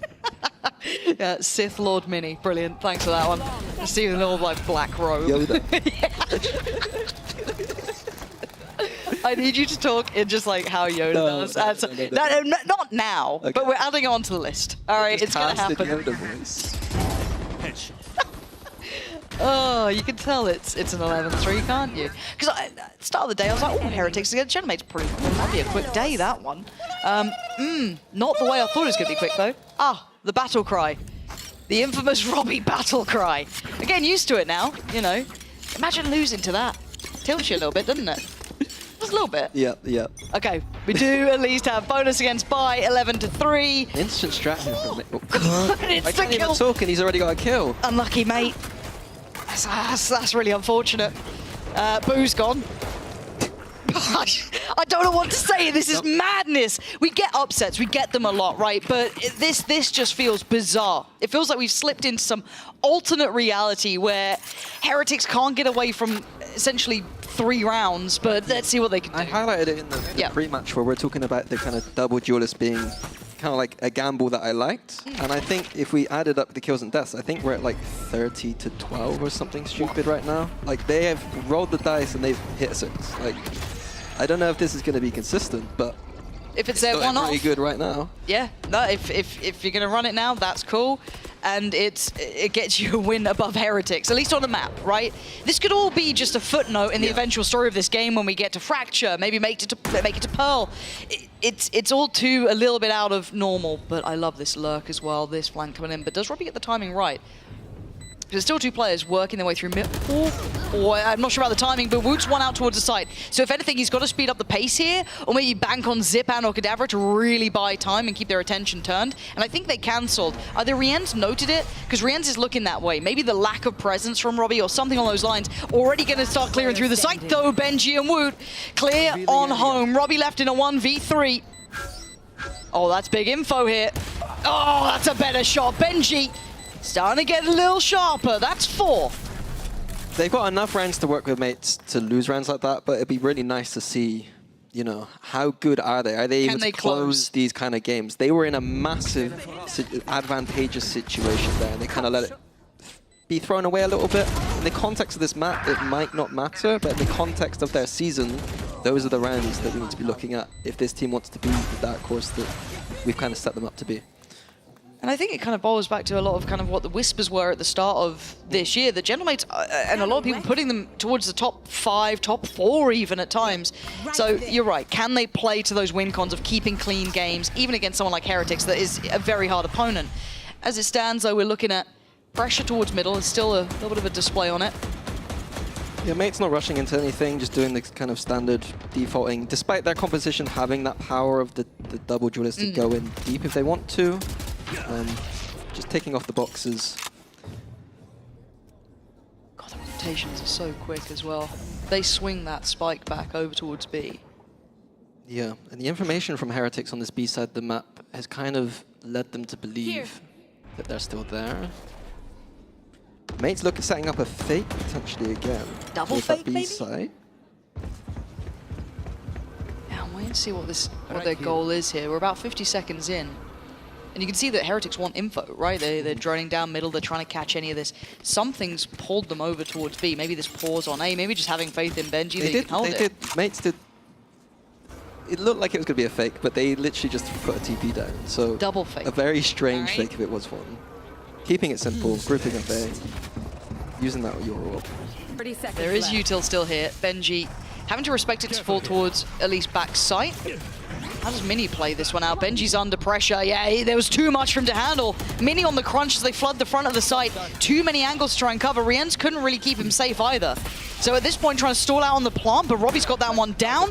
Time's on their side. 5v4. Flank being watched. Nice underhand. Flash gives Boo the fight towards Kadavra. Now, Gentlemates play forward in the side. They're grouping towards backside, leaving a little bit of this flank open, saying, screw it, we'll try and fight Miniboo and Rienz instead. Maybe the right call, as already Click going to take away the head of Miniboo. Follow-up swing goes Rienz's way, but they trade out numbers-wise. 3v1 now. Woot's fallen. Great mid-round calling or post-plant calling then coming in just to get group towards backside Mini. That was sick. I mean, we saw that kind of protocol coming in for Heretics on the half, but... We did.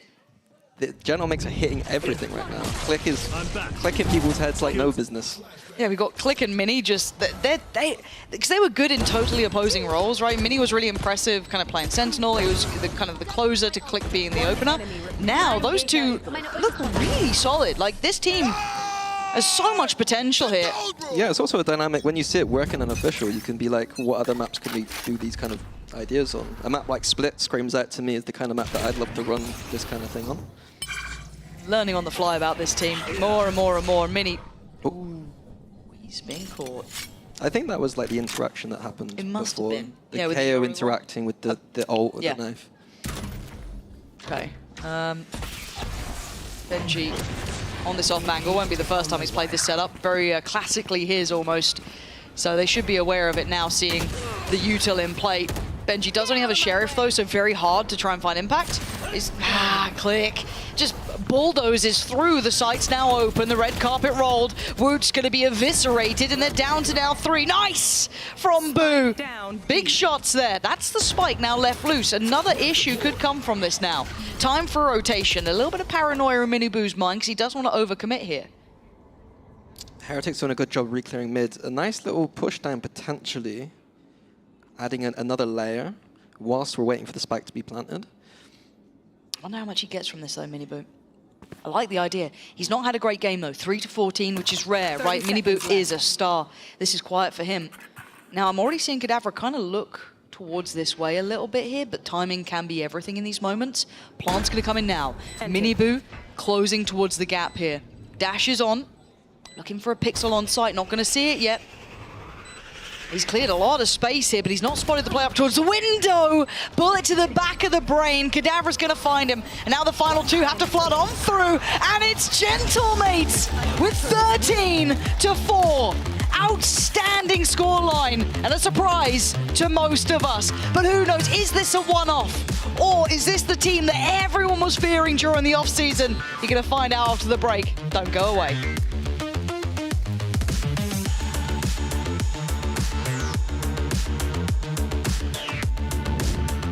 Let's go!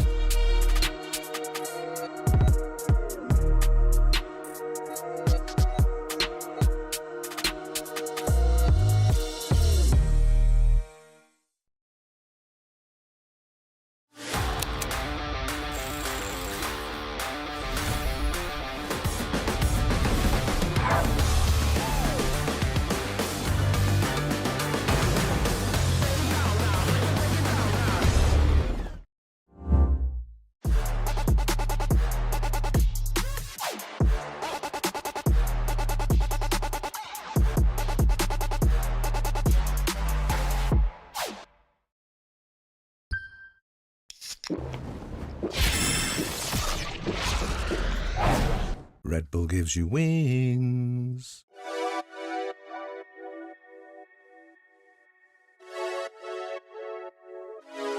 Friday night putting them plays in, but it feel like a special occasion.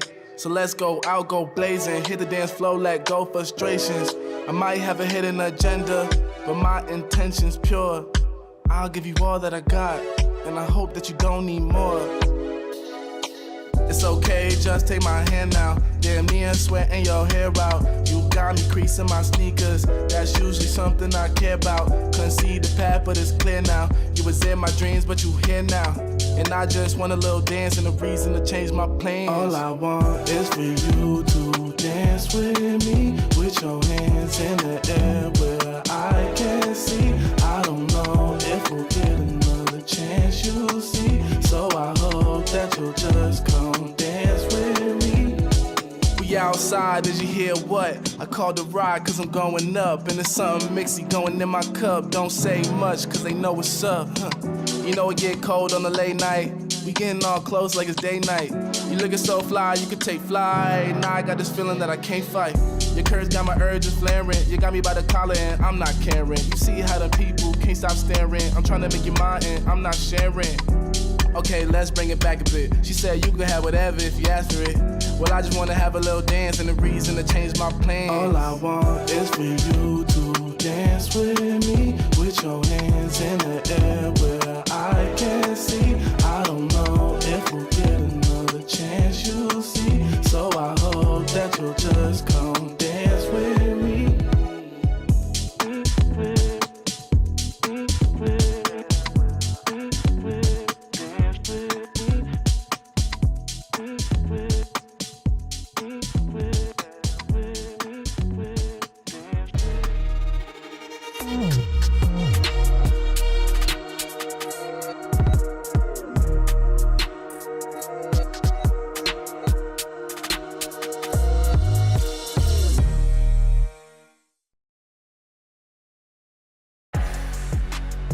Gentlemates, they might just be the real deal here. An absolute demolition of Team Heretics on map 1. I'm your host, Yingsun. I'm back here with Kakuka and Billy. Are we on the hype train yet?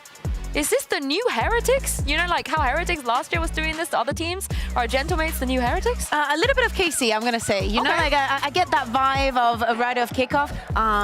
Dare to say, love the dual duelist and what they were doing. I mean, Click and Mini were just different on everyone. We know Heretics for so many good, how good their plans have been, but today they still have not showed up. Yeah, I mean, I don't want to look into it too deeply with that being Gentlemate's map pick. I was expecting them to go into it and do very well, but it does pose a good question. Are they actually what we think they might be? I mean, Champs is in Paris. Gentlemates, you know, if they were to make it, one of the franchises making it, it's only good for us. I'm on the hype train. I am definitely love to on see the that hype happening. train. Yeah, and I'm glad you mentioned Mini as well. Gentlemates Mini, that is, not the other one. But because this is an absolute shock, right? If we came here today being like, they're going to run double duelist, you probably don't expect Mini to be on it. He got the 301. Does he make it into the debuts, knowing that it was the first time that he was playing on the Euro? Yes, he's not Turkish, but yeah, but we can still, you know, we can still put it there. I think that the way he was moving around the map, he was locking down sites time after time. He was never good for just one. He's at least good for 2 or 3. As I'm saying, as a Sentinel is brilliant, but it's so good to see that he has come into this league willing to go the extra mile and have this kind of performance as a new agent. Yeah, I mean, I was absolutely blown away by Mini's performance on the Yoru. He was a top 2 KJ and Cypher player when we look back at Ascension groups, and now he's up in VCT and he's playing things like Yoru. I love the flexibility that he's already providing for this Gentlemate side. Yeah, the Sentinel to Duelist pipeline is a real thing. It is a real thing. We love to see it. However, when it comes to role swaps on the other side of this for Team Heretics, we theorized, are they going to do it? Will Boo and Vut swap, but you know, the controller initiator around? They did. I mean, you probably can't just blame this, right, for their loss on that map, but certainly, Billy, when they weren't playing on these agents, they had a bit more success. Yeah, I think for me, looking at Boo's role swap, it is a little bit difficult. I can see why they want to kind of move him onto that KO. Perhaps it's more the fact that they want to play him as part of the pack, so he can go and make pressure around the rest of the map. But yeah, I don't know. It left me leaving wanting more. to be frank. I think that we still have a lot to see about this role swap. For the side of Wood, we know him to be very flexible. He's always down to take literally the flex position in the team. There's a hole, there's one agent that we need to play, I'll be the one doing it, and he will succeed in doing so. But on the other side, specifically on this map, we had players like Kadabra that for those retakes and everything that we were seeing from Gentimates had so much impact. Yeah, they did indeed. And as we head to Fracture, of course, this is Heretics map pick. We've seen so many different comps on this map, you know. Everybody seems to have their own identity of what they want to play here. What do you think that Heretics could potentially bring out? I would like to see them try some of the newer agents, you know, like bringing something exclusive onto the board. As we're saying, they had the extra week. They for sure have seen something, even if it's not in this region. Boo on Tejo? Yeah, I'll be super down. Like, you know, we have all this. Sorry. Carry on. Sorry. We have all these IGLs just moving into this. It was Mr. Fallen earlier today. I think that if they want to make a change, that'd be pretty good. Not only have they had the extra week though, they've had all of the off season due to having no changes. So you'd like to think that they've been innovating during that time and hopefully being able to lead the way. I really want to see a Vise from Benji Fishy personally. I just think that if there's an agent out there that he should play and we want to implement a new one, it should be the Vise. What about some chamber? I'll be down for some chamber action. Yeah. And also, I hope that Miniboo has a better performance on this second map. 3-15 for the first one is definitely not the way that you want to start the year. But hey, we've all been there. I know we have literally all of us been there. I've never left there. I am still at the restaurant getting pie every night. That's me. That's literally my life story. But on the other side of this, Gentlemen, of course, they didn't play Fracture last week. They will play Fracture this week. And maybe some Click Neon. How do we feel about that? Yeah, I mean, that wouldn't overly shock me, to be honest. I'm more intrigued to find out, are they going to chuck Mini back onto that Sentinel, and what does that Sentinel look like? We know he's good on the Killjoy. We know he's good on the Cypher. Does he go for something new, like we say that Team Heretics might do? Is he going to chuck a Deadlock in there? Is he going to chuck a Vise in there? Yeah, I think it's all very open for interpretation at the moment. I want him to move out of the Sentinel to Duelist pipeline. I want him to stay in the Duelist part, because he's so confident right now. This would be the perfect time to throw another surprise, but we are going to be disappointed a little bit. Yeah, Wood is back in the Initiator, now playing Tejo. Benji Fish in the Cypher makes a lot of sense. Boo back into that Astra. This is technically what should be the most comfortable. And now on the right side, we're actually going to see Mini moving away from that, either Sentinel or Duelist, now into the Initiator. And Zipan is also on his controller arrow. Yeah, I mean, deciding to play Kadabra on the Sentinel instead. I really like this though. I think the synergy that Mini, Robbie BK and Click had in that previous map, you know, you've seen them in the videos, they were all hyping each other out, they're all shouting. So I think that sets Click up really well to be able to ask Robbie BK or Mini for any sort of supportive utility. But looking at Heretics as well, I'm just more interested to see how do they implement that Tejo. Yeah, and not every day you see Zipan on the brim as well. Looking forward to seeing what Mini can go up against Mini Boo here with Boo on the other side and Mini on the mic. What do you make of that, Pansy? 3 minis too many, I guess. 1 is just fine for me, but for now we do focus on what's in front of us, I guess. And I've got to start with the Heretics comp here because it's caught my eye. I feel Gentimates is quite traditional in approach. So let's kind of look into what we're seeing from Heretics. What do you make of it? Just, you know, eye test alone. I'm glad we're seeing a Teo. I'm very confused why we're seeing a Sky. I'll be honest, like I don't think there's any synergies between Sky and his composition. I like the Astra, I like the Teo. I would love to see a Breach here instead of the Sky, but they're going to have to prove to me in the server like why they picked the Sky, basically. And again, that's kind of what we're here to do, because for Heretics, traditionally we haven't seen too much of them in this map either. This was not really something that was played in their, you know, heyday, but Mini doing much better already. After a very quiet map 1. Already getting started with a bang here in map 2 in this 3v2. Yeah, and Heretics have already got good positions over the spike, so it's going to be very difficult for mates. They're going to have to duel their way out. And it's not enough. Nah. Nice work from Heretics there. I think back to my point about, like, usually you see the Sova and the Fade played on this map because of their drones. And we have a drone from Teo, like a very strong drone. Like, it's not quite a Sova drone in some instances, but I think on this map is more than enough. And I think the Breach on this map is already a very strong agent. And then it only combos, like, it only is elevated by Teo. So it's like, yeah, Yeah. I'll pack it for now. I'll try and explain what we see from the sky. Maybe there are things that they've got that I'm kind of unaware of. Well, you'd hope so, right? This is their map choice, and if we're going to hold them to the highest of standards, which we should be, we have to see the validity in it, right? Because, again, the other regions are looking good, so... Yeah.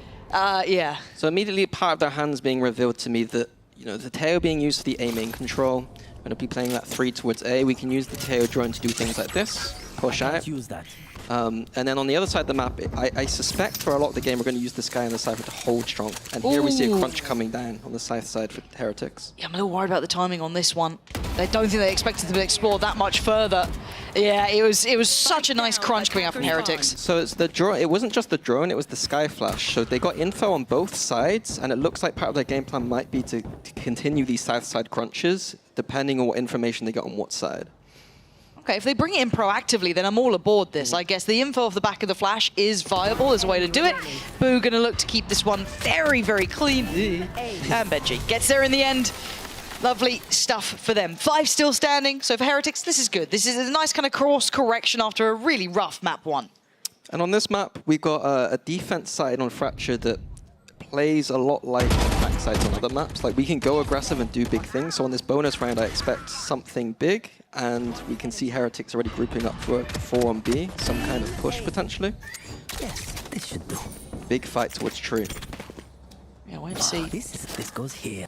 How this goes. This is a pretty deadly little bonus. Still got that Vandal on Miniboo, so he's the one who could be the kind of main one to bring this in. And yeah, already springing in, taking a lot of space, willing to challenge on it. You can see all the util really forcing them, and the angle above the top, that is stunning.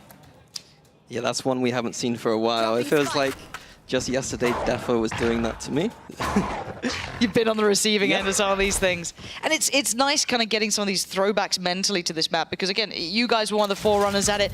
EG back in the day, we had some really strong teams. So seeing some of those little elements early on being brought back. Now, is this going to equate to a misread here? I'm not too sure, because I think the drone did catch a little bit of info, but Boo still holding some really solid ground, and Cadaver making a bit of a meal of it. Makes now Rien's life a little bit easier, can focus on the one side. And this is the bonus, and they're holding this so well. Yeah, not overstaying their welcome anywhere. Robbie BK did a good job of kind of faking towards the Sands area there, but ultimately the rounds come down to that duel on Arcade, I think. And the difficulty now becomes trying to lean in towards this site, up against the Cypher still.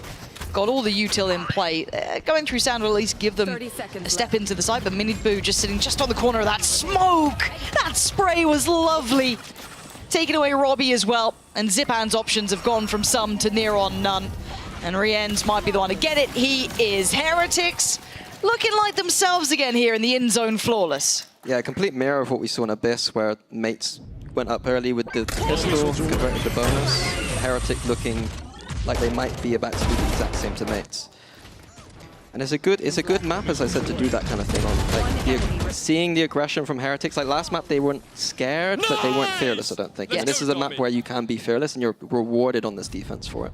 And I'm just so happy seeing Miniboo bounce right back in. Yep. It feels like a night and day performance, right? Already super comfortable. Plans in mind. And Rien's is in the right place for this, but Sheriff's on the other side. He's got the support here. Ult ready for Miniboo. There we go. That should be enough of an alert here, at least for now. Yeah, it'll be interesting to see what their protocols are of things like this. If they want to push out or they want to hold sets. It's going to be a big question mark for me. So far, sitting on towards site. Rien's just farming from down below. Woot there with him. Just temporary crossfire set up really diligently. Very hard to divide and conquer coming in towards this site from just that singular approach. And Gentlemates looking lost here. Heretics way better at this thus far. Yeah, I think this is the round we need. It's this round. It's all down to this round. I think that the stairs push from Heretics caught mates off guard, kind of in an unfortunate way. That just one angle over the top. When the rounds like this, it's just those low buys that you expect Heretics to convert. So well, I think you're right. Do or die. Operator buy here from Miniboo though is an interesting one, Fracture. Not typically the most operator heavy map, but it might be one of those little things that makes is surprised by again. Definitely a line to work with down here. There are 2 players, and the timing, ooh, close as anything. He actually takes a little bit of damage himself, but now forced away, and the operator will be added to the checklist. Yeah, very slow approach from Mates. Looks like we're going to go for some kind of B crunch. But again, the proactivity from Minibu. Yeah, re-aggressing, and he might get the timing right, I wonder. Minibu just really close corner, would be hard to clear, but the camera's watching for it. Oh, that's where it falls apart. Kadavra catching both. Finding Benji first was perfect. And now the site should be theirs. The plant should be on. Boo trying to get some pressure on the backlines, but look at the stall out here. Really frustrating for him. Wood might be overwhelmed through the smoke as well. The flash is stunning. Kadavra, the one to claim it, but it could have been any. And Rienz and Boo, their position should be really well considered. Very few options. You can already see the molly there as well. Can you slip around the side of it? I don't even think so. Might be time to call it on this one. I don't know what else you're going to get through from it. Yeah, I like the reaction from Mates there to push into the CT, knowing the flank was coming. There's a common reaction you saw some of the best teams in Fracture use. It's good to see that Mates has that in their wheelhouse. And I do now wonder about repeatable success, because we have seen now real proactivity from Heretics, which is fine. But you even question marked that operator this early. It can be used fine, but it didn't really find its footing here. Do you think they can just bounce back by not running it, or do you think this kind of proactive approach is something they want to run again and again? I think after that first miss, I think that on the weak side, they only had 2 on that B side. To get proactive again was a mistake. The people on A main were the people who got proactive later. We didn't quite see it because we're kind of focused on that operator on the stairs. But A main is where we saw a push out from. I would like to have seen that more coordinated across the map. Or just leave the op on that B side, yeah, and then let that push come out from A main. A little bit of like overzealousness. Fearlessness, maybe, but... Yeah. And you kind of let them have one round of it, I feel. We see how many they get away with, but such early map control from the Teo. It allows Wu to get one away from this ult so quickly.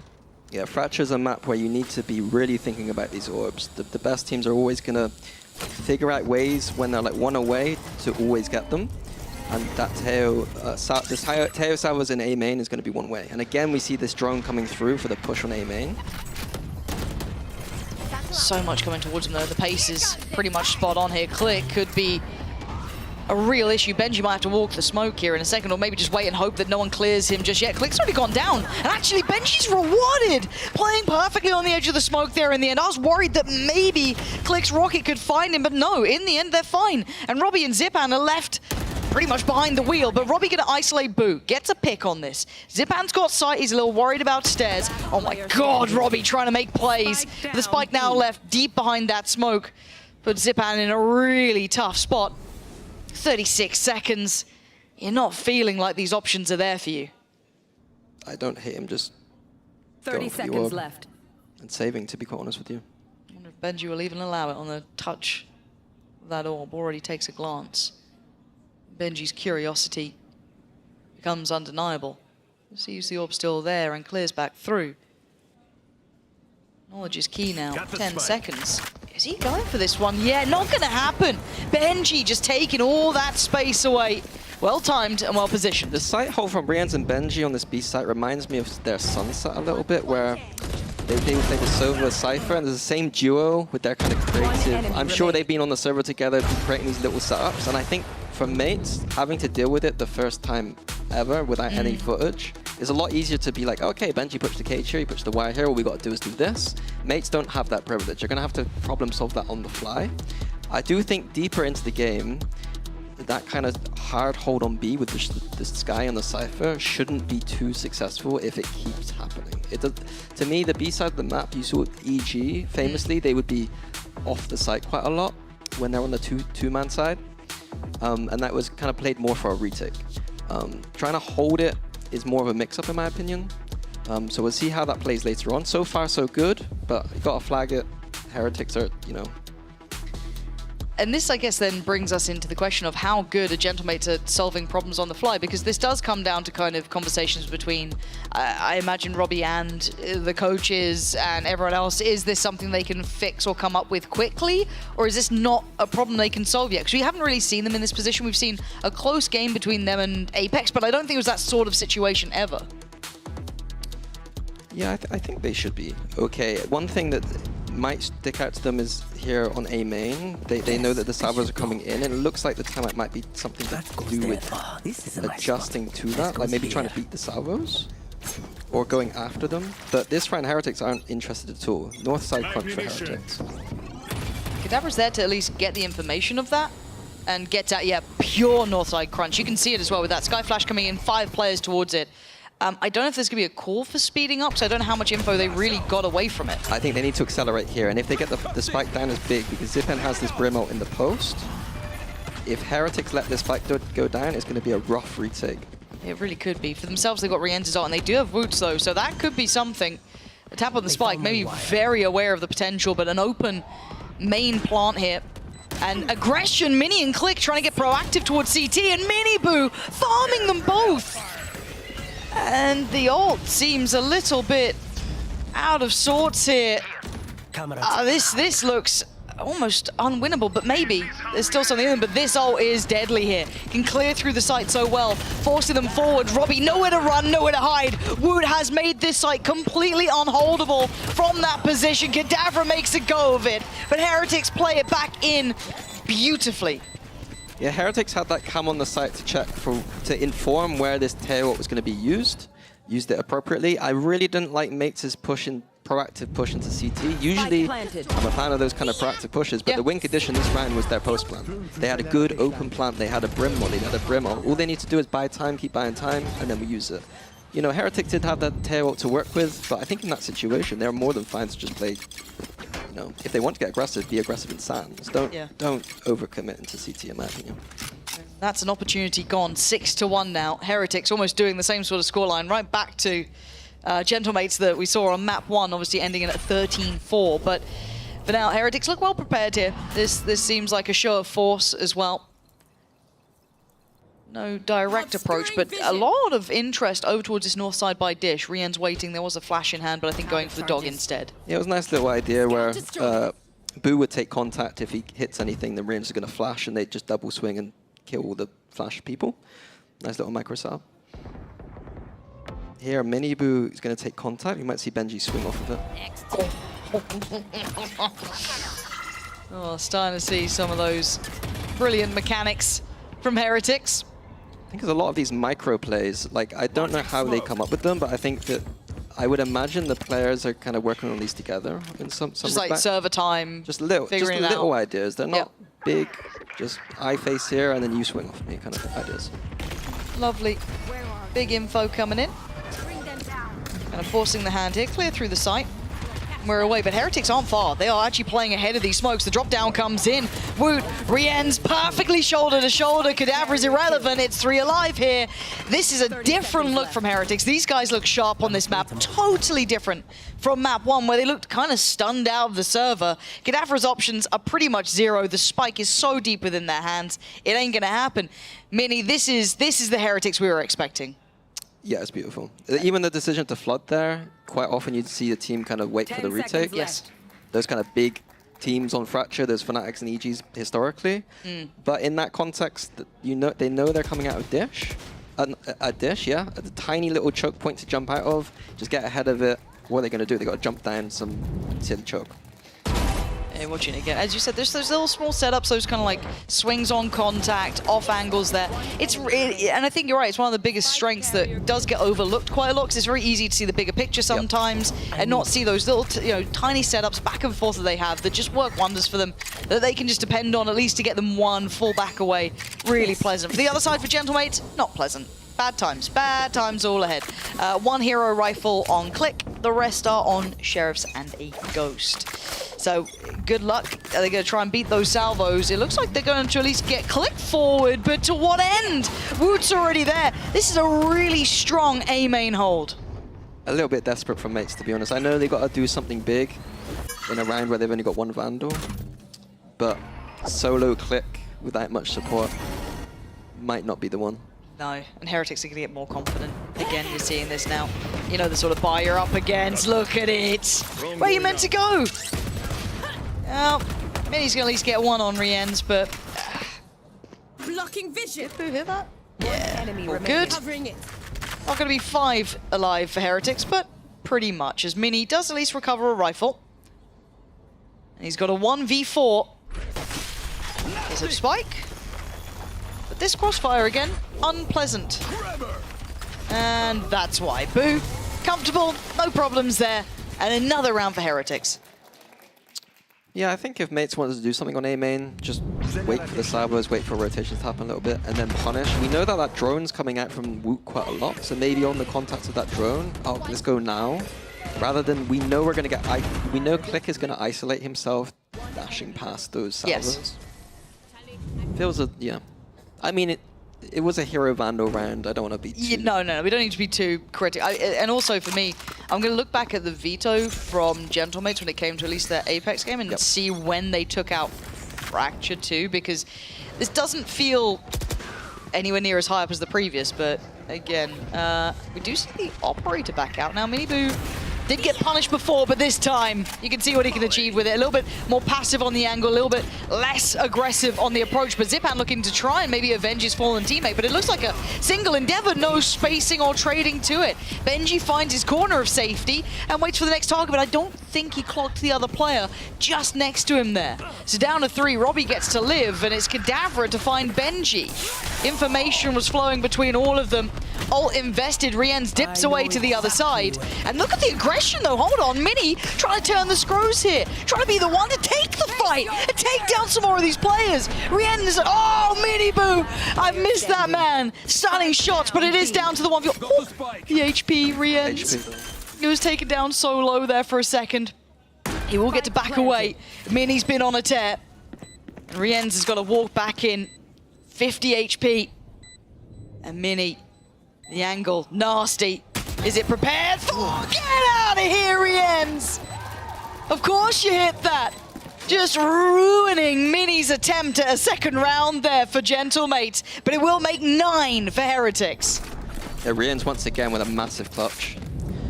Beautiful clutch from Rienz. I think that the proactivity from mates into CT, again, beautiful. They kind of made a very hard round winnable. But yeah, again, just Rienz. I think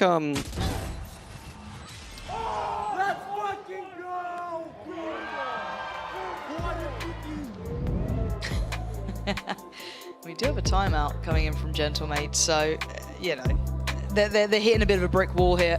I was going to try and take a look back at the previous veto just to kind of get a glance at when this was removed, how often, will they be looking to even lean towards this? And that's always kind of tricky to figure out.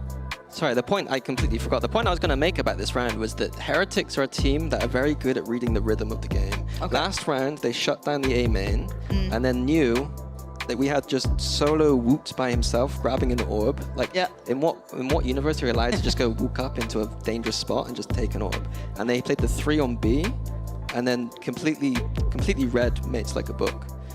Yeah, mates did go well to kind of battle back into the round, but Heretics just one step ahead. And just because I've found it now, the veto from before, when we saw Gentlemates up against Apex, it was their second map ban from Gentlemates. So it is low. It is low down. So it is how it is. Again, you're not going to get your perfect veto, I think, up against a team like Heretics. But Pearl was also something they did well on before, so we'll see. We'll see where this lands on map 3, because I feel like we've had 2 probably one-sided maps. I hate to break it to you. I doubt Gentlemates are bringing this back, but maybe they will. It's the fun of Kickoff, where nobody really knows where the strengths of each other's maps are, so they play more for themselves.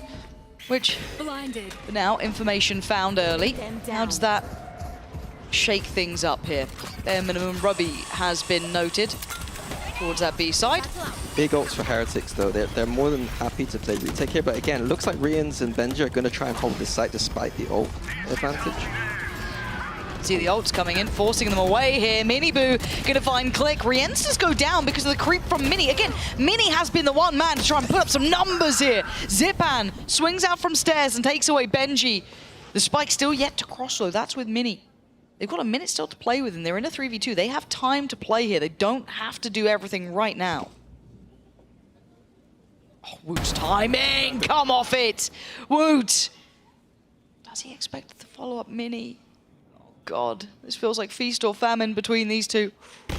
Oh my God, Woot. Oh, it's purely cosmetic. I tell you it now, Heretics finding double digits in the first half.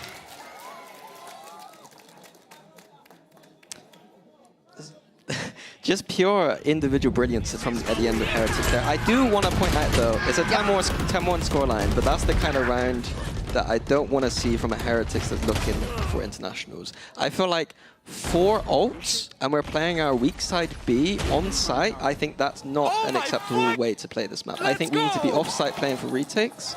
I think against weaker teams like this, where we think we're better than them, that's going to work. But you play against some of the best teams in the world, I don't think that's... I want to play for win conditions, ults on this map, retakes. And I think you're right to ask Heretics these sort of things, right? You want that level to come through consistently to an extent, right? Is it going to be every single round of every single game? No, but we hold them to that standard because if they fall into bad habits now, they'll only get punished when they go to those internationals. Those difference makers can be there. Contact made over towards the north side by Dish. NG sitting a little deeper towards Sand. Alt going to go in towards the side, and they should flood off the back of this. Cadabra's in a world of trouble, but it's Boo to take away Click, but the trades come in. Benji and Rienz, they are so well positioned. The information game, they are winning it. Mini has been heroic for this side at times, but this, again, unless mistakes are made, you're not going to see it really happen here. Benji dodging bullets, but he can't really lose in these situations. It's 11-1, a very strong half coming through. Again, we hold Heretics to a high standard. They are the team that we are going to be sending to those internationals, to those events, so we ask to see the very best from them. And it feels like Fracture will be in that map pool, so I cannot wait to see more from them. But on the other side, of course, Gentlemates have a bit of an uphill struggle in front of them, but the man on the screen, if I'm not mistaken, we are fortunate enough to have some of his family in the audience and already a bit of a superstar. So as soon as I'm told we're ready for it, we'll be jumping down to a delightful interview with the man on the screen, well, mostly his parents. An absolute superstar indeed. That is Robbie BKM, now joined by his mum and dad. Welcome to the Riot Games Arena. Now, I understand you were here last week as well to support him, so I wanted to ask you, what's it been like? Are you enjoying Berlin and also watching him in the games as well? I'll start with you. Yeah, I love it a lot. When I see him, it's great. I think he works hard, and he wants to be a big player, so, and an entertainer also, like me. We love him. Yeah, he's really great. We're very proud of him. Of course, you have 3 sons and 2 of them are professional Valorant players, you know? So this is definitely not new to you. So I wanted to ask you, what have you learned perhaps from your boys, you know, about this world, about esports, competition and so on and so forth? Yeah, well, we started as many other parents, like, oh, playing games, that's not good. What are you doing? You have to go outside, finish your school. Yeah, but we grew into this and we saw he was really serious and we grew in this world and it's really fascinating. Yeah, and he's great at it as well. I also wanted to ask how you guys embraced, I guess, the fans, the French fans in particular, because they love him as well. They really support him. Yeah, a lot, very a lot. Gentlemates is... We have first it was another. I think no, I don't know. Gentlemates is the fans are great. So for him it's also good because he loves it a lot, and I think good support is very good. Also for us, but also for the. Yeah. I hope you've learned the chant. I hope you learned the Gentlemates. You know, we got. Yeah, last week we did it. Yeah, I love that. And the last question, he seems to be the kind of guy that leads from the front, very passionate, very vocal. Has he always been like that? He likes that leadership role? Yeah, he's been born like that. Even when he was very little, he's the entertainer at home. Yeah, he makes jokes, he's always making us laugh, and he's always in the front. Now he's doing it on stage. Let's see if the Gentlemates can make a comeback in the second half. We'll see. I think my mind's on map 3, but I think you're right there. This man is truly an impact in the server, and of course out as well. Quite the personality to add through. You've had one of those before, personalities on your team, right? Bit loud, all the attention on them. Annoying. You said it, not me. You said it, not me. Yinzu's right there. She's going to jump up in a second. She'd Watch agree out. with me. 11-1. Heretics flexing a little here, showing us this map is very much in play for them. Sending a bit of a message, of course, out there to the rest of the regions too. Be keeping eyes on this team, I'm sure. Plenty to learn. And same can be said for Gentlemates, though. What can we see from them here? What do they have for us? Proactivity outside of A main, and they might catch a timing here. They could do. That's nice. Oh, it took a little bit labor to get Benji down, but that's fine. You take that. That's a man advantage. Now working forward towards a side. Kadavra maybe outstayed his welcome a second or two. They're desperate to find a little bit more, but still plants in. Mates implied they're going to go for the flank with that A main push, just regroup towards CT. It could catch Heretics off guard here. Certainly could. Paint shell going in could be rough as well. Miniboo forced in. There was nowhere else for him to go, really. Fight forward, and that was your option. Boo turns around and catches Mini. Giving us in a 2v3 here. Zipan and Click. It's rough. What the dog doing? Oh dear. They're throwing all sorts at him. It's just Pokemon's being thrown at them now. Oh, dearie me, Zipan. Yeah, it's wrap it up, put a bow on it. It's going to be 12. There's not too many ways to say it. And Woot's the one to seal it. 12 for Heretics. And 1 round off from getting us to map 3. Yeah, I mean, I think if we were being critical, I think Kadavra and CT there needed to just stay alive for that retake. We got the advantage that we needed. This map, again, is all about those retakes. So if your weak side is just there to contain, delay, get information, and then stay alive, so that we can use the space that they've contained for the retake. And whoever's on replays today, please clip Benji going hee-hee. Thank you very much. And send it over. Has good potential. Oh! There's something really satisfying about just a sheriff shot like that. You got one for me? No. Oh, Click. Do you mind? Oh. Okay, Robbie's done it though. That's fine. If we get a bit of a scrap on our hands, extend play a little bit. Why not? Throwing an entire menagerie in towards main. The dogs, the birds, all sorts. Robbie, do the best he can. I was about to make the point that this kind of situation, you're kind of aim training. You just want to get back into the rhythm of just hitting some shots again, and that's all they're nice doing. Little round to do it for. Have we seen a comeback like this? Well, 1. Probably, but maybe not in VCT. Historically, there's got to be 1. Imagine if it was a Fnatic game, and both of us have got it. Who knows? No. What was the scoreline of your comeback? That one that everyone goes on about? I can't even remember. 11-3. See, yeah, that's a lot. I've literally just opened Sliggy's chat to see if anyone's got one for me. Now they're trying 10 chances. Thanks, guys. Appreciate you. Right, 10 chances. We need to get. It was funnier earlier when it was 12 chances for ADG. Yeah. 10 is okay. But. Yeah. Okay. Okie-dokie. We go again. And it could be 9 chances. Could be. It's classics. Full eco, just for reference, on a full eco, I'd love to see them just walking around the map, collect these orbs. So I think the tree one's gone, arcade one's gone. Just get as many as possible. Win condition on this map is these big ults. We've got a Raze ult and a Teo ult that we can farm for. Okay. Just having a little walk, collect some orbs. A nice day. Spin the camera. Call out, they're coming my way. Kadavra flee. But this should be handled, right? Again, it is classics. If they can get a plant, that'd be impressive. If they get a kill or two, cost them a weapon, cool. But very unlikely. Kadavra clean. This is nice for him. Again, it's confidence building as well. Woots, ooh, got a little nervous. Confidence builder there for Kadavra. That's fine. Again, you don't want to feel like you're completely cold in this game, because there is still going to be map 3, of course. So you don't want it to feel like it's impossible to be getting these kills. So an extension of play here. How many chances, Minnie? I'm not doing that. Wait, where's the pen? There is a pen on here somewhere. Free draw. This isn't me. No, you got to do it. Wait till the replay's no, over. Go on, it's do it. actually hard to do the handwriting. Yeah, but I want to see you try. 9. Oh, is it 9 now? How many? This goes here. It's so horrible.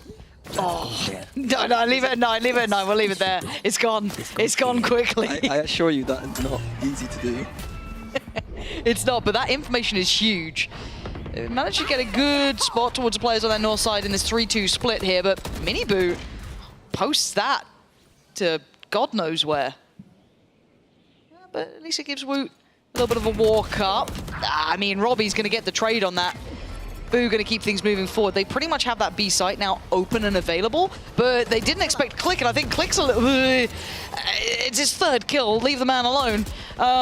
This has been a really topsy-turvy round already, and he keeps going. I feel like he could have fallen off that and kept the pressure for the post-plant potentially, but now Miniboo trying to do the same sort of thing. This 3v3 could be all but over, because they have no idea that Miniboo is creeping around the corner. 1, 2, and a third! Miniboo gets this one done at 13-3. Pearl is what we are waiting on, though. This map didn't look there yet for Gentlemates. For Heretics, it feels high up, but you don't want to miss how this one ends.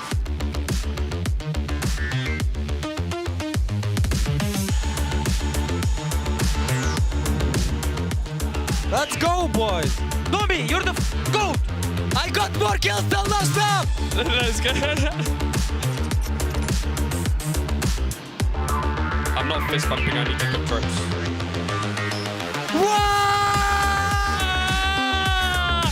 What a piggy!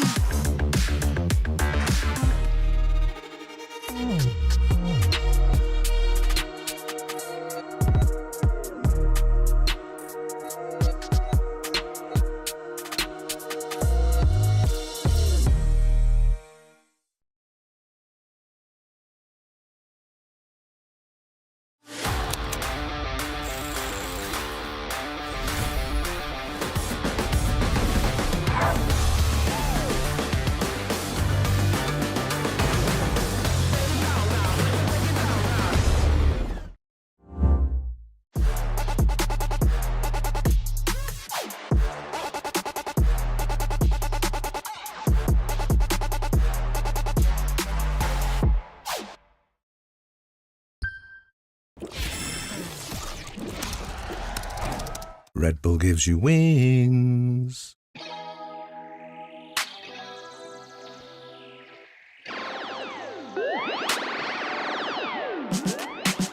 Feeling good, feeling great on my time. Won't let a hater block my shine. I'm just living my life. Too busy chasing good vibes.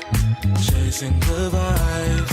Chasing good vibes. Chasing good vibes. Too busy chasing good vibes. I'm feeling good, feeling great now. A hater can't play with my day now. Get that negativity out of my face now. In my city, I'm the man of my state now. Yeah, I'm living life to the fullest. Baby girl, you're talking to the realest. Energy and joy, you can't steal it. Good vibes all around. Baby, tell me, can you feel it? I woke up, so I'm blessed. Just another chapter in the test. I know I'm doing better than the rest. Got a smile on my face, showing teeth for the crest. It's no sweat, I'm a vibe in my own right. Go time in the sun, yes, I'm gon' shine. So fine, got a baddie on my phone line. Feeling good, feeling great, chasing these good vibes. Feeling good, feeling great on my time. Won't let a hater block my shine. I'm just living my life. Too busy chasing good vibes. Chasing good vibes. Chasing good vibes. Chasing good vibes. Too busy chasing good vibes.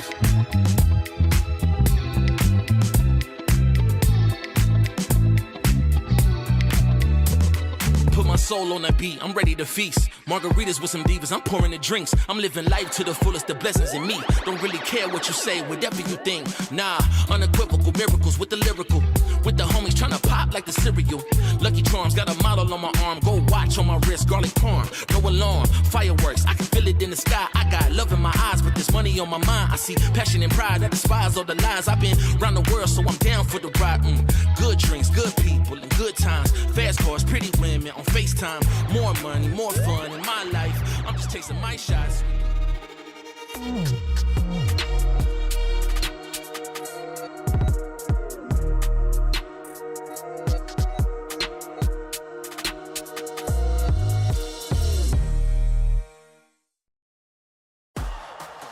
There's a good reason why you should never doubt Team Heretics, and I think we saw all of that on Fracture. I'm your host, Yusuna, back here with Kakuka and Billy. They had us on the first map. They had us. They did, you know. Put the pitchforks away. Yeah, exactly. Okay, I think that they just needed some time to warm up, as we were saying. It was not their map pick, but God damn, they looked pretty good on that second one. I mean, an 11-1 half, what a way to start a map, especially after the performance that we were seeing in the first one, where sometimes they just looked a little bit lost. Yeah, I mean, Miniboo took that first loss personally, right? He was absolutely popping off on Factory here, so it was really nice to see him get back to what we would expect to be his usual form. Yeah, and speaking of that, I think he heard us, well, you in particular, Bear. Yeah, it's okay. I think he heard you, and he decided to just come out and give a lifetime performance.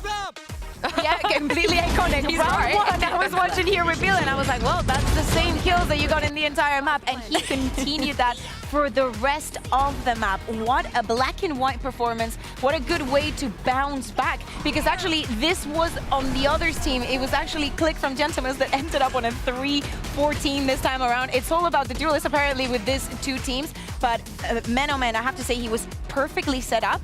That has to do with one, Rians in the sky. I agree with me. I'm still not very sold onto that. Oh my God. But look at this night and day performance. Yeah. Honestly, if you don't love Miniboo on his Abyss, you don't deserve him on his Fracture. That's all I'm going to say. That's based, yeah.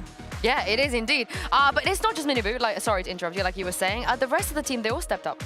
Oh, yeah, exactly. What I mean is that C and Boo playing with the Astra, just playing with all these combos. As I was saying, I agree with Mini, maybe with the Breach, I would have liked it a little bit more. But I feel that it's also very comfortable for Rians to just be playing on the sky. And hey, after a performance like we saw on Fracture, okay, I'll get it. Is it a coincidence, we think, that when you put Boo on the controller and Voot on an initiator, they look like the best team in the world? I think, again, it just goes back to comfort, right? Because they were comfortable in playing those roles all year. So I think that, yeah, for this, it just felt like they could just go back into what they're used to. They know their protocols when they're playing these types of agents. So, yeah, I think for me, it's just a comfort thing. I think teams want to have this flexibility that Team Heretics was trying to portray on that first map. Sometimes it works, sometimes it doesn't. Just because it didn't happen on this official, like, many things can be one-time things that affect today's performance. That doesn't mean that the idea is terrible or that it's not going to work. There has to be a reason behind what we're seeing on camera and behind seeing that change. Will they perpetrate it into other maps? We shall see. I do wonder also on the other side for Gentlemates, though, when you beat Heretics that dominantly right out the gate, there might be a degree of just like, whoa, we could actually do this. Maybe they're in their heads a little bit there, maybe mentally, because they've never had the experience like this on stage before. They don't know what it's like to be one map up against the best team in the world. Exactly, and this is the first time that they lose a map. But this is also a very important learning experience. Yeah. And speaking about learning experiences, they're still on the upper bracket. We know that if they were to lose against Heretics today on this third map, there's still the lower bracket. There's still things that they can do there. Even just having that first map is amazing coming from a team like Gentlemen. Yeah, I think that's one thing that we can compare these two teams with is resilience, right? Gentlemates, they haven't really been challenged yet so far. You know, that first series that they went into was a clean sweep. So it's nice to see them actually being challenged. And then when you, on the other hand, when you look at Team Heretics, last year, 2024, was a year full of resilience for that team. It was indeed. Chat are definitely leaning more towards Team Heretics here, and I wouldn't blame you after watching the last map. But the fact of the matter is, Pearl was good for Gentlemates last week. They looked good on it. I think they would be pretty happy, Billy, to end this match on Pearl. Yeah, I think so. I think that when I consider Apex, though, and then going up against Team Heretics, I don't want to look into that too much, just because obviously Apex is the team that came up from Ascension. Granted, there's been roster changes. Like, in comparison, you can't really like say that, yeah, okay, we could beat Apex 2-0. Like, Team Heretics for me is a completely different ballgame. Yeah, exactly. And we need to think about also the fact that Team Heretics, since this is their first matchup, we do not know what they're going to be doing on Pearl. We just saw Wood on that Tejo. Maybe they swap some more things around. Again, I would love to see Benji Fishy moving or trying and testing some other Sentinels. I would be very down for that. But of course, let's say the Team Heretics does have the upper hand here just by having that tape already on how Gentlemates played that Pearl the other day. Very passive. I remember that, yes, Click was the one taking taken most of the risks, but I remember their retakes being as spectacular when they were on the defense. Yeah, and when it comes to this Pearl, I mean, you're just looking at what agents they played on there already. You have Boo on Cypher Killjoy, and it looks like he is gonna be on KO, and it's Rian's on. This is what we talked about. They have so many players that could play Tejo. Yeah, exactly. And now it's Rian's turn. We just saw Woods. I think that there were many things that we can take away from the way that he was playing Fracture, but on Pearl, apparently Wood is going to go back into that Astra, that controller role, and Boo is going to be the one supporting Rian's and his brother. Yeah, I mean, we had already discussed, was this really the right role change for both of them? And you know what, I'm going to stand by the fact that I think that Boo and Mini Boo can have good synergy with these picks. I think that the first map, maybe they just, as you said, needed to kind of warm up to the stage. Yeah, Mini back on that Killjoy, and it's time to jump into the final map of today with, you guessed it, Mini and Pansy. Thank you very much. And yeah, final map between these two very one-sided maps to begin with, right? We had Abyss 13-4. Gentlemates look nuts. Okay, Fracture, Heretics showing us it is in their map pool. Now, Pearl, which way does this go? What do you make of the comp from Heretics here? Do you like what we're seeing, or is it leaving you wanting a little more? I love the fact we're seeing the Teo again. Cool. And the Astra with the Teo. They got a different read on the initiators that you play with the Teo. I think that KO to me doesn't strike me as a KO-heavy kind of initiator, especially on a map like Pearl where the Sova drone is so useful as well. I think there's two routes for me, like the Sova or the Breach, I think, again, are the better options, but, you know, I said that on Fracture and then they won 13, what, like... Sure, but, you know, we're allowed to theorycraft. It's why you're here. Yep. It's, you know, it's not just for the mini sort of thing, you know what I mean? It is. For everything else. But we also got to see Gentlemates here before as well, obviously up against Apex previously, a 13-7 result, and I'm glad the observers were on him for a second there. Robbie had a performance. He was the standout in my eyes who really put this team on the map. Then, of course, we got to know Click. Then we got to start seeing Mini. Then Cadaver and Zip. You know, it was a really comprehensive look. But we wait and see what they look like now. Looks like a great trap set over here on off the turret contact, maybe flashes in a salvo. Let's see. There it is. Salvo's gone in. Flash has gone in. There's nowhere to hide here, but Gentlemates still get a 2-for-1 trade until then. Miniboo tips the scales back in favor as Benji gets more interested, gets involved. Robbie held back on 30 HP, gonna need Zipan, and Zipan can't do much at this point. Trying to creep back through, but Benji still waiting. Spike just in front of him, 2 kills, toying with him. He now knows he doesn't overdo too much. He lets the rest take the strain of it. Miniboo comfortable. Nicely handled from Heretics, and a lovely little setup. Feeling almost reminiscent of those small setups there that we were seeing in Fracture, kind of taking contact, little bits of utility sent in motion, and you saw it there. Lovely replay. Thank you for that one. God, EMEA is good at that. Get out of here, North America. You'll never keep up. But genuinely, you can see how oppressive that crunch is. Yeah, the value from the KO immediately. Like, even though I was kind of giving some shade towards it, I think at least we're seeing those kind of micro plays from it. Yes. Yeah, you see that value so early. It doesn't, you know, it's not just like a passive piece that they keep there. No, it's actively used. Lovely, lovely stuff. Back into this, though. Looking to buy 2 Bulldogs.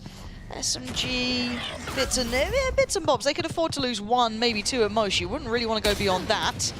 Minboo taking the glance towards Mill, just out of art, but that's it. I think we're going to see this quite a lot from mates. We saw this last time against Apex, was just a lot of A main control. So the early rounds in this game might be a little bit, you know, repetitive, but it's the mid rounds where Robbie BK is going to have to come alive. Not on the young man's shoulders, not an easy job. But, you know, we'll keep our eyes open. Boo so far, handling Cadaver well. I like that idea too. Like, I know it's just the eco, but the salvo is being used behind the doors to kind of trap the attackers inside that B-link. I think there's kind of 2 ways we're seeing Tejo being played in these instances. One is like we trap where the attackers are, or you use the salvos behind them and trap them in. And I quite like that approach. And I showed that on their Abyss, and we just saw it there from Heretics too. Yeah, nice seeing a little bit of versatility in it, and as you said, it kind of landing that one for the in-zone flawless here into round 2. Fight back, hopefully going to be coming into this bonus. This is where we get to see the real kind of meat of things get into it, right? This is what we're waiting on. How does Gentlemates shape up on what should be a neutral map, something that's a high pick for Gentlemates and a pick for Heretics as well. So it's like we get a bit of balance here. Yeah, and something I was thinking about was that we saw mates with a lot of A main control in their previous game, and here you can see Heretics setting up for that, and the Teo salvos could be used behind them in the future to kind of trap them in. But mates, one step ahead, opting towards more a B approach. This puts the pressure on Miniboo. I mean, the weapon can work. Oh, tough to hit that shot though. Forced off the first angle, waiting with his dash, doesn't get another opportunity. Has to fall a little bit deeper. Does now have support from 2 more players. Rien's coming over, and he does have Benji not too far away. It's a little bit slow here. I think after that initial contact, we need to send it before we have 3 people on the defense here. Yeah, the rotations are in, the tags are coming through here. Click's gonna find Miniboo though. Get some safety on the back of the site, but Robbie with the follow-up, back and forth we go. Still a bonus here. Still a lot of damage done. Rienz is in trouble. He can't get out of it in time. Leaving them now with a man advantage. Plant should be coming in. Does Woot get any opportunity here? Not really. Held back behind that smoke. In position, gets to work a little bit closer forward. It's a little bit of the game away, but we're in the post plant. It's not a great plant though for mates, so can't play too far off. Whoa, Woot's gonna find Mini. This is already a great bonus round, and it could get even better as it's down to 1, but Robbie again, the highlight before in this map, and highlight once again, 3 for the man. Yeah, I kind of wanted mates to kind of go a bit quicker on that exit, but because of the gun disadvantage from Heretics, they couldn't get those shots off on the long range. Great play from Robbie BK, realizing that we can't do anything off-site there. Going for an individual play through the smokes. What's that one? I don't know that one. I don't know that one. What are we calling that? You ever played Dark and Darker? Dark and Darker. Yeah. Yes, I was so bad at it. Those like it's a rough. You asked Boaster, but I was so bad. It reminds me of the little goblin dance. Someone out there will get it. There's one person who's played the game. That's just for Boaster. It's just for Boaster. But it looks a little different here. Looking at the attention being drawn towards those doors. A bit of a trade out of the drones. For now, that was the early attempt. Looks like a game plan shift up from mates. Last time, a lot of A main control from what I remember, and this time, like almost no A main control. So being wary of Heretics' approach on this defense. Maybe they've even kind of realized that the Teo would be quite good at trapping them at A main. But we'll see how it goes as we progress. Right here. I quite like this tempo shift though from Gentlemates as well, kind of that early contact towards the doors and then kind of pausing for thought and then going back in towards art. They've at least got step through art, but you can see the Heretics are sat now towards the site. I would have liked to have seen mates. They dodged the knife, and I thought they'd use that kind of a little bit better. Maybe insert someone in on there. Oh, big shift now towards B lane. Yeah, the They've pace. got a tiny choke point to go through here. This tire could be big. Yeah, Miniboo is on the back of the site as well, waiting to see what he can do here. Robbie's gone down. Miniboo again getting more curious. You can see the util now being poured into that choke point. Benji though does get a challenge, but Click, no challenge for him apparently. Benji on the follow-up. Oh, and a third. Answers back just right. Heretics with another in-zone flawless. Pushing the scoreline. We're starting to see Heretics warming up here, Mini. They look deadly. Yeah, I mean, it was a great hold from Heretics, but as I said, deciding to shift the tempo through the smallest choke point, I think, in the game. Oh my God, I'm the go! To be honest with you. I think there was more in that round that he could have worked with, dodging that knife, and then they kind of threw like a little fake and then just ran down B-Link. I think, yeah, not a choke point that I'd send 4 players through, to be honest with you.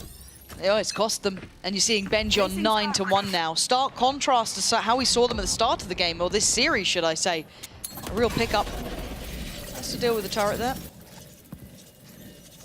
I'm liking the Teo in the center of the map here. It's interesting that he's always ready to use salvos wherever they need them. Yeah, it does give you some nice versatility, right? There is a decent reach with Tejo, so why not? Re-clearing middle with his drone was interesting.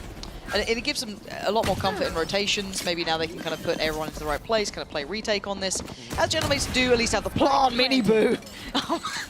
I mean, this is against Sheriffs. It is up against, I don't even say it ego. I like that Heretics are happy to give up the site. Like, I get so frustrated watching teams on Pro trying to hold a site to the bitter death when it's quite easy to get a little bit of contact, fall off, get a spam kill, maybe fall off. It's a fairly simple site to retake, especially when you're in advantage or against eco here. Already seeing very clean affair. Kadabra and Mini, a nice try.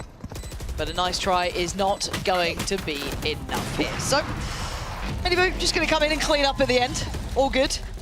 Yeah, this is nice stuff. And kind of touching base on what we're seeing, it feels still too early to almost judge, but we've got some big ults here, Mini. I feel like this is a really big round for Gentlemates. If there's going to be a moment for them to try and keep this game from spiraling away, it starts now and it kind of ends now. As silly as that sounds, it feels so definitive in this situation, because it could just feel like map 2 again. It could just feel like Fracture diffing them like this. And there was a lot of expectation quietly on Gentlemates. A lot of people seeing them as a real potential challenger, maybe not towards the top 3 or top 2, but around that top 5, they could be the dark horse to come in.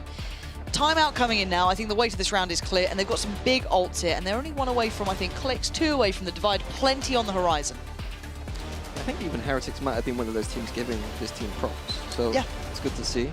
Yeah, ults, like this is another, they need to take this timeout, but again, Neil and Weber, the kind of coaches that I try to avoid the timeouts from when we have big ults, because I don't want them to kind of unpick.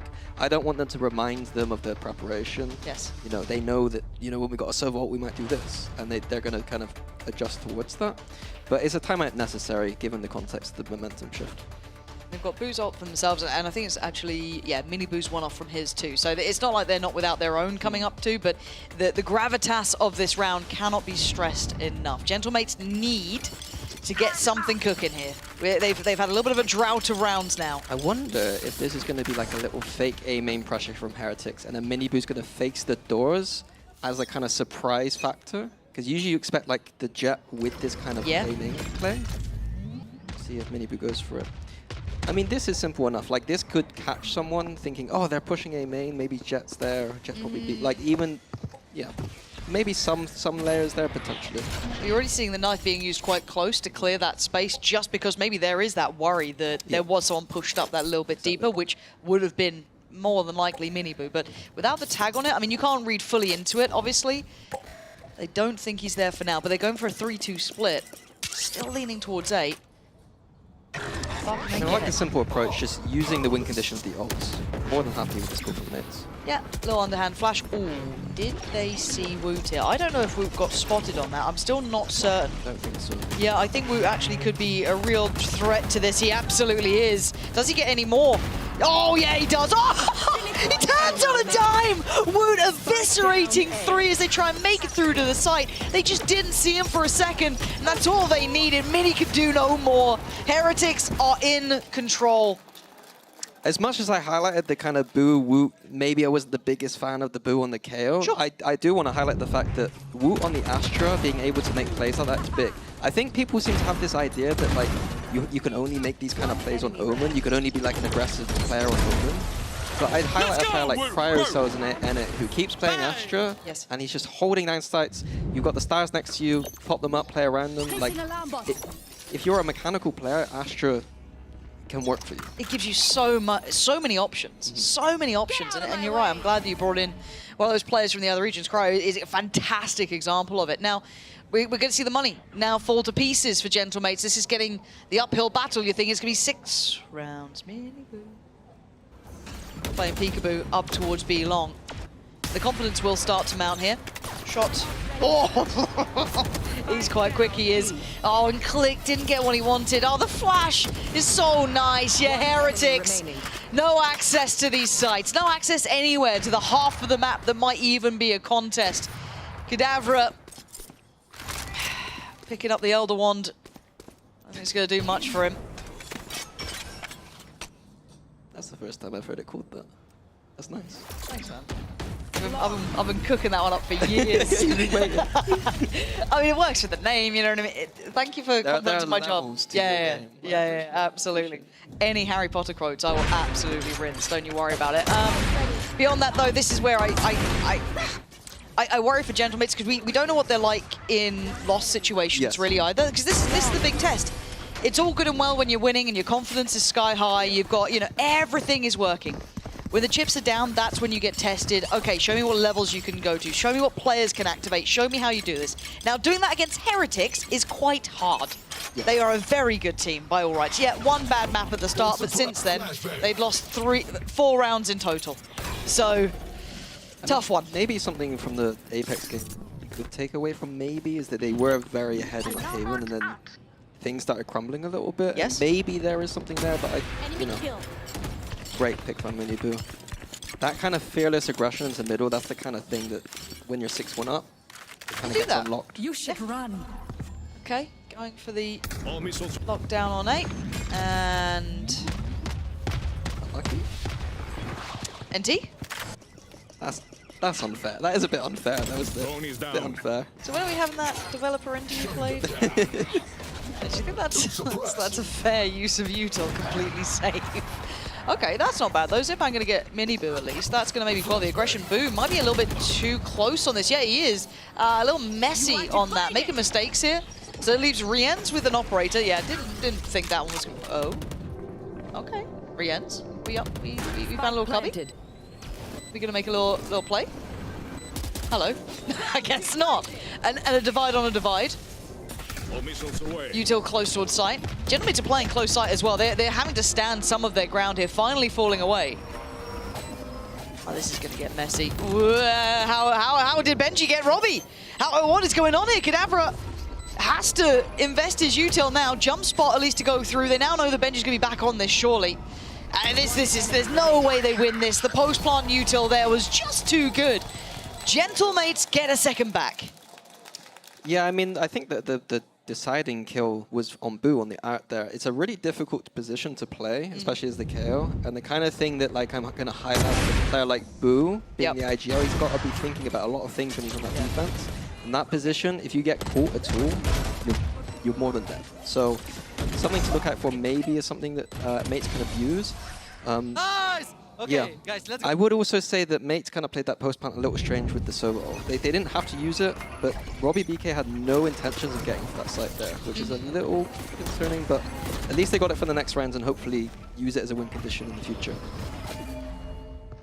Miniboo's been super dangerous. This time not going to draw blood first. I thought Boo was about to push all the way up B long by himself. In the Yeah, KO, look, but what are we up to, Boo? Sides against it. it's very slow here.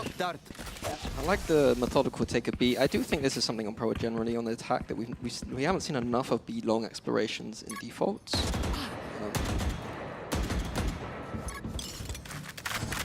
It is only Mini getting attention here. It hasn't brought over a third man. You can still see Benji just like pivoting around, checking towards that split through, but it looks again like this A finish is coming. They're trying to be a little bit slippery, right? Trying to keep him guessing on it, but Miniboo's disrespecting the util. He's still ahead of it.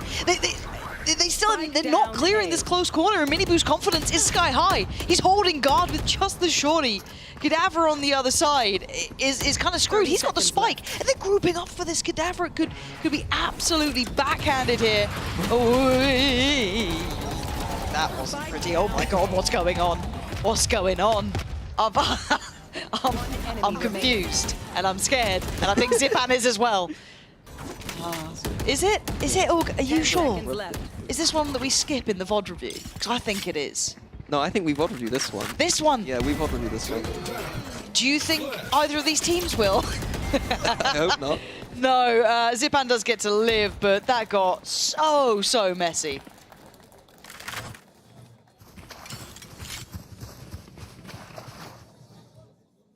What are you meant to say at seconds to, Vinny? You're in the timeout. Okay, I'm trying to remember what even happened. Okay, so right, you're back in the coaching booth. Yeah, you got that little orange jersey on. Little orange one. That's the one. I think it's kid size, half the price. Brilliant. Timeout's been called. Bam. I called that one. That's yeah. me. You're hitting the button. What are we saying? Big red button. That's it. What are you chatting about?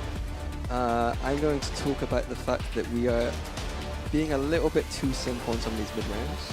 Okay. I think that we saw the exploration towards B, but apparently that was a full fake is what they had in their head. Yep. Whereas I don't think that's a full fake. To me, like, Heretics are giving us enough of the map to work with. I know that there is danger from Miniboo, but as long as we kind of push Miniboo off, we have got room. Plenty of time to kind of do what we want on the map. We don't need to kind of stress out. So you'd like them to re-explore a look towards that B side with a little bit more intent towards it? If we're going to... Well, I would like us to take the map, not get picked by Miniboo. That'd be nice. Cool. Avoid Miniboo. And then make a big call. Okay. But right now, it feels like, you know, that some of the mid rounds have been so far a fake towards B long with one player, which didn't really work, and then a 4-man B connector run through. So a few of these mid rounds haven't been. Oh, because you didn't like the choke pusher either, yeah. The solo KO, I mean, in all reality, it would be all around the KO solo really. But in terms of a general adjustment, it depends on what limits Robbie BK has in his mid-rounding. Because we don't really know that yet, right? We're still very new to this player. I think he's a bit of a fan favorite, and I get why. He's incredibly entertaining and a very talented player, but we do need to see that capability. Ooh, click. See ya. Just deleted. Yeah, we get to see that capability in these crunch situations, which aren't easy. It's where you really get your kind of bread and butter in. Now that's good from Zipan, keeping this round with a bit of potential. Rienz tries to turn away from the swing. Get out of here. The support system's there. You just don't get a fair fight. Yeah, I think Heretics are doing a good job of not overcommitting onto this A site, playing far back. They've always got the numbers there because, as I said before, like all they're doing on this B side of the map is either leaving one player jet or a turret, and they're not being kind of pushed off. They're not having to respect the B side of the map at all. So good fundamentals from Heretics, but Mate's not doing enough to punish them in my opinion. I just got so sad. There was like a shot of Rienz, and he looked what? Why did we not throw any of our ults this round? We've done an A split. Where is our KO? Where is our? I've got him coaching mode. I'm so sorry. The criticisms are going to be skyrocketing. Toxic Mini is on the way. Here we go. Bring him back. What are we doing? Yeah, but we do have ults, and I'm quite surprised that in that situation, it felt like it could have been one to go for. I thought they were going for the ult. Yeah. I didn't. Yeah. Not the case. And we do have ults on the other side. If we're going to mention one, I'll mention the other. What are Gentlemate's going to do here? Because, yeah, I just had some real flashbacks to seeing Rienz in tears on the stage in Korea. What? No, because he looked sad on the stage. It was like, obviously he's happy, but he looked a bit sad. And then I just got flashbacks. He just looked sad. Too. Yeah, I know, but he looked sad. Okay. He was very focused, you know? One of the other broadcasts is really excited. The broadcast is very excited about this round. And I can't tell you why. No. Are they seeing something I don't? Now, I don't know if you can hear it. We can. And oh god, Benji got spotted, right? Benji got checked. Okay, 2-for-1 trade site under, I want to say control, carefully. Plants in. Miniboo's on the way. Spike planted. They do have the Astra and Teo ult combos used, but in a 3v4, when they don't have any control of the site at all, is probably a lot to ask. It is. Smell this one. Here we go. Click. Nice. Takes away Miniboo. That should... I don't say that's enough. Wow, they went for it. That's got to be a miscall. That's a mistake here. And it's going to be punished. Robbie letting them know, but... I'm going to call that a misclick. I'm going to call that one a misclick. That has to be, right? That's not... That yeah, can't that's not be... Good. I want to point out again, though, like on Fracture, when I was a bit critical of Heretics over the side, I feel like when we have a Teo ult and an Astra ult, we know that we can throw that Teo ult down, clear the full site, Astra ult up and retake. Again, we see Heretics committing to a big hold on B. A team as good as Heretics, I want to see them use the win conditions of the round. Play into those ults a bit more. You don't have to meme it to the point where you're playing retake every single time you no. But like, show me it once, you know? Look, we get to ask these harder questions of these teams, right? These are the teams we're sending forward to the big internationals. We get to ask a lot. Here we go. A little bit of a fight, a little bit of a biff, underhand flash, hello, and how's no one dead? How's everyone alive until then? Okay, it's Benji and Rienz and Boo, the ones to actually draw the blood on this, giving them at least this 3v2. I love this idea, using the kind of Teo A main control to get the orb. Really nice idea. So something you don't see that often is that kind of use of A main for orb control. Okay, will they expect Woot to still be around? They've got to be a remaining. Bye-bye, Mini. Yeah, Woot has just controlled so much of this. We've been hyping this man up. Give me a round, Robbie. 1v3. Initiated. Oh, that's made it harder. Quick kill on Benji, perhaps? Perhaps not. 40 seconds, though. There is playtime here. These are the sort of rounds that can make you an absolute icon, but it is not easy at all. I mean, he's making the correct decision, in my opinion, to instantly go to the other side. If you're ever with these in your ranked games, this is exactly how you play it. Don't mess around waiting too long. Don't overthink it. Just run to either side every single time. I can't believe I'm getting mini ranked advice. There is ranked advice going to come in sometimes. Every now and then. That's part of my casting personality, I've Got decided. it. Perfect. I love that. One of the most decorated coaches, but will tell you how to play in your absolute dog water ranks. Here he is. The fans are they're great Valorant players, I'm sure. Okay. Okay. Robbie, get me back on track here. Robbie, let me focus on this game. Give me something to shout about. That's not bad. Take away Miniboo. Get a little bit of a corner. Oh, he got so close. He got so close. Benji. 9-3 Oh, you're breaking my heart out here. We almost had it, but 9-3 Heretics are vastly in control. Gentlemates looking like they ran out of steam really here, hitting the brick wall that is Heretics. Remember, this team is one of the greats. We've sent them to those internationals. You can't doubt their capabilities. And I think we're getting a stark reminder today. So for Gentlemates, time to wake up. If they want a chance, it has to be now. Do not miss this second half. It is going to be lethal.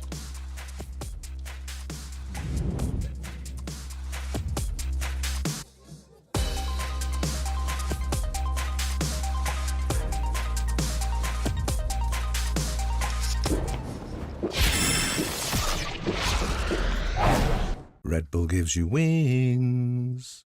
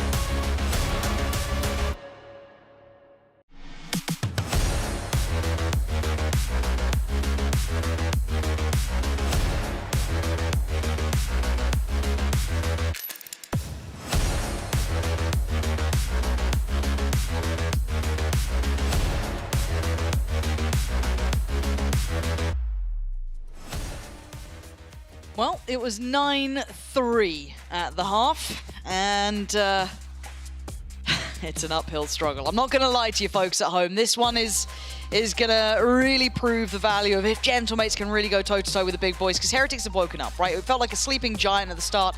They looked out of it on Abyss. It looked kind of sloppy, a little unprepared, and then Fracture happened, and now Pearls happened. Did Gentlemates get more than 3? On Pro? Yeah. Sorry. Oh, now? Did they? Yeah, right now. Did they get more? Do they? Oh, do they? Apologies. No. Yes. Okay. I think so. How many more? A bold assessment. Yep. I really hit that one confidently, didn't I? Yeah, you came in. I didn't hot set on that. no fence in at all.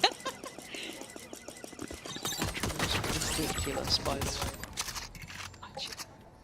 Okay, but Curious as to why mates are exploring middle so heavy here. I thought they'd kind of usually you'd see them go back into the A hole. I don't hate them playing retake A, but a bold 3-9 down kind of decision. Maybe Heretics gonna go deeper here. I like this plan. Very open for a deeper kind of push. Okay. Let's see what this retake has got. Getting it started now, but Heretics want a little bit of the action themselves, playing towards CT. They're going to find Kadavra, but they're going to try and pick up the pace on this. Kadavra's already taken away Miniboo. That's a man up to the good here. Rien's, he's so blind, and this is a messy fight. So scrappy towards Pit.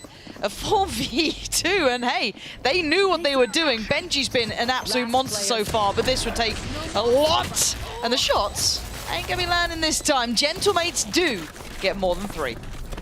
Yeah, I like the confidence to play for the full retake A there. Like I keep saying, like the retaking this side is nowhere near as hard as retaking the other side, so. But it feels difficult. Feels difficult? Yeah. Felt pretty easy there. Right, so I'm Gentlemates, am I? We've played rank together, Mini. We both know that's not true. You've forgotten about me already. Yeah, sorry. But I did also like Heretics adjust, like that plant. I don't think I've seen that plant before. Kind of like open for our A main and for the dugout. Yeah. So I thought that was going to be the kind of round win off of that plant, but Mates with a good flood. Let's see, got just pistols. So Click. Doing what his name says. This is one thing I'll highlight. I know it's just the eco and we wouldn't use a drone anyway, but this is a kind of win condition for Mates against this comp. Heretics don't have the Sova drone. They got the funny one, but they don't have the same vision down B long. So Click could farm B long if Heretics' game plan involves B at all. I'd imagine it doesn't though. I'd imagine with this composition we're looking more towards middle and A. Yeah, it does remove some of the options. Or it doesn't remove them, I guess, but I like to see how they get around it. Right? It's just, what's the plan now? It'll be interesting if Mates read into that and adjust accordingly in the game. Like during that half, did the coach say, look, they got no drone, we can get away with murder? Like, we get to find the answer, hopefully, right? As we're going to see probably 5 alive here for Gentlemates. Robbie making sure they're dead. In zone, flawless. So the 3 Bulldogs, the Outlaw, and Sheriff for Mini going to be carried on in. And yeah, I guess that's something we'll touch back on is does that become an issue that they, for Heretics, they can't take that B side as comfortably. So we actually might get to see it now. Maybe the answer for it that is a bit different. Well, this will be the test of what they have in mind, right? 'Cause we can see them lining up over there. Yeah, it looks like a little bit of conditioning towards A with that KO knife potentially. And then a walk out towards B. Okay. Yeah, just Killjoy on that side of the map for Mates. Speaking of walkouts, yeah. Gentlemates already kind of pushing up towards that divider in middle. Oh, this could be timing hell or heaven. Benji now knows there was someone around, but the turret gets taken away. But you can see the progress here. So Rienz sending him down. Doesn't get much of a reward, so it does feel like you're walking in a little blind on this. Yeah, Mates have read it wrong. They've kind of grouped up towards the A side of the map. It's going to have to be a massive hold here from Zipan and Mini. I wonder where those salvos we're going to head towards as well. What's the priority to clear? Plenty of options. Okay, towards back site. KO's util going to go in as well, try and hinder the approach, but the dash is there and Mini going to try and slip through towards the back. Zipan going to get one, but tries to maybe find some safety in the smoke, but there's so many players nearby. Mini, okay, come on. That's so lucky. But does he know about the player who's already crept through? Benji? He's whiffing it. Gentlemates, where the hell did that just come from? They make it back around. I can't believe they got away with that. That was all back off of that really awkward smoke I believe Cadaver put down. Just right side of the... You can see the ping here from Heretics. Heretics immediately pinging the exact spot in which the smoke has come out from. Like, they know that that is a problem for those that are around. They're going to have a problem solving. Jimmy's stayed alive for so long there. Yeah. Here it is. You know something's frustrating when you see a team ping instantly exactly there. That's where that smoke was. Someone said, how have we lost that round? And someone's gone, there. That's where we've lost it. That one bloody smoke. So Sheriff's now coming out. Okay. 6 rounds. I'm getting more lively now. We're off to the races, as they say. So Sheriff's classics. Any ults? None. Yeah, none to be looked at yet. Zipan's pretty close to his. I guess Click not too far. Couple on the horizon, but nothing to really write home about just yet. As once again, I guess Heretics going, we're going to go back towards B, guys. Let's run it again. Yeah, with the addition of Benji being that second layer through the B link, but the alarm bot should be enough. Good re-clear out for the drone. Catches Benji. Here he is. Here he is.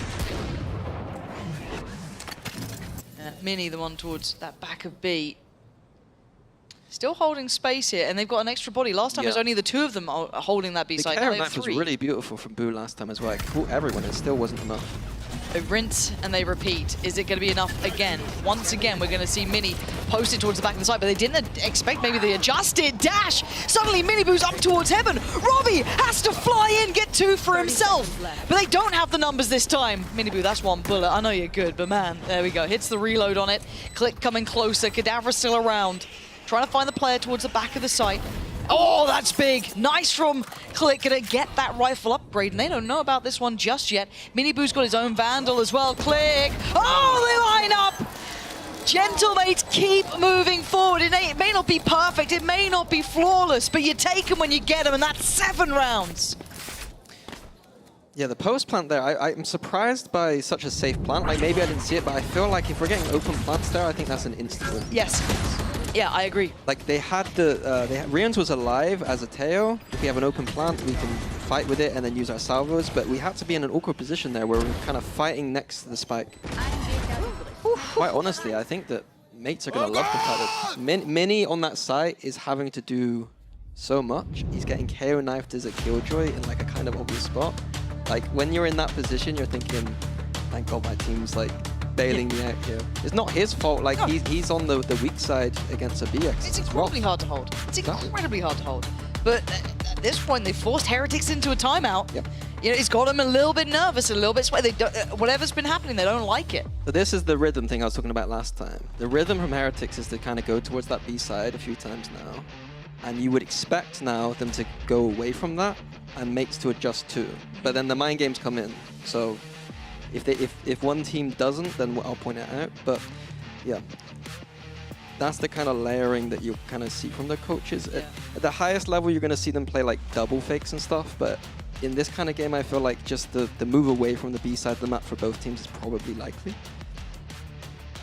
Already seeing a couple of adjustments. So a little ahead of you, obviously. We get to see in game the whole time. And yeah, we are doing a little bit of a switch off for Heretics. They do have Rien's ult as well. 1 off from Mini Boo. 2 away from Boo's. Teo ult being online is big. I want to see something juicy with this Teo ult. Something for us here. So Click is going to go walking through Art and take maybe a little bit of a look down middle. So early control towards that A side. Something you were liking earlier as well. Gives you that freedom to push up. He goes, setting up Mini Boo to comfortably clear this. Spots nothing. So that's an ult orb there if they don't decide to get it on Mini Boo, actually. Yeah, they'll probably leave it for KO. I think in this instance, I would leave it for KO. It's a much more important ult in this kind of round if we end up getting it. The awareness from Benji. That man knows his angles. Takes out Click. Big info taken away, and they don't really get much of a read for it. They've heard presence now on both sides of the map. They don't quite know what's going on here. Interesting that Robbie didn't just try and shoot that, considering he's alone. You want to make it feel like there's more pressure there, but it's all going to be fine. Mates stay on the on the A side of the map. It's a really bold call to go for this, leaving just one player after that level of pressure. We see the pings coming in. Reigns is probably going to ult the pit now. It's going to be a big fight for this front side. So you're looking at who's at the front of this.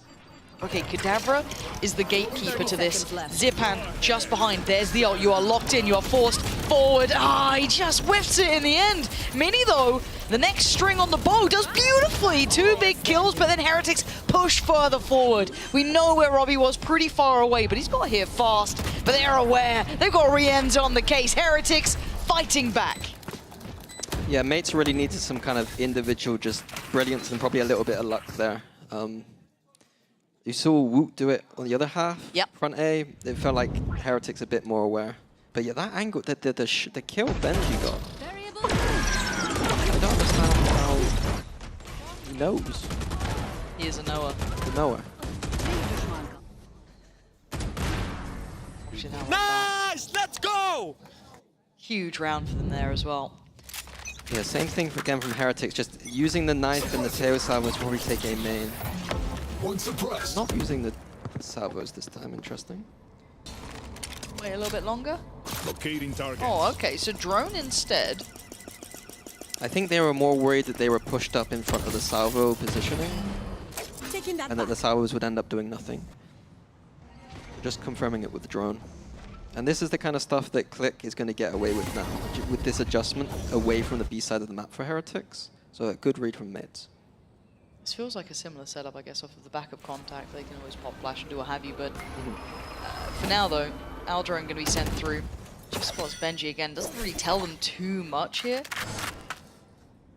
They don't need too much information. Click has got more than enough at this B long to just keep the 3 towards A. Bomb grenade out. They've got to be cautious. Gee, that. Look at the gap on the map here. Now, obviously, Heretics don't know a thing about it, but it puts you under pressure. Gentlemates now in a predicament. Do they stick to this? It looks like they do. Absolutely they do. And Zipan, the one at the back of the site here, gonna have to try and hold his own somehow. Minibu trying to navigate through the smokes, the layers, and he finds a player. Kadavra goes. Zipan did draw blood though and managed to at least keep that close enough by, but they're losing out in numbers now and they fall away. Look at the spike. Rotation here.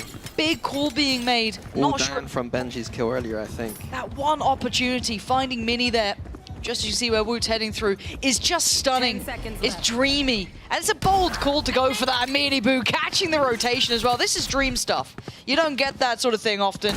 So Zipan and Click, do you even go for this one? Really, do you let the 11th happen? Maybe if Click gets a quick kill? But no one's going to be giving you a fair fight. Oh, he's invested the ult too. Yeah, go for it, I guess. Make something out of nothing, but a 1-for-1 trade is not good enough. Zipan, legendary player, but got players right, left, down on long. I think he knows it when he sees it. That's not going to be winnable. No, tough spot for mates now with the economy and the state it was. Really, they needed that ult to go into the next round, to be honest with you.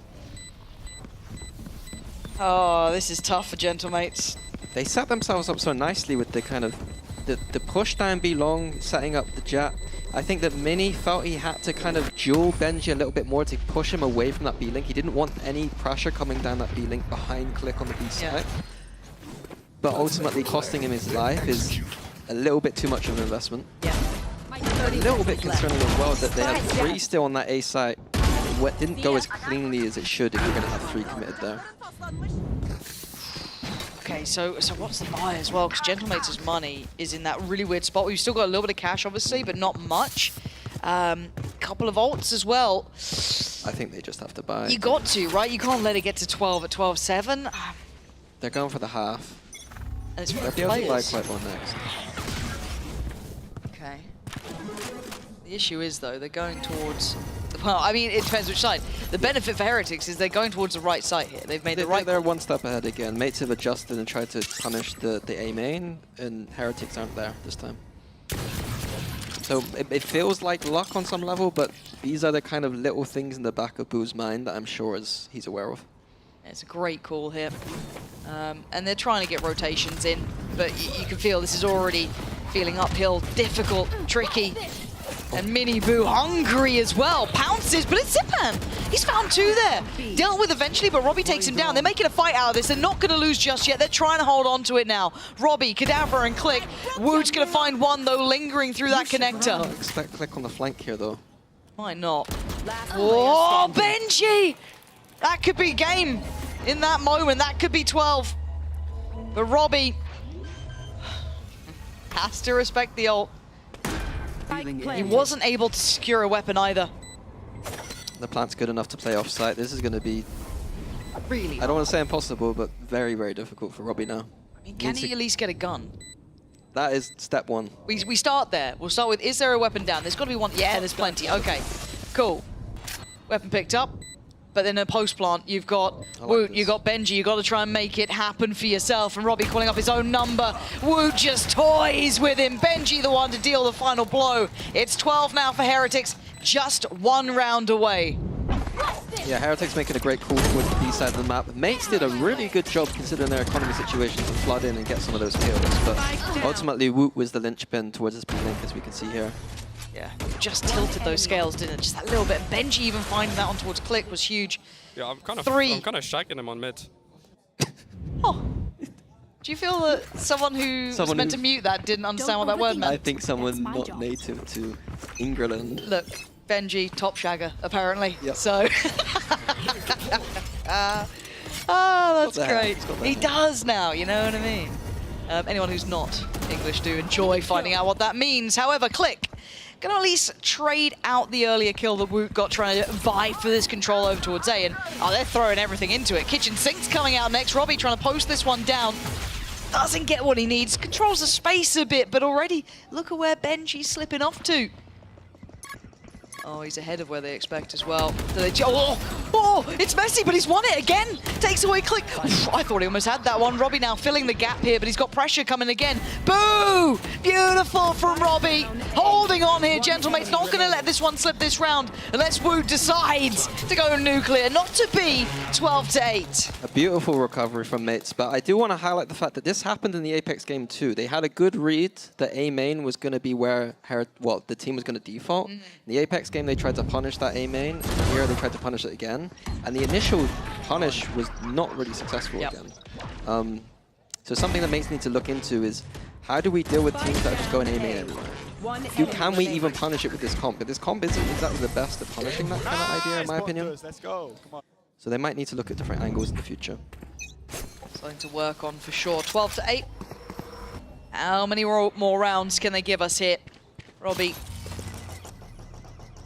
waiting as long as he can. Mates are on a very far away rotate, sorry. Yeah, he knows what he's got to do is fall the hell away here. I mean, does he even try and stick around for a quick pick? We've been seeing the minigun's been pathing up towards heaven after those salvos. This time towards the back of the site, so a little bit of a different pathing. But Gentlemate's having to respect it at least for now. This is not something they can particularly fight, but at least they've got the rotations in. The difference here is this open plan, in my opinion. All the players on the site need to do is delay long enough. Hopefully you see Rien's pull back. He's got the salvo that's going to come back online. I think this is a mistake to play this aggressively, but never mind. He's ahead of me. Rien's is smarter. He knows he needs a downside against this Astro. As the Astro coming in, Rien's, yeah, that's why he's ahead. Disproving Mini, kill by kill. What do you know about Rien's? Plays it off so cool in the end, Heretics. We were worried for a second. Worried on map 1. What were we worried about? 13-8, they close out with confidence. Great recovery from Heretics there. That's the Heretics in the map 2 and 3 you'd expect to see in map 1 and 2. Yeah, this has been, I think map 1 got us worried. You know, map 1, any scoreline like that is going to make you worry. And the team that put them there, Gentlemates, a very respectable performance here. It takes a lot to push someone like Heretics. Map 1 was fantastic from them. Map 2 and 3, you got a little bit closer, but it's got them so much more tape to go through, Mini. Looking back now, they've got so much to learn, but for Heretics, they've got to be happy with this debut now, especially in map 2 and 3. Yeah, I think going back to Mates just quickly, I think that this is the first time they played a team of this caliber. Yes. So it's very different in practice, win in practice, but at this level, having this kind of footage is going to be good for them. And as for Heretics, yeah, I think that a slight blip in their map pool potentially. Yeah. But overall, they're still Heretics. And Heretics being as kind as they can. Don't want to be getting too close to the other teams there, being respectable in that one, but all love between the guys. But give it up for Heretics. They did so well in the end. The resilience to come back in on map 2 and map 3. Map 1, hey, let's look at those vetoes in the future, but the others looked solid as a rock. Exciting to see them back here. Did they live up to your expectations? Just quickly, yay or nay? They got a bit of work to do. Okay. But they're still good. All right, we'll leave it at that one. We do have the post plant coming up next. Yinzu and Kakuka will be standing by. Famous last words there from Mini. Welcome to Post Plant, the first one of this week. We will be joined by Coach Neil Zenio in just a moment, but for now it's me and Kakuka here. Do you agree what Mini said there? They still have a lot to work on, but they look good. Absolutely not. I hate when Mini does this lukewarm takes. Like, you cannot spend half of a map speaking about how bad something that a team is doing and just being like, oh, they're so good, they just need more time. Come on. You're calling him out. Yeah, I'm calling him out because he's full of... I think he's jealous that he never got an extra week to prep. He's kind of like... He doesn't know what that feels like. Suffered from success for too long, and now he's just looking at everybody else being like, yeah, it's okay. I mean, I think that at the end of the day, he literally gets that point where he's lost also, and he knows what it is. We're just flaming Mini. Yes. Oh, no, not Gentlemate's Mini. Gentlemate's Mini is perfect. Yes, exactly. He should keep doing what he's doing. Yeah, I think he should go back on the Euro. I think that I want to see more of that next week. I think that they're going to learn a lot from this loss, the way that Team Heretics was able to turn around after what we saw on that first map. We will, of course, ask Neil about it now because... I'm going to check the compositions and what they think about everything, but also, not every team will be able to do what Team Heretics has done, as in have a mental reset after that first one. It was their map pick, maybe somewhere we were not comfortable or didn't expect, and still have the performances like night and day for Miniboo, for example, and other players. Also, Gentlemates versus Koi next. That's spicy, very spicy. And speaking of spice, welcome. The man that has none of it. I'm kidding. It is Neil Senior. Hello, Neil. Love the new kit. Yeah. Is it comfortable? Oh, extremely comfortable. Is it as comfortable as it looks? Yeah, so comfortable. You guys kind of went from the white kit into the black kit, and on the desk, we're kind of having this conversation of, are you in your villain arc? Is that how it feels? No, I think the white Are one you in was your just, reputation era? Nah, the white one was just for champs. Oh, okay. Yeah. So you're still the lovable underdogs. Yeah. You know. So in Paris, when you get to Paris, you will get the white kit. You will wear. No, when people go something different color. Pink. Something maybe blue, French. Oh, smart. That is so smart. And speaking of something different, we're just gonna rip the band-aid off and hit you on the head with it. Boo, Voot, controller, initiator, swap. Why not? Break it down for us. Basically, it just comes down to the maps. Any maps that require lineups, Mr. Woot, not a big fan. So yeah, we tried, but even if it's KO like Sunset, you can do it. There's not too many lineups, but maps that require some lineups, he's not the biggest fan. So, and he loves smokes, so that's pretty much.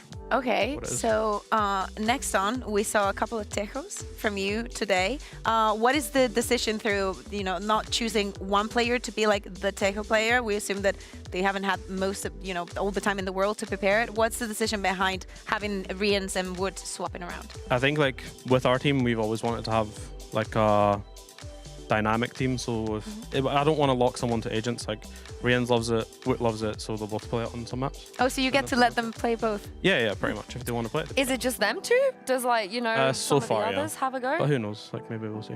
Yeah. Okay. The only one that I was saying that I don't want to see is Benji. Because I feel like then someone else has to pick up what Benji does, and he's so good at it. Yeah. Yeah. But speaking about Benji, what about the Vice? Do you think it's something we're going to see?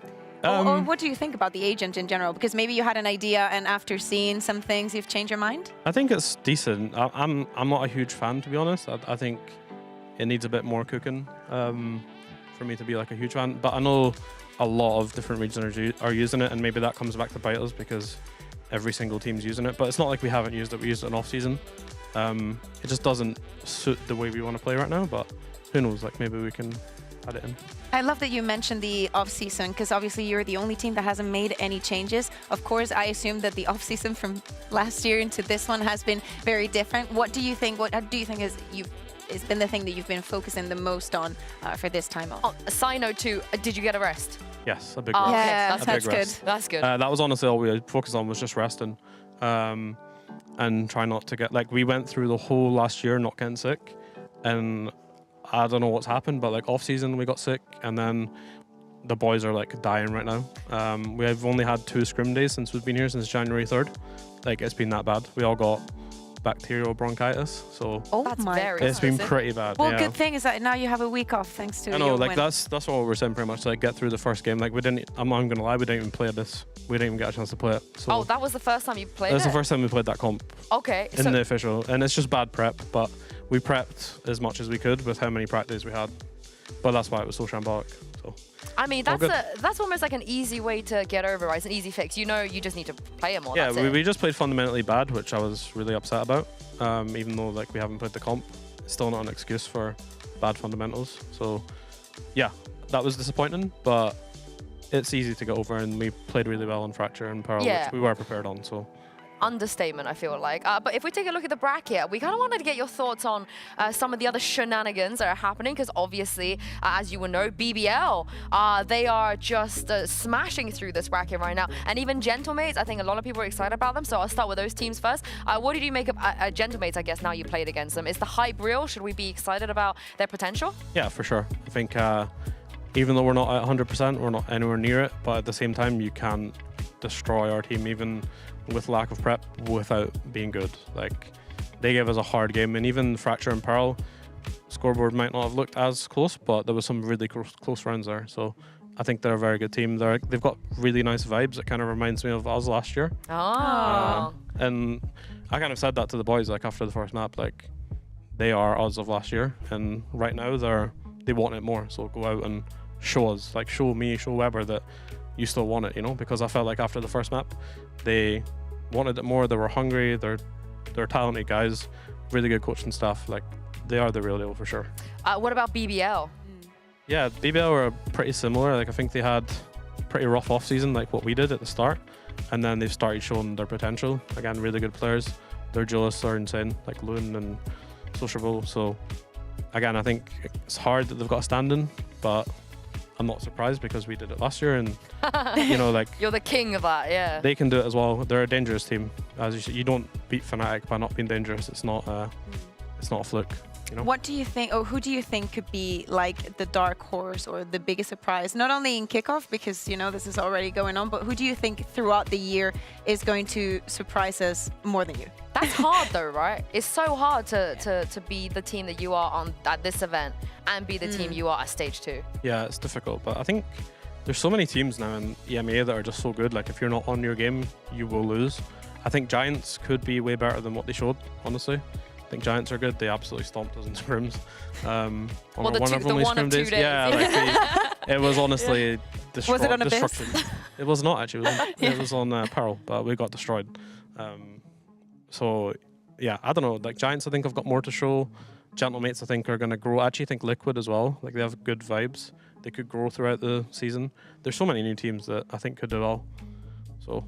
It's kind of giving me the same vibes as last year, right? Because last year, this time we had like you guys, we had KC, and no one really knew what was going on. They were like upsets all over the shop. Yeah. What about KC? What do you think? I think KC are also really strong. Like great coaching staff, great players. What do you think about their comps in specific? You know, the Deadlock, the Harbor. Yeah, I mean, I'm not a huge fan of Harbor again, but it's just because they got Sadak, you know. Yeah, like if you've got someone that can play Harbor, then play it, you know. But not many people can play it, so. It's like an EU thing. I feel like we never really like Harbor. None of us. I mean, we had Boo on Harbor, and like I think in the Mixwell team and some of the stuff I saw, man, like I've basically banned him from playing it. So yeah, but he knows his lineups. Wait. He knows his lineups. He knows his lineup. Yeah. What if KC find a comp that is like impossible to deal with, like.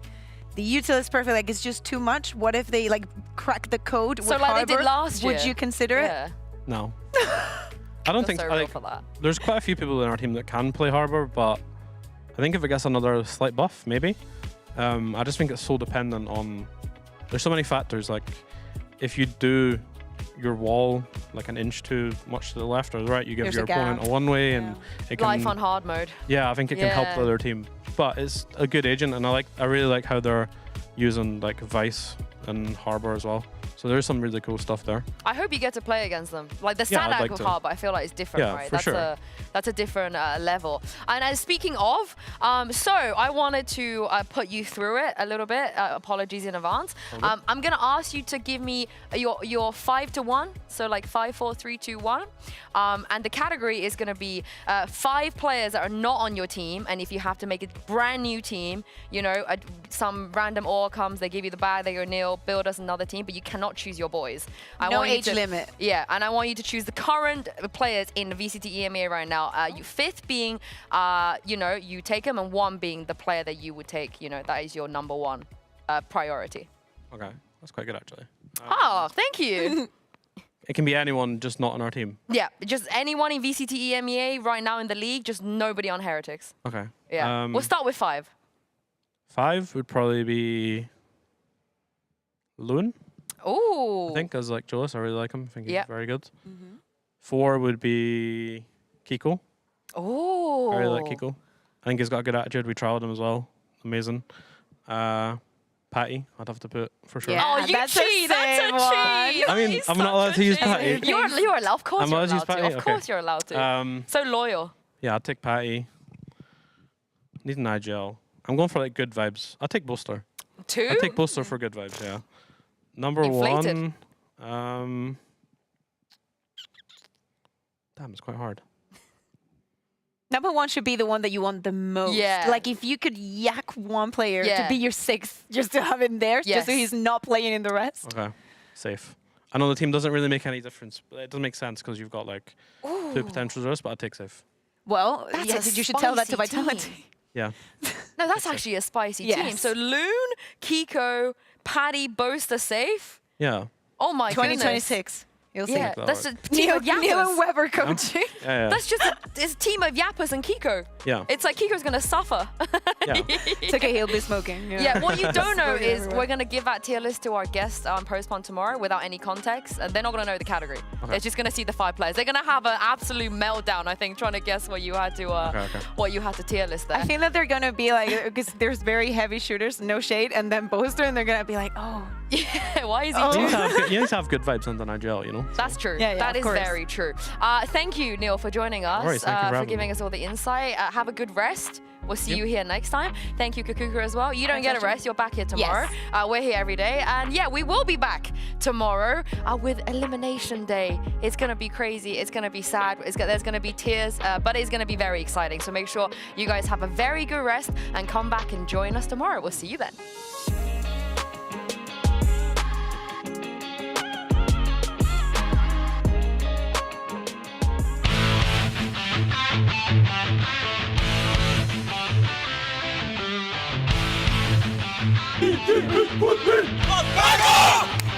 It's time to kick this one off. Foot versus Team Liquid.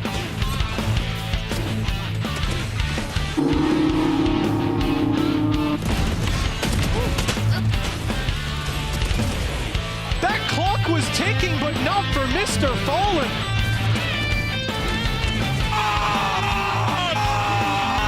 13-7 on map number 1. A great debut from the Turkish squad. Now the captain needs them both, and he'll find them. Another Red Bull clutch. 9 on the board for Foot. Perhaps it could be the halftime curse.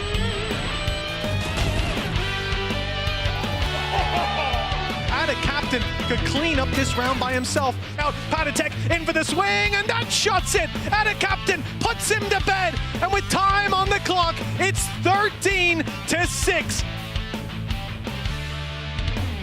It's time for the return of Los Niños taking on Gentlemen's today. Let's bring out Team Heretics onto stage.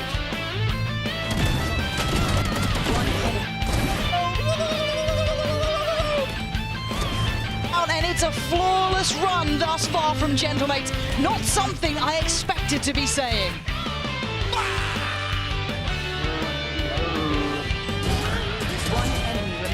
They found you, Woot. You can't run and you can't hide. Gentlemates look like the real deal here.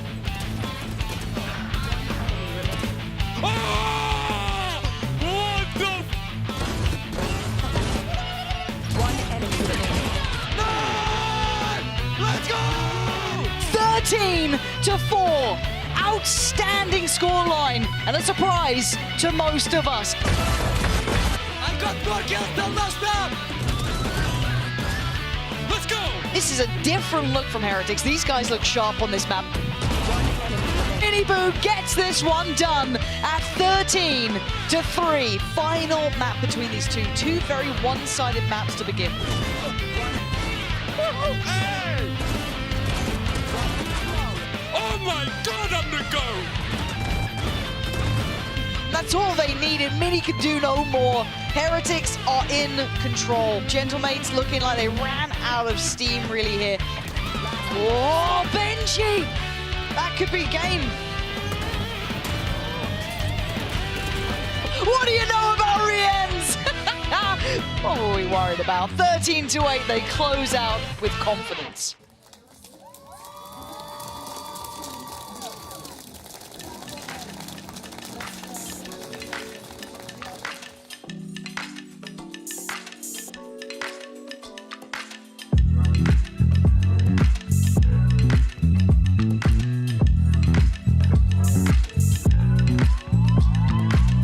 I know you're stressing, right? You need some meditation. Don't let them ruin your vibe. No time for rumination.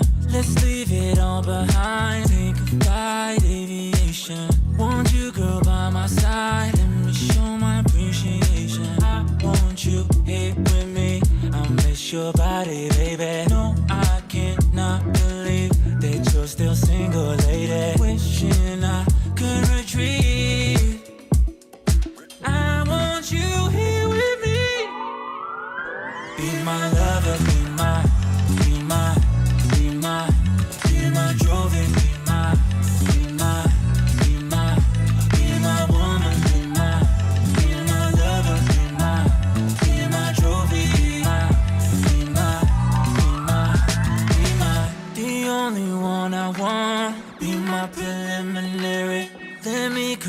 the way. I think it's necessary. Monday, Tuesday, Wednesday, babe. 7 days, are you ready? I don't need to say you know it, girl. You're extraordinary. I want you here with me.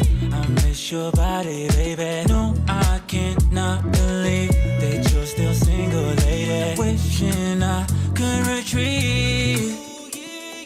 I want you here with me. Be my lover, be my trophy, be my woman, be my lover, be my trophy, be my.